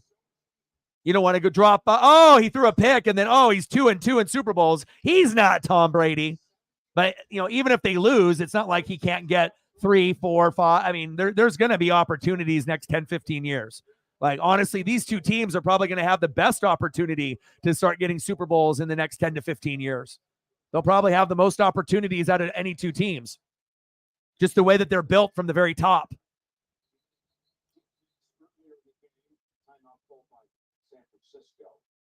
Five guys up there, Jim. All the way back there. You got an extra. I think Kyle didn't like it. He goes, no. No offense. This is where he's telling Steve.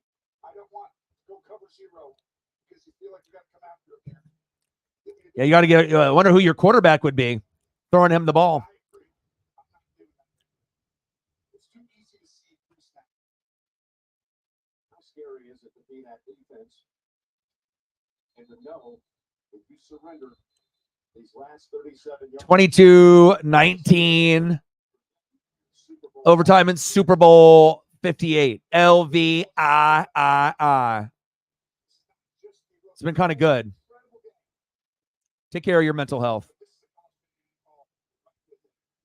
Let's go. Let's fucking go.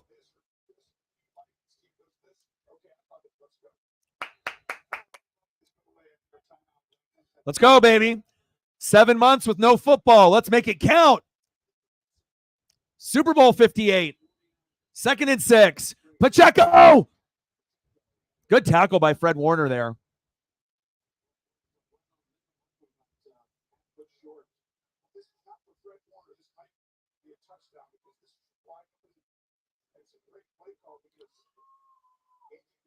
Isaiah.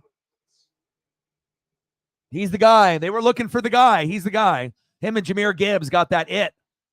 They got the it. Gibbs is more explosive than Pacheco, but Pacheco, he's got just as good of his power than Gibbs, if not more power. Like the run downhill factor, but they both got that electric burst that I love. Mahomes. There you go.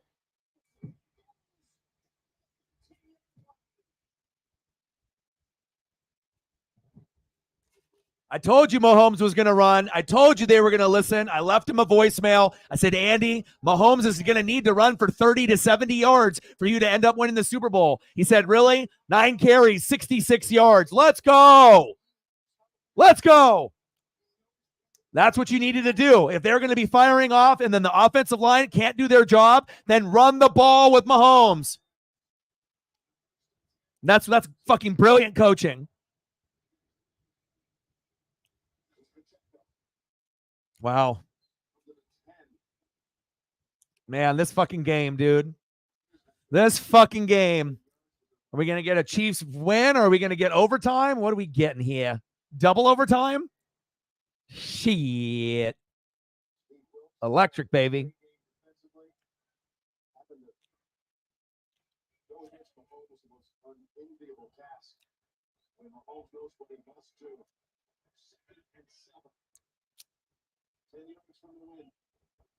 Shotgun set. Mahomes in the flat.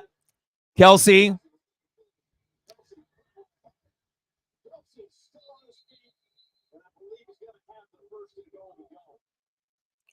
that a first down or a 3rd and 1?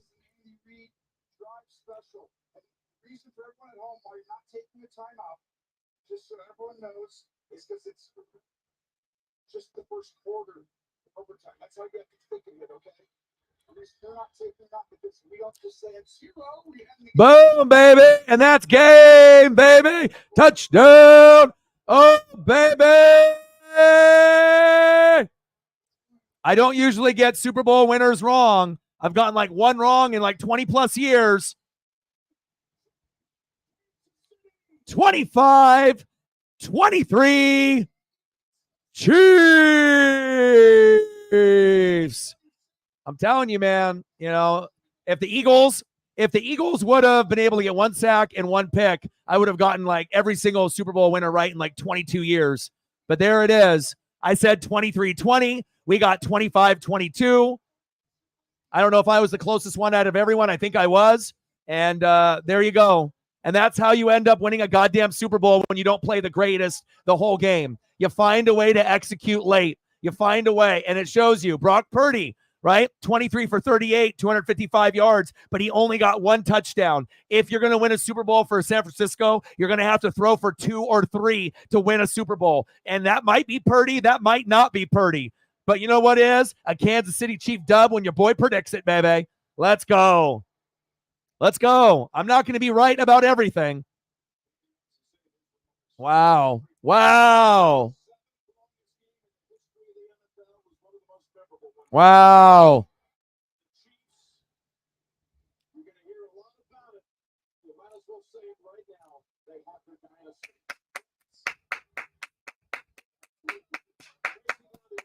Yeah, 28-24. So you were close too. So you were 3 off, and then you were 2 off. And I had 23-20. So I was 2 off, and then I was 2 off. So technically, if we're splitting hairs, then I beat you by one position, but we were both pretty fucking close. Mahomes, and this is all about legacy. Now 3 wins, 1 loss. His only loss to my Buccaneers. No touchdown passes. You're never going to see that ever again in the Mahomes era. He will throw for a minimum of 1, but probably 2 or more the rest of the Super Bowl way. And now this puts him on pace for Tom Brady. Andy Reid, Patrick Mahomes. Hey, you can't win without Tyreek. You can't win without Bieniemy. Apparently they can.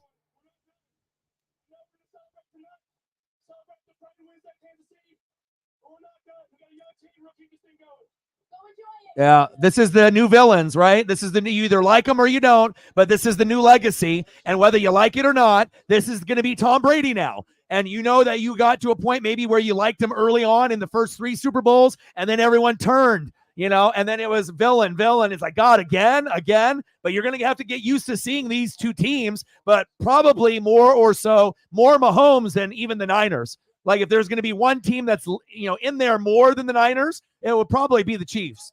So congratulations, 25-22 overtime win by the Kansas City Chiefs. But I feel my record is still staying strong. The Eagles fucked me last year. What's good, baby? Let's go. I predicted 23-20 Chiefs. I was pretty fucking close. Let's go, dude. And like I said, this is not the end. You know, I always call it how I see it. You know, when people want to complain or say, oh, he's not Brady, why not?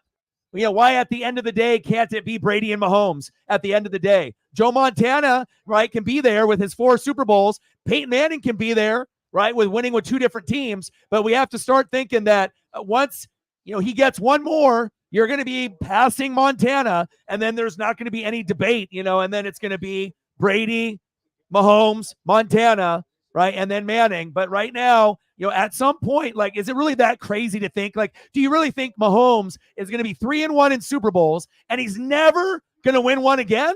Yeah, he'll probably have a really good chance to win 1, 2, 3. And if he's really, really lucky, right? I don't know how long Andy Reid coaches for and how long Kelsey plays, but if he's really, really lucky, he'll have a chance to get 4 to try to, catch up to Tom Brady. If that's like, I think realistically 1 to 3 more is fair to say, at least getting there, let alone winning, but to get to 4 more, I mean, think about it. Mahomes pays for another 10 or 15 years. I mean, I think the Niners can win a Super Bowl in the next 10 to 15 years. I think the Chiefs can end up winning a couple. It's huge. Epic.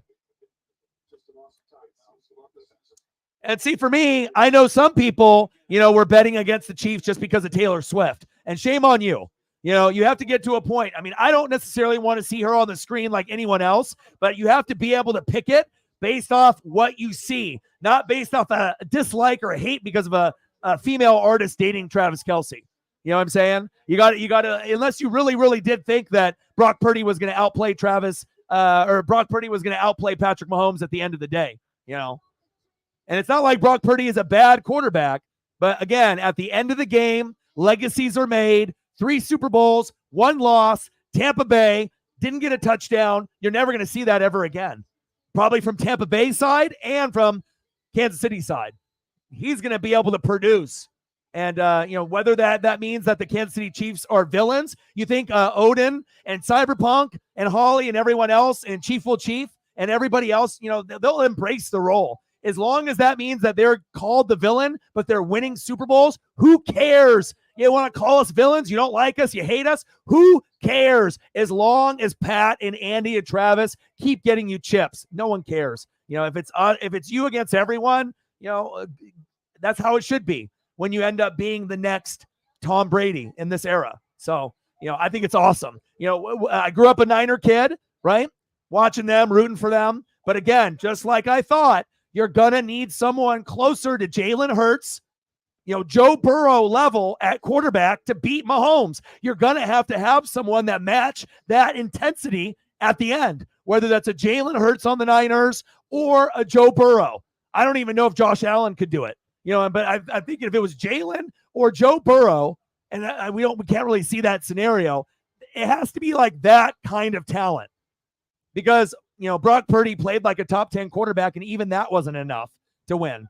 So that means, it's got to be someone like Joe Burrow, where you're a top 5 player overall. Jalen, top 5, and they can also prove that they can do it in clutch moments, and they got ice water in their veins. That's what it's going to take to beat Patrick Mahomes. Not only in the AFC Championship game, but in the Super Bowl if you're on the other side. If you don't, and they had it with Jalen last year, but what let them down? The defense. And the defense didn't do their job. Couldn't get a sack or a pick, and Mahomes feasted. So, unbelievable, man.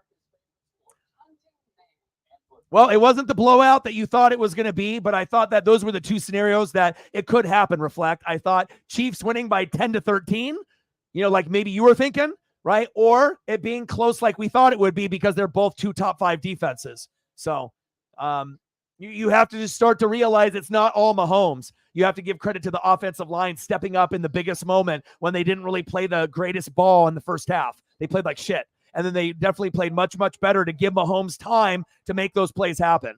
So you have to be able to, go there. So, and he's not done. So whether you're a Herbert fan, a Lamar fan, a Burrow fan, or an Allen fan, or a Jalen Hurts fan, the reality has to set in that Patrick Mahomes is Tom Brady.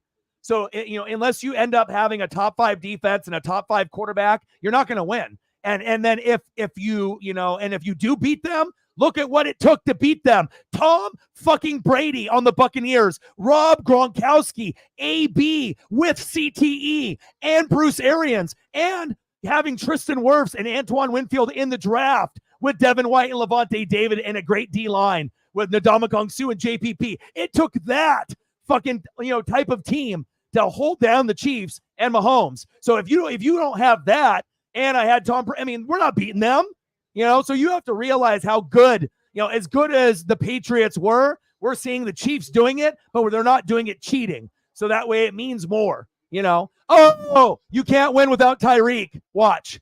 Oh, you can't win without Bieniemy. And we're going to play like shit for 3/4 of the season and have a shitload of drops and look like shit, but we're going to find a way to get it done. And they did. So this one has to feel really, really sweet. Last one was cool. You know what I mean? But this one might mean even more than last year's, based on how bad they played, the adjustments they had to make, not bringing in Larry Fitzgerald or bringing in like an OG vet.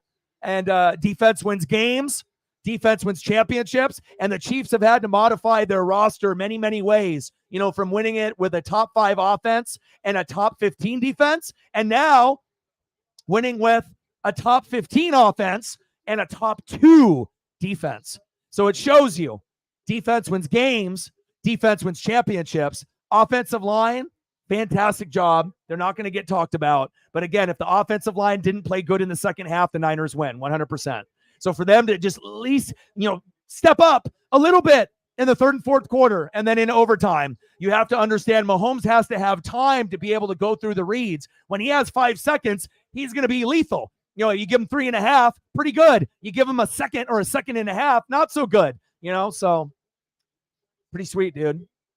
I want to say that, and a lot of people would be like, oh, you're going to be biased. You're just going to pick the Niners because you grew up being a fan of them. But I didn't even pick them, because, again, I didn't believe that Brock Purdy was going to be able to outplay Patrick Mahomes. And what did I say? I said Patrick Mahomes, and Christian McCaffrey. That's where it's going to come down to. Who's going to have a bigger game between those two? And whoever has the bigger game between those two is going to end up winning. And Mahomes having to use his legs 30 to 70 yards on the ground, because obviously the offensive line wasn't really doing a very good job and they were stuffing everything. So if they weren't going to get the yardage out of Mahomes, they weren't going to win this game. And they got 9 carries for 66 yards.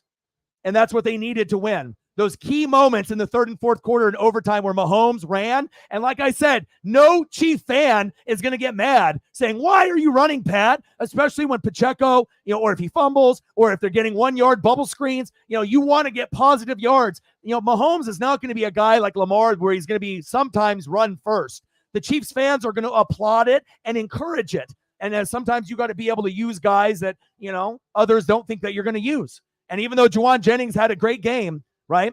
If the Niners make the extra point and it doesn't get blocked, right? They win the Super Bowl. But the Chiefs end up not sleeping on any play in the game. They were focused from beginning to end, even on plays that didn't look like that would decide the game. It could have been over. It could have been done. 2019 instead of 1919 could have been done, right? I mean, how often does an extra point get blocked? But again, Moody was missing field goals every game up to that point. So it was close. But again, the Niners and Shanahan, I still think you're brilliant. But really what it comes down to is you fixed one hole. You got the best running back in the league. Now you have to get a top 5 quarterback. So you have to end up getting one of the top 5 guys. And if you don't, then this is going to continue to happen to you. And it's going to be rough for Kyle Shanahan's legacy. But once he does get a top 5 guy, it's not like Kirk Cousins coming in is going to get the job done. That's not even going to be good enough. It's got to be Joe Burrow, Jalen Hurts talent level. Yeah, that's the type of level that it would take to beat Mahomes. So, whoa, Cyberpunk, thank you so much, man. I didn't know, how things were going to go in the stream. And what are we at on the donos right now? Are we at 17? Thank you so much, man. You and Megan and Reflect and Odin and Sarah and a few others, Shep and Chief will Chief and anyone else that I have not, mentioned, there's quite a few of you that are instrumental pieces, but Chiefs win, you win. Yeah. And again, like I said, the whole thing about, Travis Kelce and Taylor Swift and just betting against them because you don't like that is stupid. You have to just be able to, look at the talent level and just go with, what is going to happen and what is going to, end up winning. And I appreciate you. We got $100 dono. No. $200 dono. No. $300 dono. No. $400 dono. No. Let's see what we got.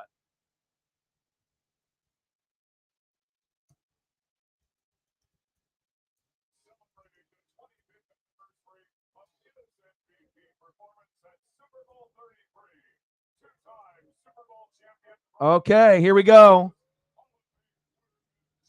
Is that good?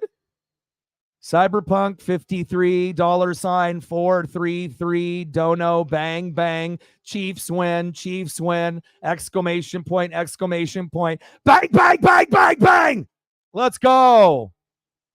$433 to make sure that, O-Dog doesn't get disrespected, doesn't get the proper love and appreciation for all the reaction videos, didn't get any compensation for those, right? All the hard work, right? All the grind, all the love, right? The correct prediction. I think I had the closest prediction out of anybody right there with Alan. We were close. 3-2, 2-2, $433. He said, hey, we win, you win. Thank you so much. I appreciate you. Stacks on stacks, racks on racks with a little bit of Cactus Jack. Bang, bang, bang, bang, bang, baby. Thank you for being you, dude. I wish I had more people like you, but again, you do so much, like I said. So, you do the equivalent of like 4 to 5 people, like, 4 or 5 people doing 100 each. That's like, we had an epic Super Bowl. And thank you so much, man. And it's, Odin's son, anytime that he can do what he can do, we know what he does. Sarah does what she can do. Megan, Reflect, some of y'all, Shep. But thank you so much, for you guys that end up doing the bigger amounts, the 50 and up, 100 and up. It really does, mean a lot, because I know sometimes financial situations change for some of us. Some of us that were the GOATs, like Nate the Great, are no longer with us, and he would bless us with $500 donos whenever he could, but he would also work like fucking 70 hours a week, so mad respect and mad love, to all you grinders and all you hustlers that are grinding for your paper. And then if you're willing to be able to share a little bit of that hard work with me and to keep the channel afloat, thank you so much, man. $433 dono. Thank you so much, man. Andy Reid, baby, legacy. And that's what this is all about. 3 Super Bowls, 1 loss. Is he going to be next to Tom Brady? Yes. Mount Rushmore? Yes. And Andy Reid ain't done. So at the end of the day, people want to say, Shula with the 72 Dolphins. They want to, go with certain guys like Belichick. Who's to say Andy Reid isn't done? Who's to say that Andy Reid can't start stacking a few more chips? If Andy Reid gets 6 Super Bowls and with Belichick, if you're sitting at that same amount, who are you putting higher? You're going to go Andy Reid because he did it, obviously, with 2 different teams, with the Eagles, even though they weren't able to win, but 4 NFC championship games and a Super Bowl loss with Donovan McNabb and T.O., but then to be able to be elite on the NFC and the AFC, not to cheat, and to be like the most likable fucking dude on planet Earth. Chiefs. But again, you don't bet against Patrick Mahomes, and I guess the only time you do is, I guess, if Tom Brady is playing. But the only 2 people that have been able to beat Patrick Mahomes is Tom Brady and Joe Burrow. So if you're not Tom Brady or Joe Burrow, Tom Brady's no longer playing. So Joe Burrow is really the only answer. That's how good Patrick Mahomes is. No one besides Joe Burrow can beat this guy. He's kind of good, just like Cyberpunk. Cyberpunk 53 $433 dono bang bang. Chiefs win. You win, I win, we win. Bang bang bang bang. Let's go. Thank you, man. Way to make me feel loved and appreciated, because at the end of the day, I was just hoping to at least hit goal. But then I was like, fuck, well, if I don't get that, at least half of the goal. And then, considering it's Super Bowl and it's the last NFL, game, right? And then you're like, well, and then you're like, well, hopefully you're, more than at least a quarter of the goal, and you're not even a quarter, and then you decided to come in and rescue. So I appreciate that. You're the man. And he does. And again, like I said, Kyle Shanahan is a good coach, right? And he fails typically in the 4th quarter. But what it came down to is erasing, the running back problem. Now you got McCaffrey, but you have to get a top 5 guy. It has to be Jalen or Burrow.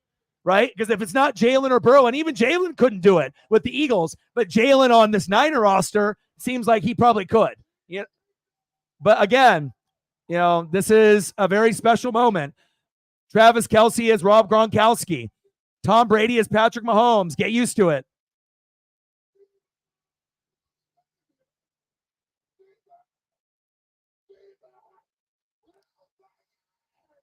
Get it, Kelce. Legacies, man. Travis Kelce, if we're talking about Super Bowls, and he's not done, he's going to end up being the best quarterback. Brady's number one. Mahomes, is number 3 right now behind Joe Montana with 4 Super Bowls and 0 losses.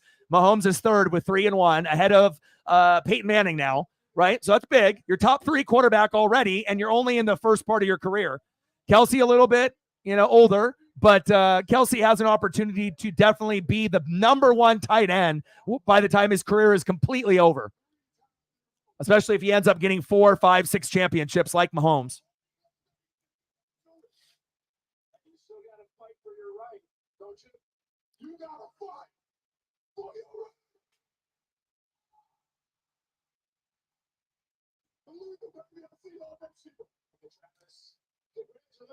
First team to repeat since the New England Patriots in 2003, 2004, when they ended up playing who?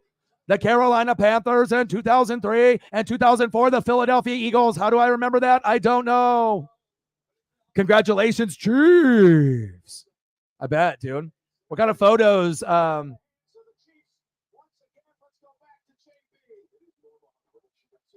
kind of photos do we want?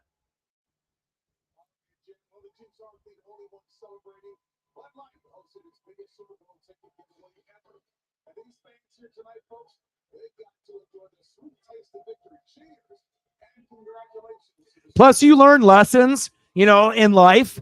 And when you look at like Mahomes, and you have to realize what he is. And even though Tampa Bay was able to beat them, even as good as Jalen Hurts was and is as a top 5 quarterback, it's a team effort. And when it really comes down to it, Andy Reid and the coaching staff, they just give you a little bit more than those opposing coaches. And sometimes that can be the difference. Oh.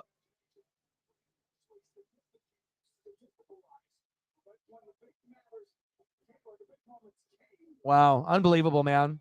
One of the best Super Bowls of all time. What a great one.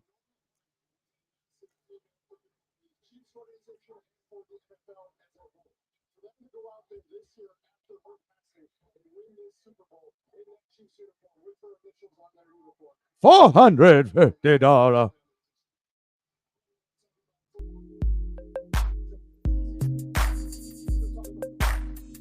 Thank you.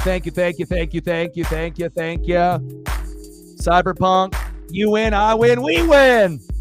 But you never go against Patrick Mahomes. That's the rule. If you ended up betting against Patrick Mahomes once, you never do it again, right? I've gotten probably 21 out of the last 22 Super Bowls correct.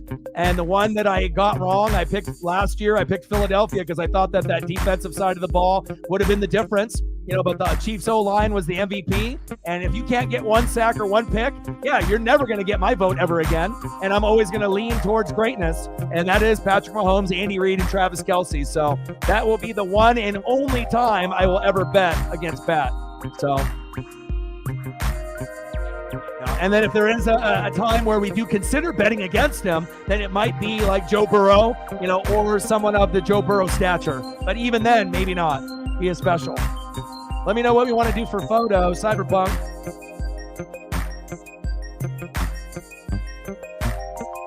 He's celebrating. All the drinks. $433 dono. When we were at 17 for the whole stream. Way to come through in the clutch, dude. Stacks on stacks, racks on racks. Cactus Jack. Bang, bang. Chiefs win. Awesome. It's like I can actually have like bills and things paid, and I can actually be a little comfortable. No controversy, right?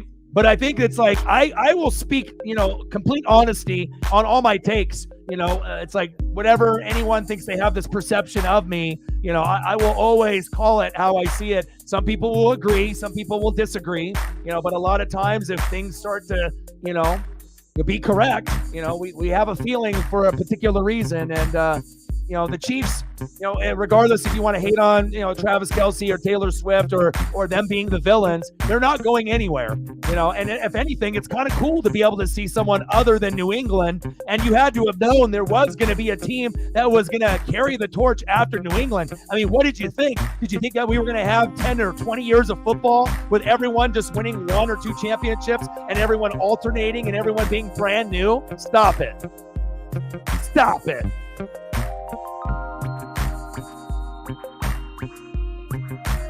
DT.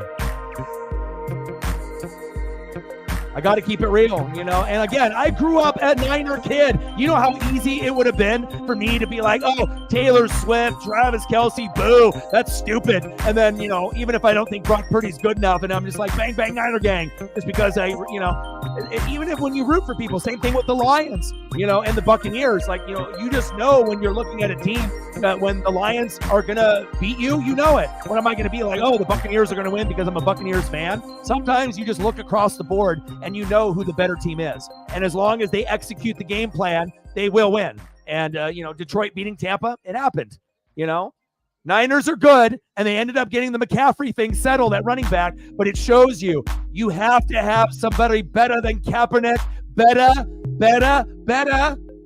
than Jimmy G, Polestar Jimmy, and even a guy that plays like a top 5, top 10 quarterback isn't good enough. And Brock Purdy, you need someone better. You need someone that can get you 2 touchdowns in a Super Bowl, and that has to be, Jalen Hurts, Joe Burrow type.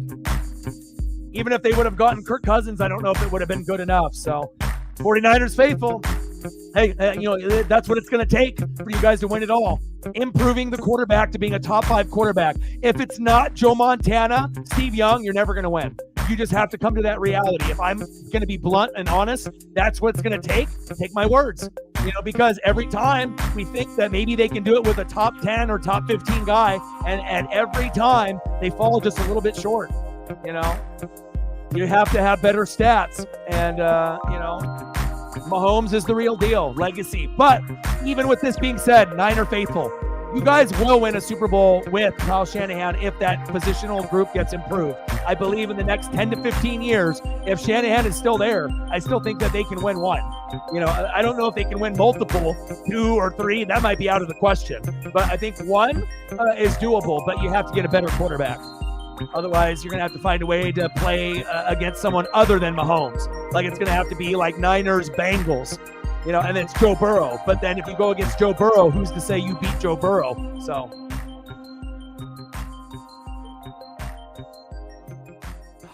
I would say against Patrick Mahomes, no. Against anybody else, maybe. I think that's fair. If it's against Josh Allen, probably. Joe Burrow, I don't know. Depends on how good the rest of the Bengal team is with Joe Burrow. Herbert, Lamar. If you guys played Lamar, you could probably beat them. You know what I mean? But again, the Chiefs got there. So maybe the Niners' destiny was they needed the Ravens to get to the Super Bowl, and then the Niners would have won. But then they got Mahomes instead. So if you play the Ravens, yeah, you'll be the Super Bowl champion. But if you don't play the Ravens, then probably not. I think that's fair. Because, a lot of people thought the Niners were going to win it all, right? But they thought the Niners were going to win it all against who? The Ravens. Number 1 versus number 1, not the Chiefs. When the Chiefs got there, curveball, right? You never can count them out now, right? But again, I'm not going to be right on all my bets, but I did predict 23-20 Chiefs. I've only had 1 Super Bowl winner wrong in 20 plus years. So I feel my stat line has been pretty good. I'm fair. I'm honest. I keep it real. And I appreciate y'all. What kind of photos do we want to do here? We got to do some Derek Thomas for Chief will Chief.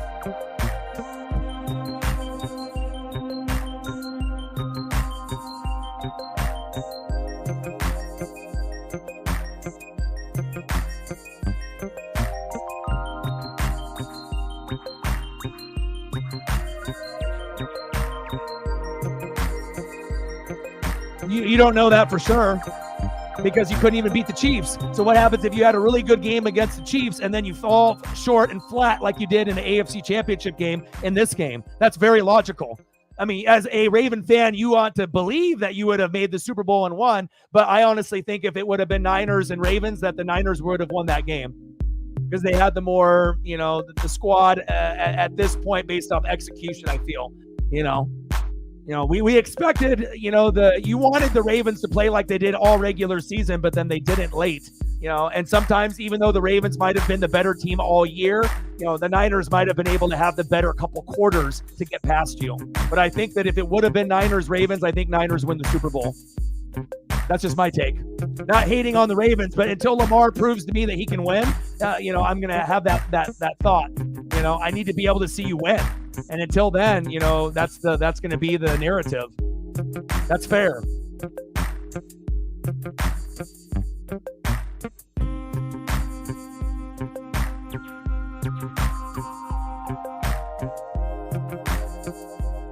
Derek Thomas is smiling down in heaven.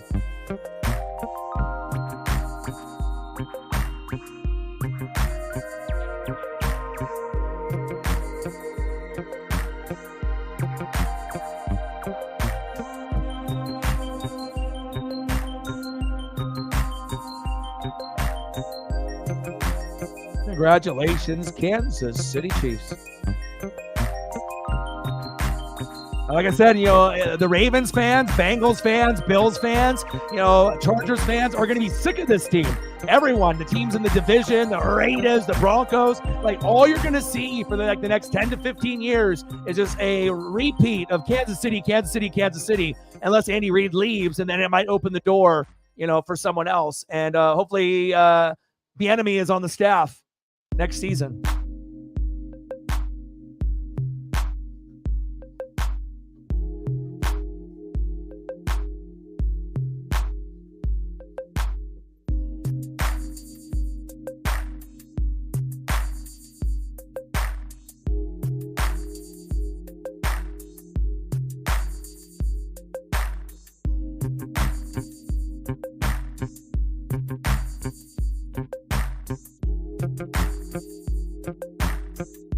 Right? Because they don't have a quarterback that's good enough. You have Joe Montana, you have Steve Young. If you don't have Joe Montana or Steve Young, you're never going to win. It has to be like someone that's a Hall of Fame player, like a Joe Burrow. Now, if you got Joe Burrow there, yeah, you're going to maybe be able to compete with Mahomes. But if you don't got Joe Burrow there, and then you're getting these guys that are, guys that you're trying to make into a Hall of Fame player, but they have a kind of a cap, they're only going to be so good. Because at the end of the day, is Brock Purdy going to be an NFL Hall of Famer? The answer is no. So Kaepernick, not good enough. Jimmy G, not good enough. Purdy, not good enough. But Purdy was better than the other two, but still not good enough to win. So now we know what it's going to take to beat the Chiefs. That's rough. Well, you can see me more than 7 months. Come through for mental health and hang out. Baseball, basketball, wrestling. There'll be like wrestling streams and stuff you can hop on and hang out. You don't got to disappear for 7 months, brother.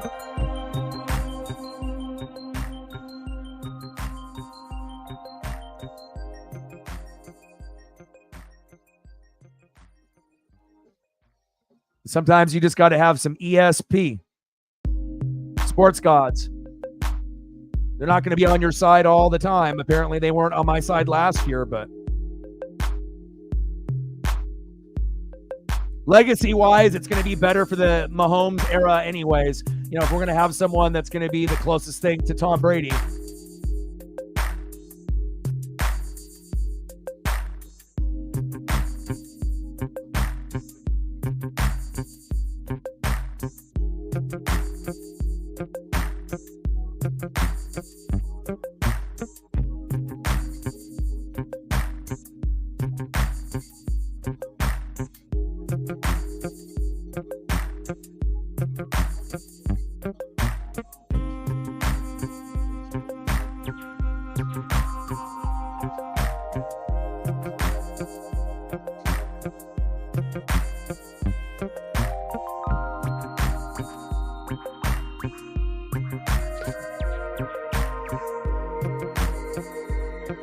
Love you. Appreciate you. No, dude, you made it from someone that showed up once in a while to showing up every day to a fucking mod, stepping up for Sarah when I needed somebody, and like I said, there's a lot of good things. Like I said, now it's just about you getting focused, like I said, and getting all those things in line. Job, computer, microphone, speakers, better internet connection. And then, then you can do stuff on your own and you can hop on, when I do duck stuff. Spags, first coordinator, get 4 rings. Ooh, let's bring him up.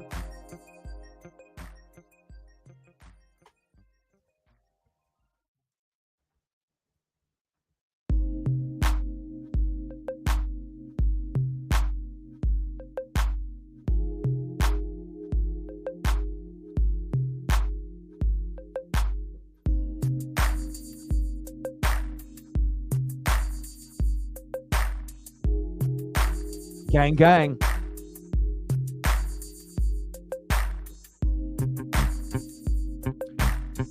No, but I appreciate you guys. Of course, like I said,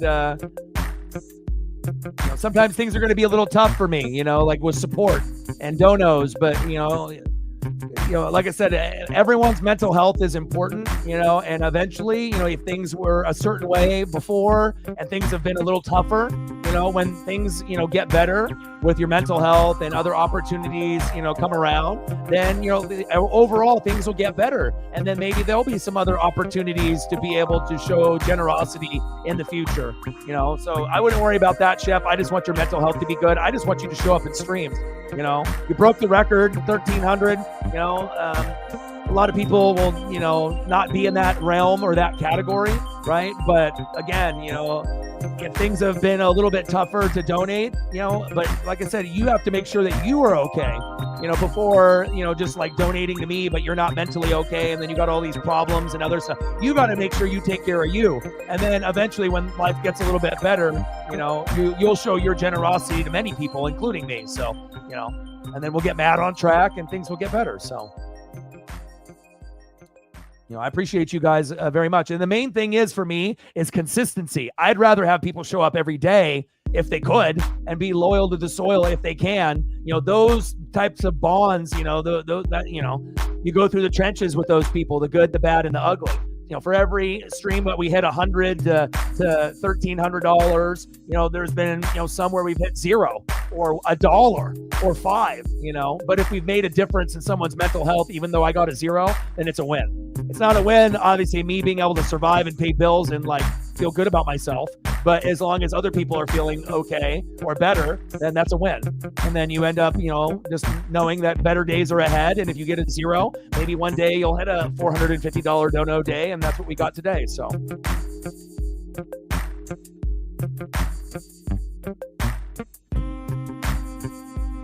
Yeah.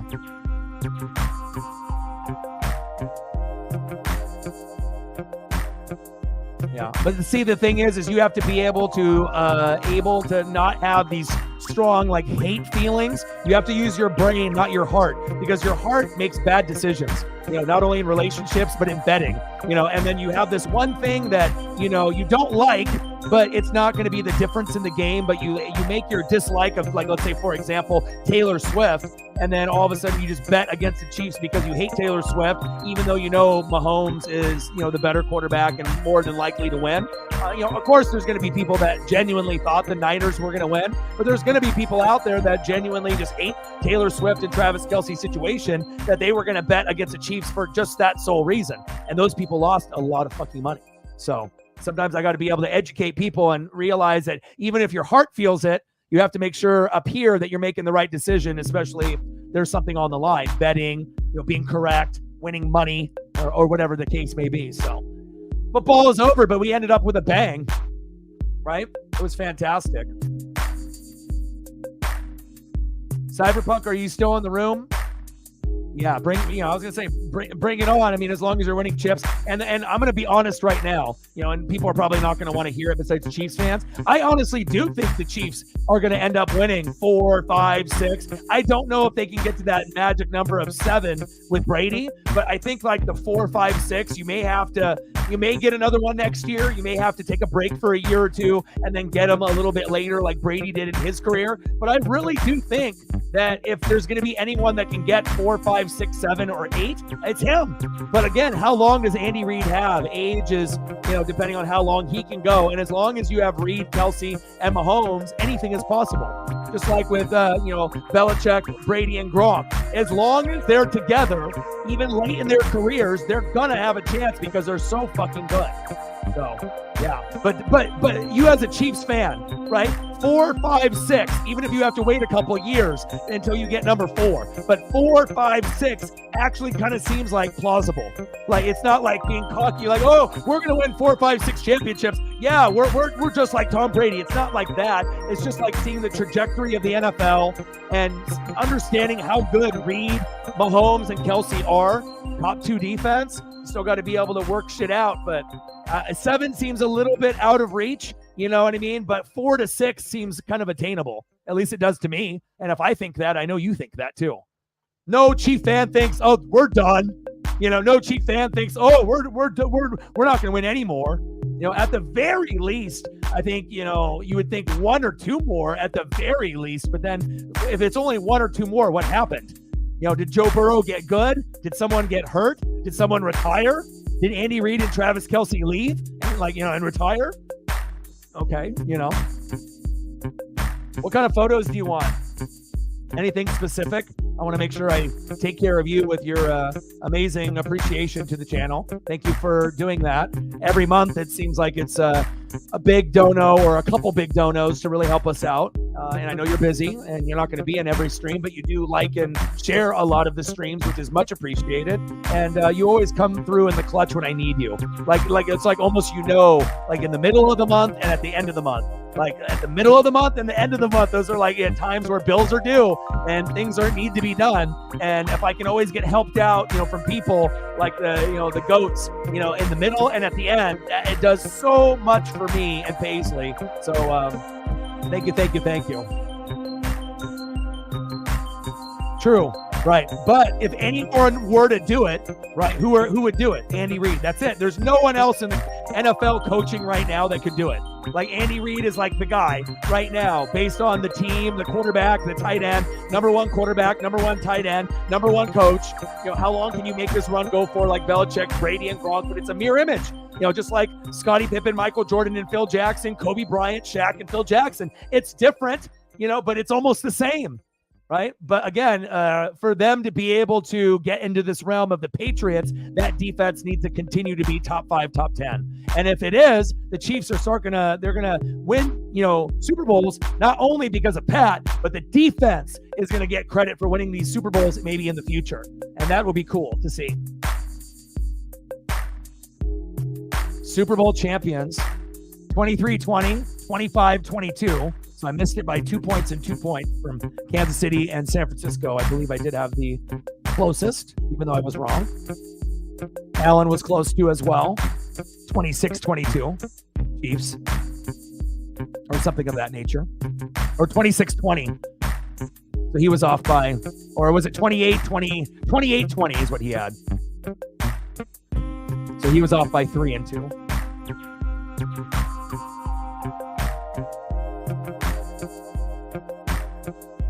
Can't win it without Tyreek. You can't win it without Eric Bieniemy. Well, it seems like they can adjust and they can win any way they goddamn want to. Carl Laptis was a gem. He finally is panning out, with Chris Jones. Ooh, Chris Jones. And it's a beautiful thing to see.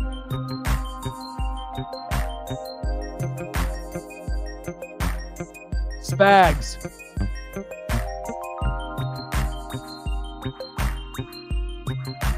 This is a good one right here. First coordinator to get 4 rings.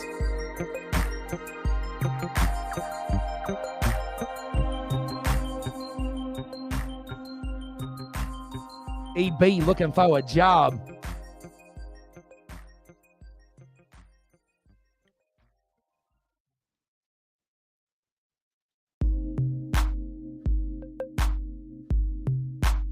Let's go, man. And it's not Derek Thomas's birthday, but just a cool graphic.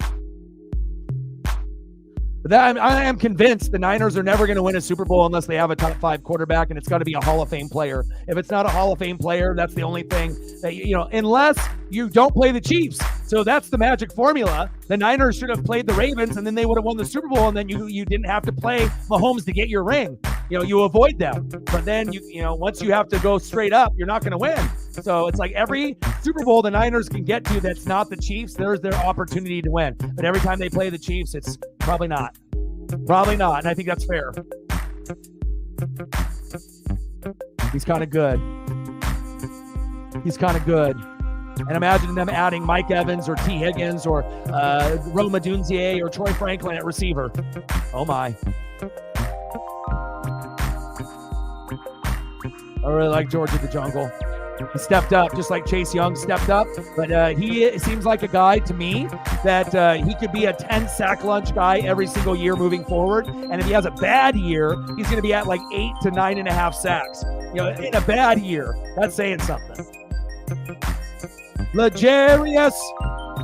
Even though that was a dumbass penalty early on, you settled down.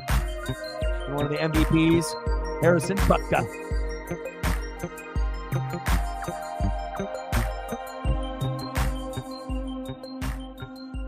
Even a little Willie Gay sighting. Spags. You really think so? You think they would have had no chance to beat the Ravens? Because the way that I put my knowledge to that is I would have assumed that they would have given everything they got against the Chiefs. And the way they played against the Chiefs, that's how they would have showed up against the Niners. I think that's how it would have went down. I don't see that the Ravens would have went all the way. I mean, because they couldn't even beat you guys. So I think that if they would have beat you guys, that they would have had to lose first. They're not going to win the first Super Bowl they go to with Lamar. I feel that they're going to have to lose first before they win. But you never know. Maybe they could have beaten them, right? Maybe the Ravens would have won the Super Bowl over the Niners. But based on how the Niners played today, I don't know. I think that the Niners, might have been able to take them. Can't take you guys. Mahomes won MVP, baby. 3 wins, right? 3 Super Bowl MVPs.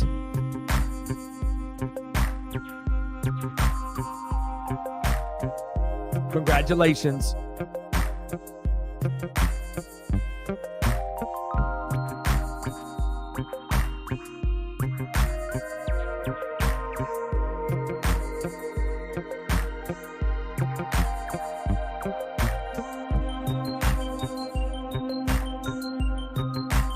I don't know. I think Ravens-Niners would have been really close.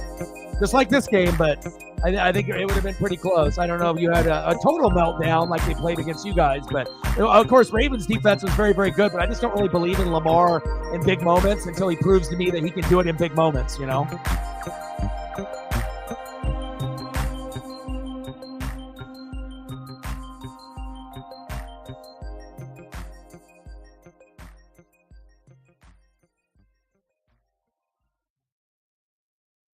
Super Bowl MVP Patrick Mahomes, baby. And, of course, Cyber's going to the parade. Odin, he's like, I got to find a way to get there.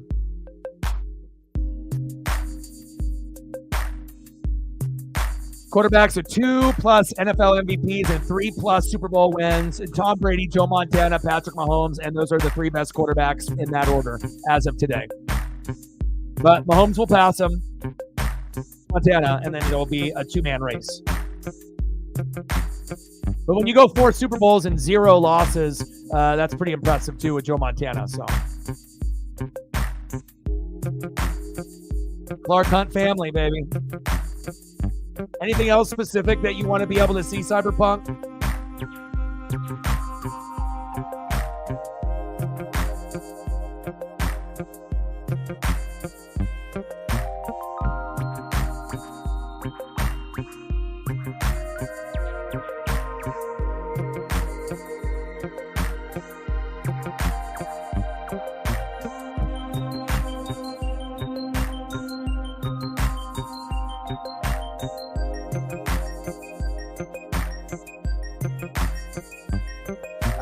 Too blurry. You're good. All right. Congratulations and thank you so much. For all your support and your generosity is unmatched. Number one, I appreciate you very, very, very much, man. Congratulations on that big victory. Final score in overtime, second overtime game in history. 25-22 Chiefs. Thank you so much, man. I'll do a reaction video tomorrow morning to the game, unless I end up doing it tonight. I'll get more views if I do it tonight, but maybe I'll just do it tomorrow morning. So I'll spend time with Paisley and I can eat dinner and relax a little bit. And I'll do the reaction video tomorrow, and we'll also do the Kraken tomorrow as well. Yeah, whatever the hell they're calling that league. Yes, I will watch. I'll do some streams for that too. So I'm going to do everything. Basketball, baseball, football, hockey, NASCAR, whatever the hell, March Madness. I mean, boxing, UFC, professional slapping. Whatever it is that we need to do, we will do it. So thank you so much. So reaction video either right now I do it, or and then I have to make a thumbnail too with everything on that, and then I also have to probably wait a little while before the highlights become available. So maybe I'll do it tomorrow morning. The draft. Yeah, the draft, the combine. I'll still have a lot of fun. It'll be very crazy to look to see where the Chiefs improve, but this was one of my favorite Super Bowls, and it's like a legacy moment. So congratulations, man. Soak it in. Amazing. You guys are doing big things, and I'm here for it. I love seeing, Andy Reid, add one to the pedestal, and love seeing greatness being made right in front of my very eyes. I love it. And even though I grew up with the Niners as a kid, rooting for them with Joe Montana and Jerry Rice, this Niner team is different. Got to get a better quarterback. And that guy that you're seeing, Patrick Mahomes, he is special, just like Andy Reid, just like the offensive line. And unbelievable, man. Congratulations with that. Well, thank you to everyone that came through, that commented, donated, shared. I appreciate you very much. The MVP is Cyberpunk. Get your merch, baby. Yes, I'm so excited for you. Back-to-back champs. First ones to do it since 03-04 New England Patriots. And this is the modern day Tom Brady, but with no cheating. So it means more to us football fans because you didn't cheat. We love you. We appreciate you. Shout out to all the people on Twitter/X. I love you as well. And I am going to take a breath. And I hope you enjoy your merch.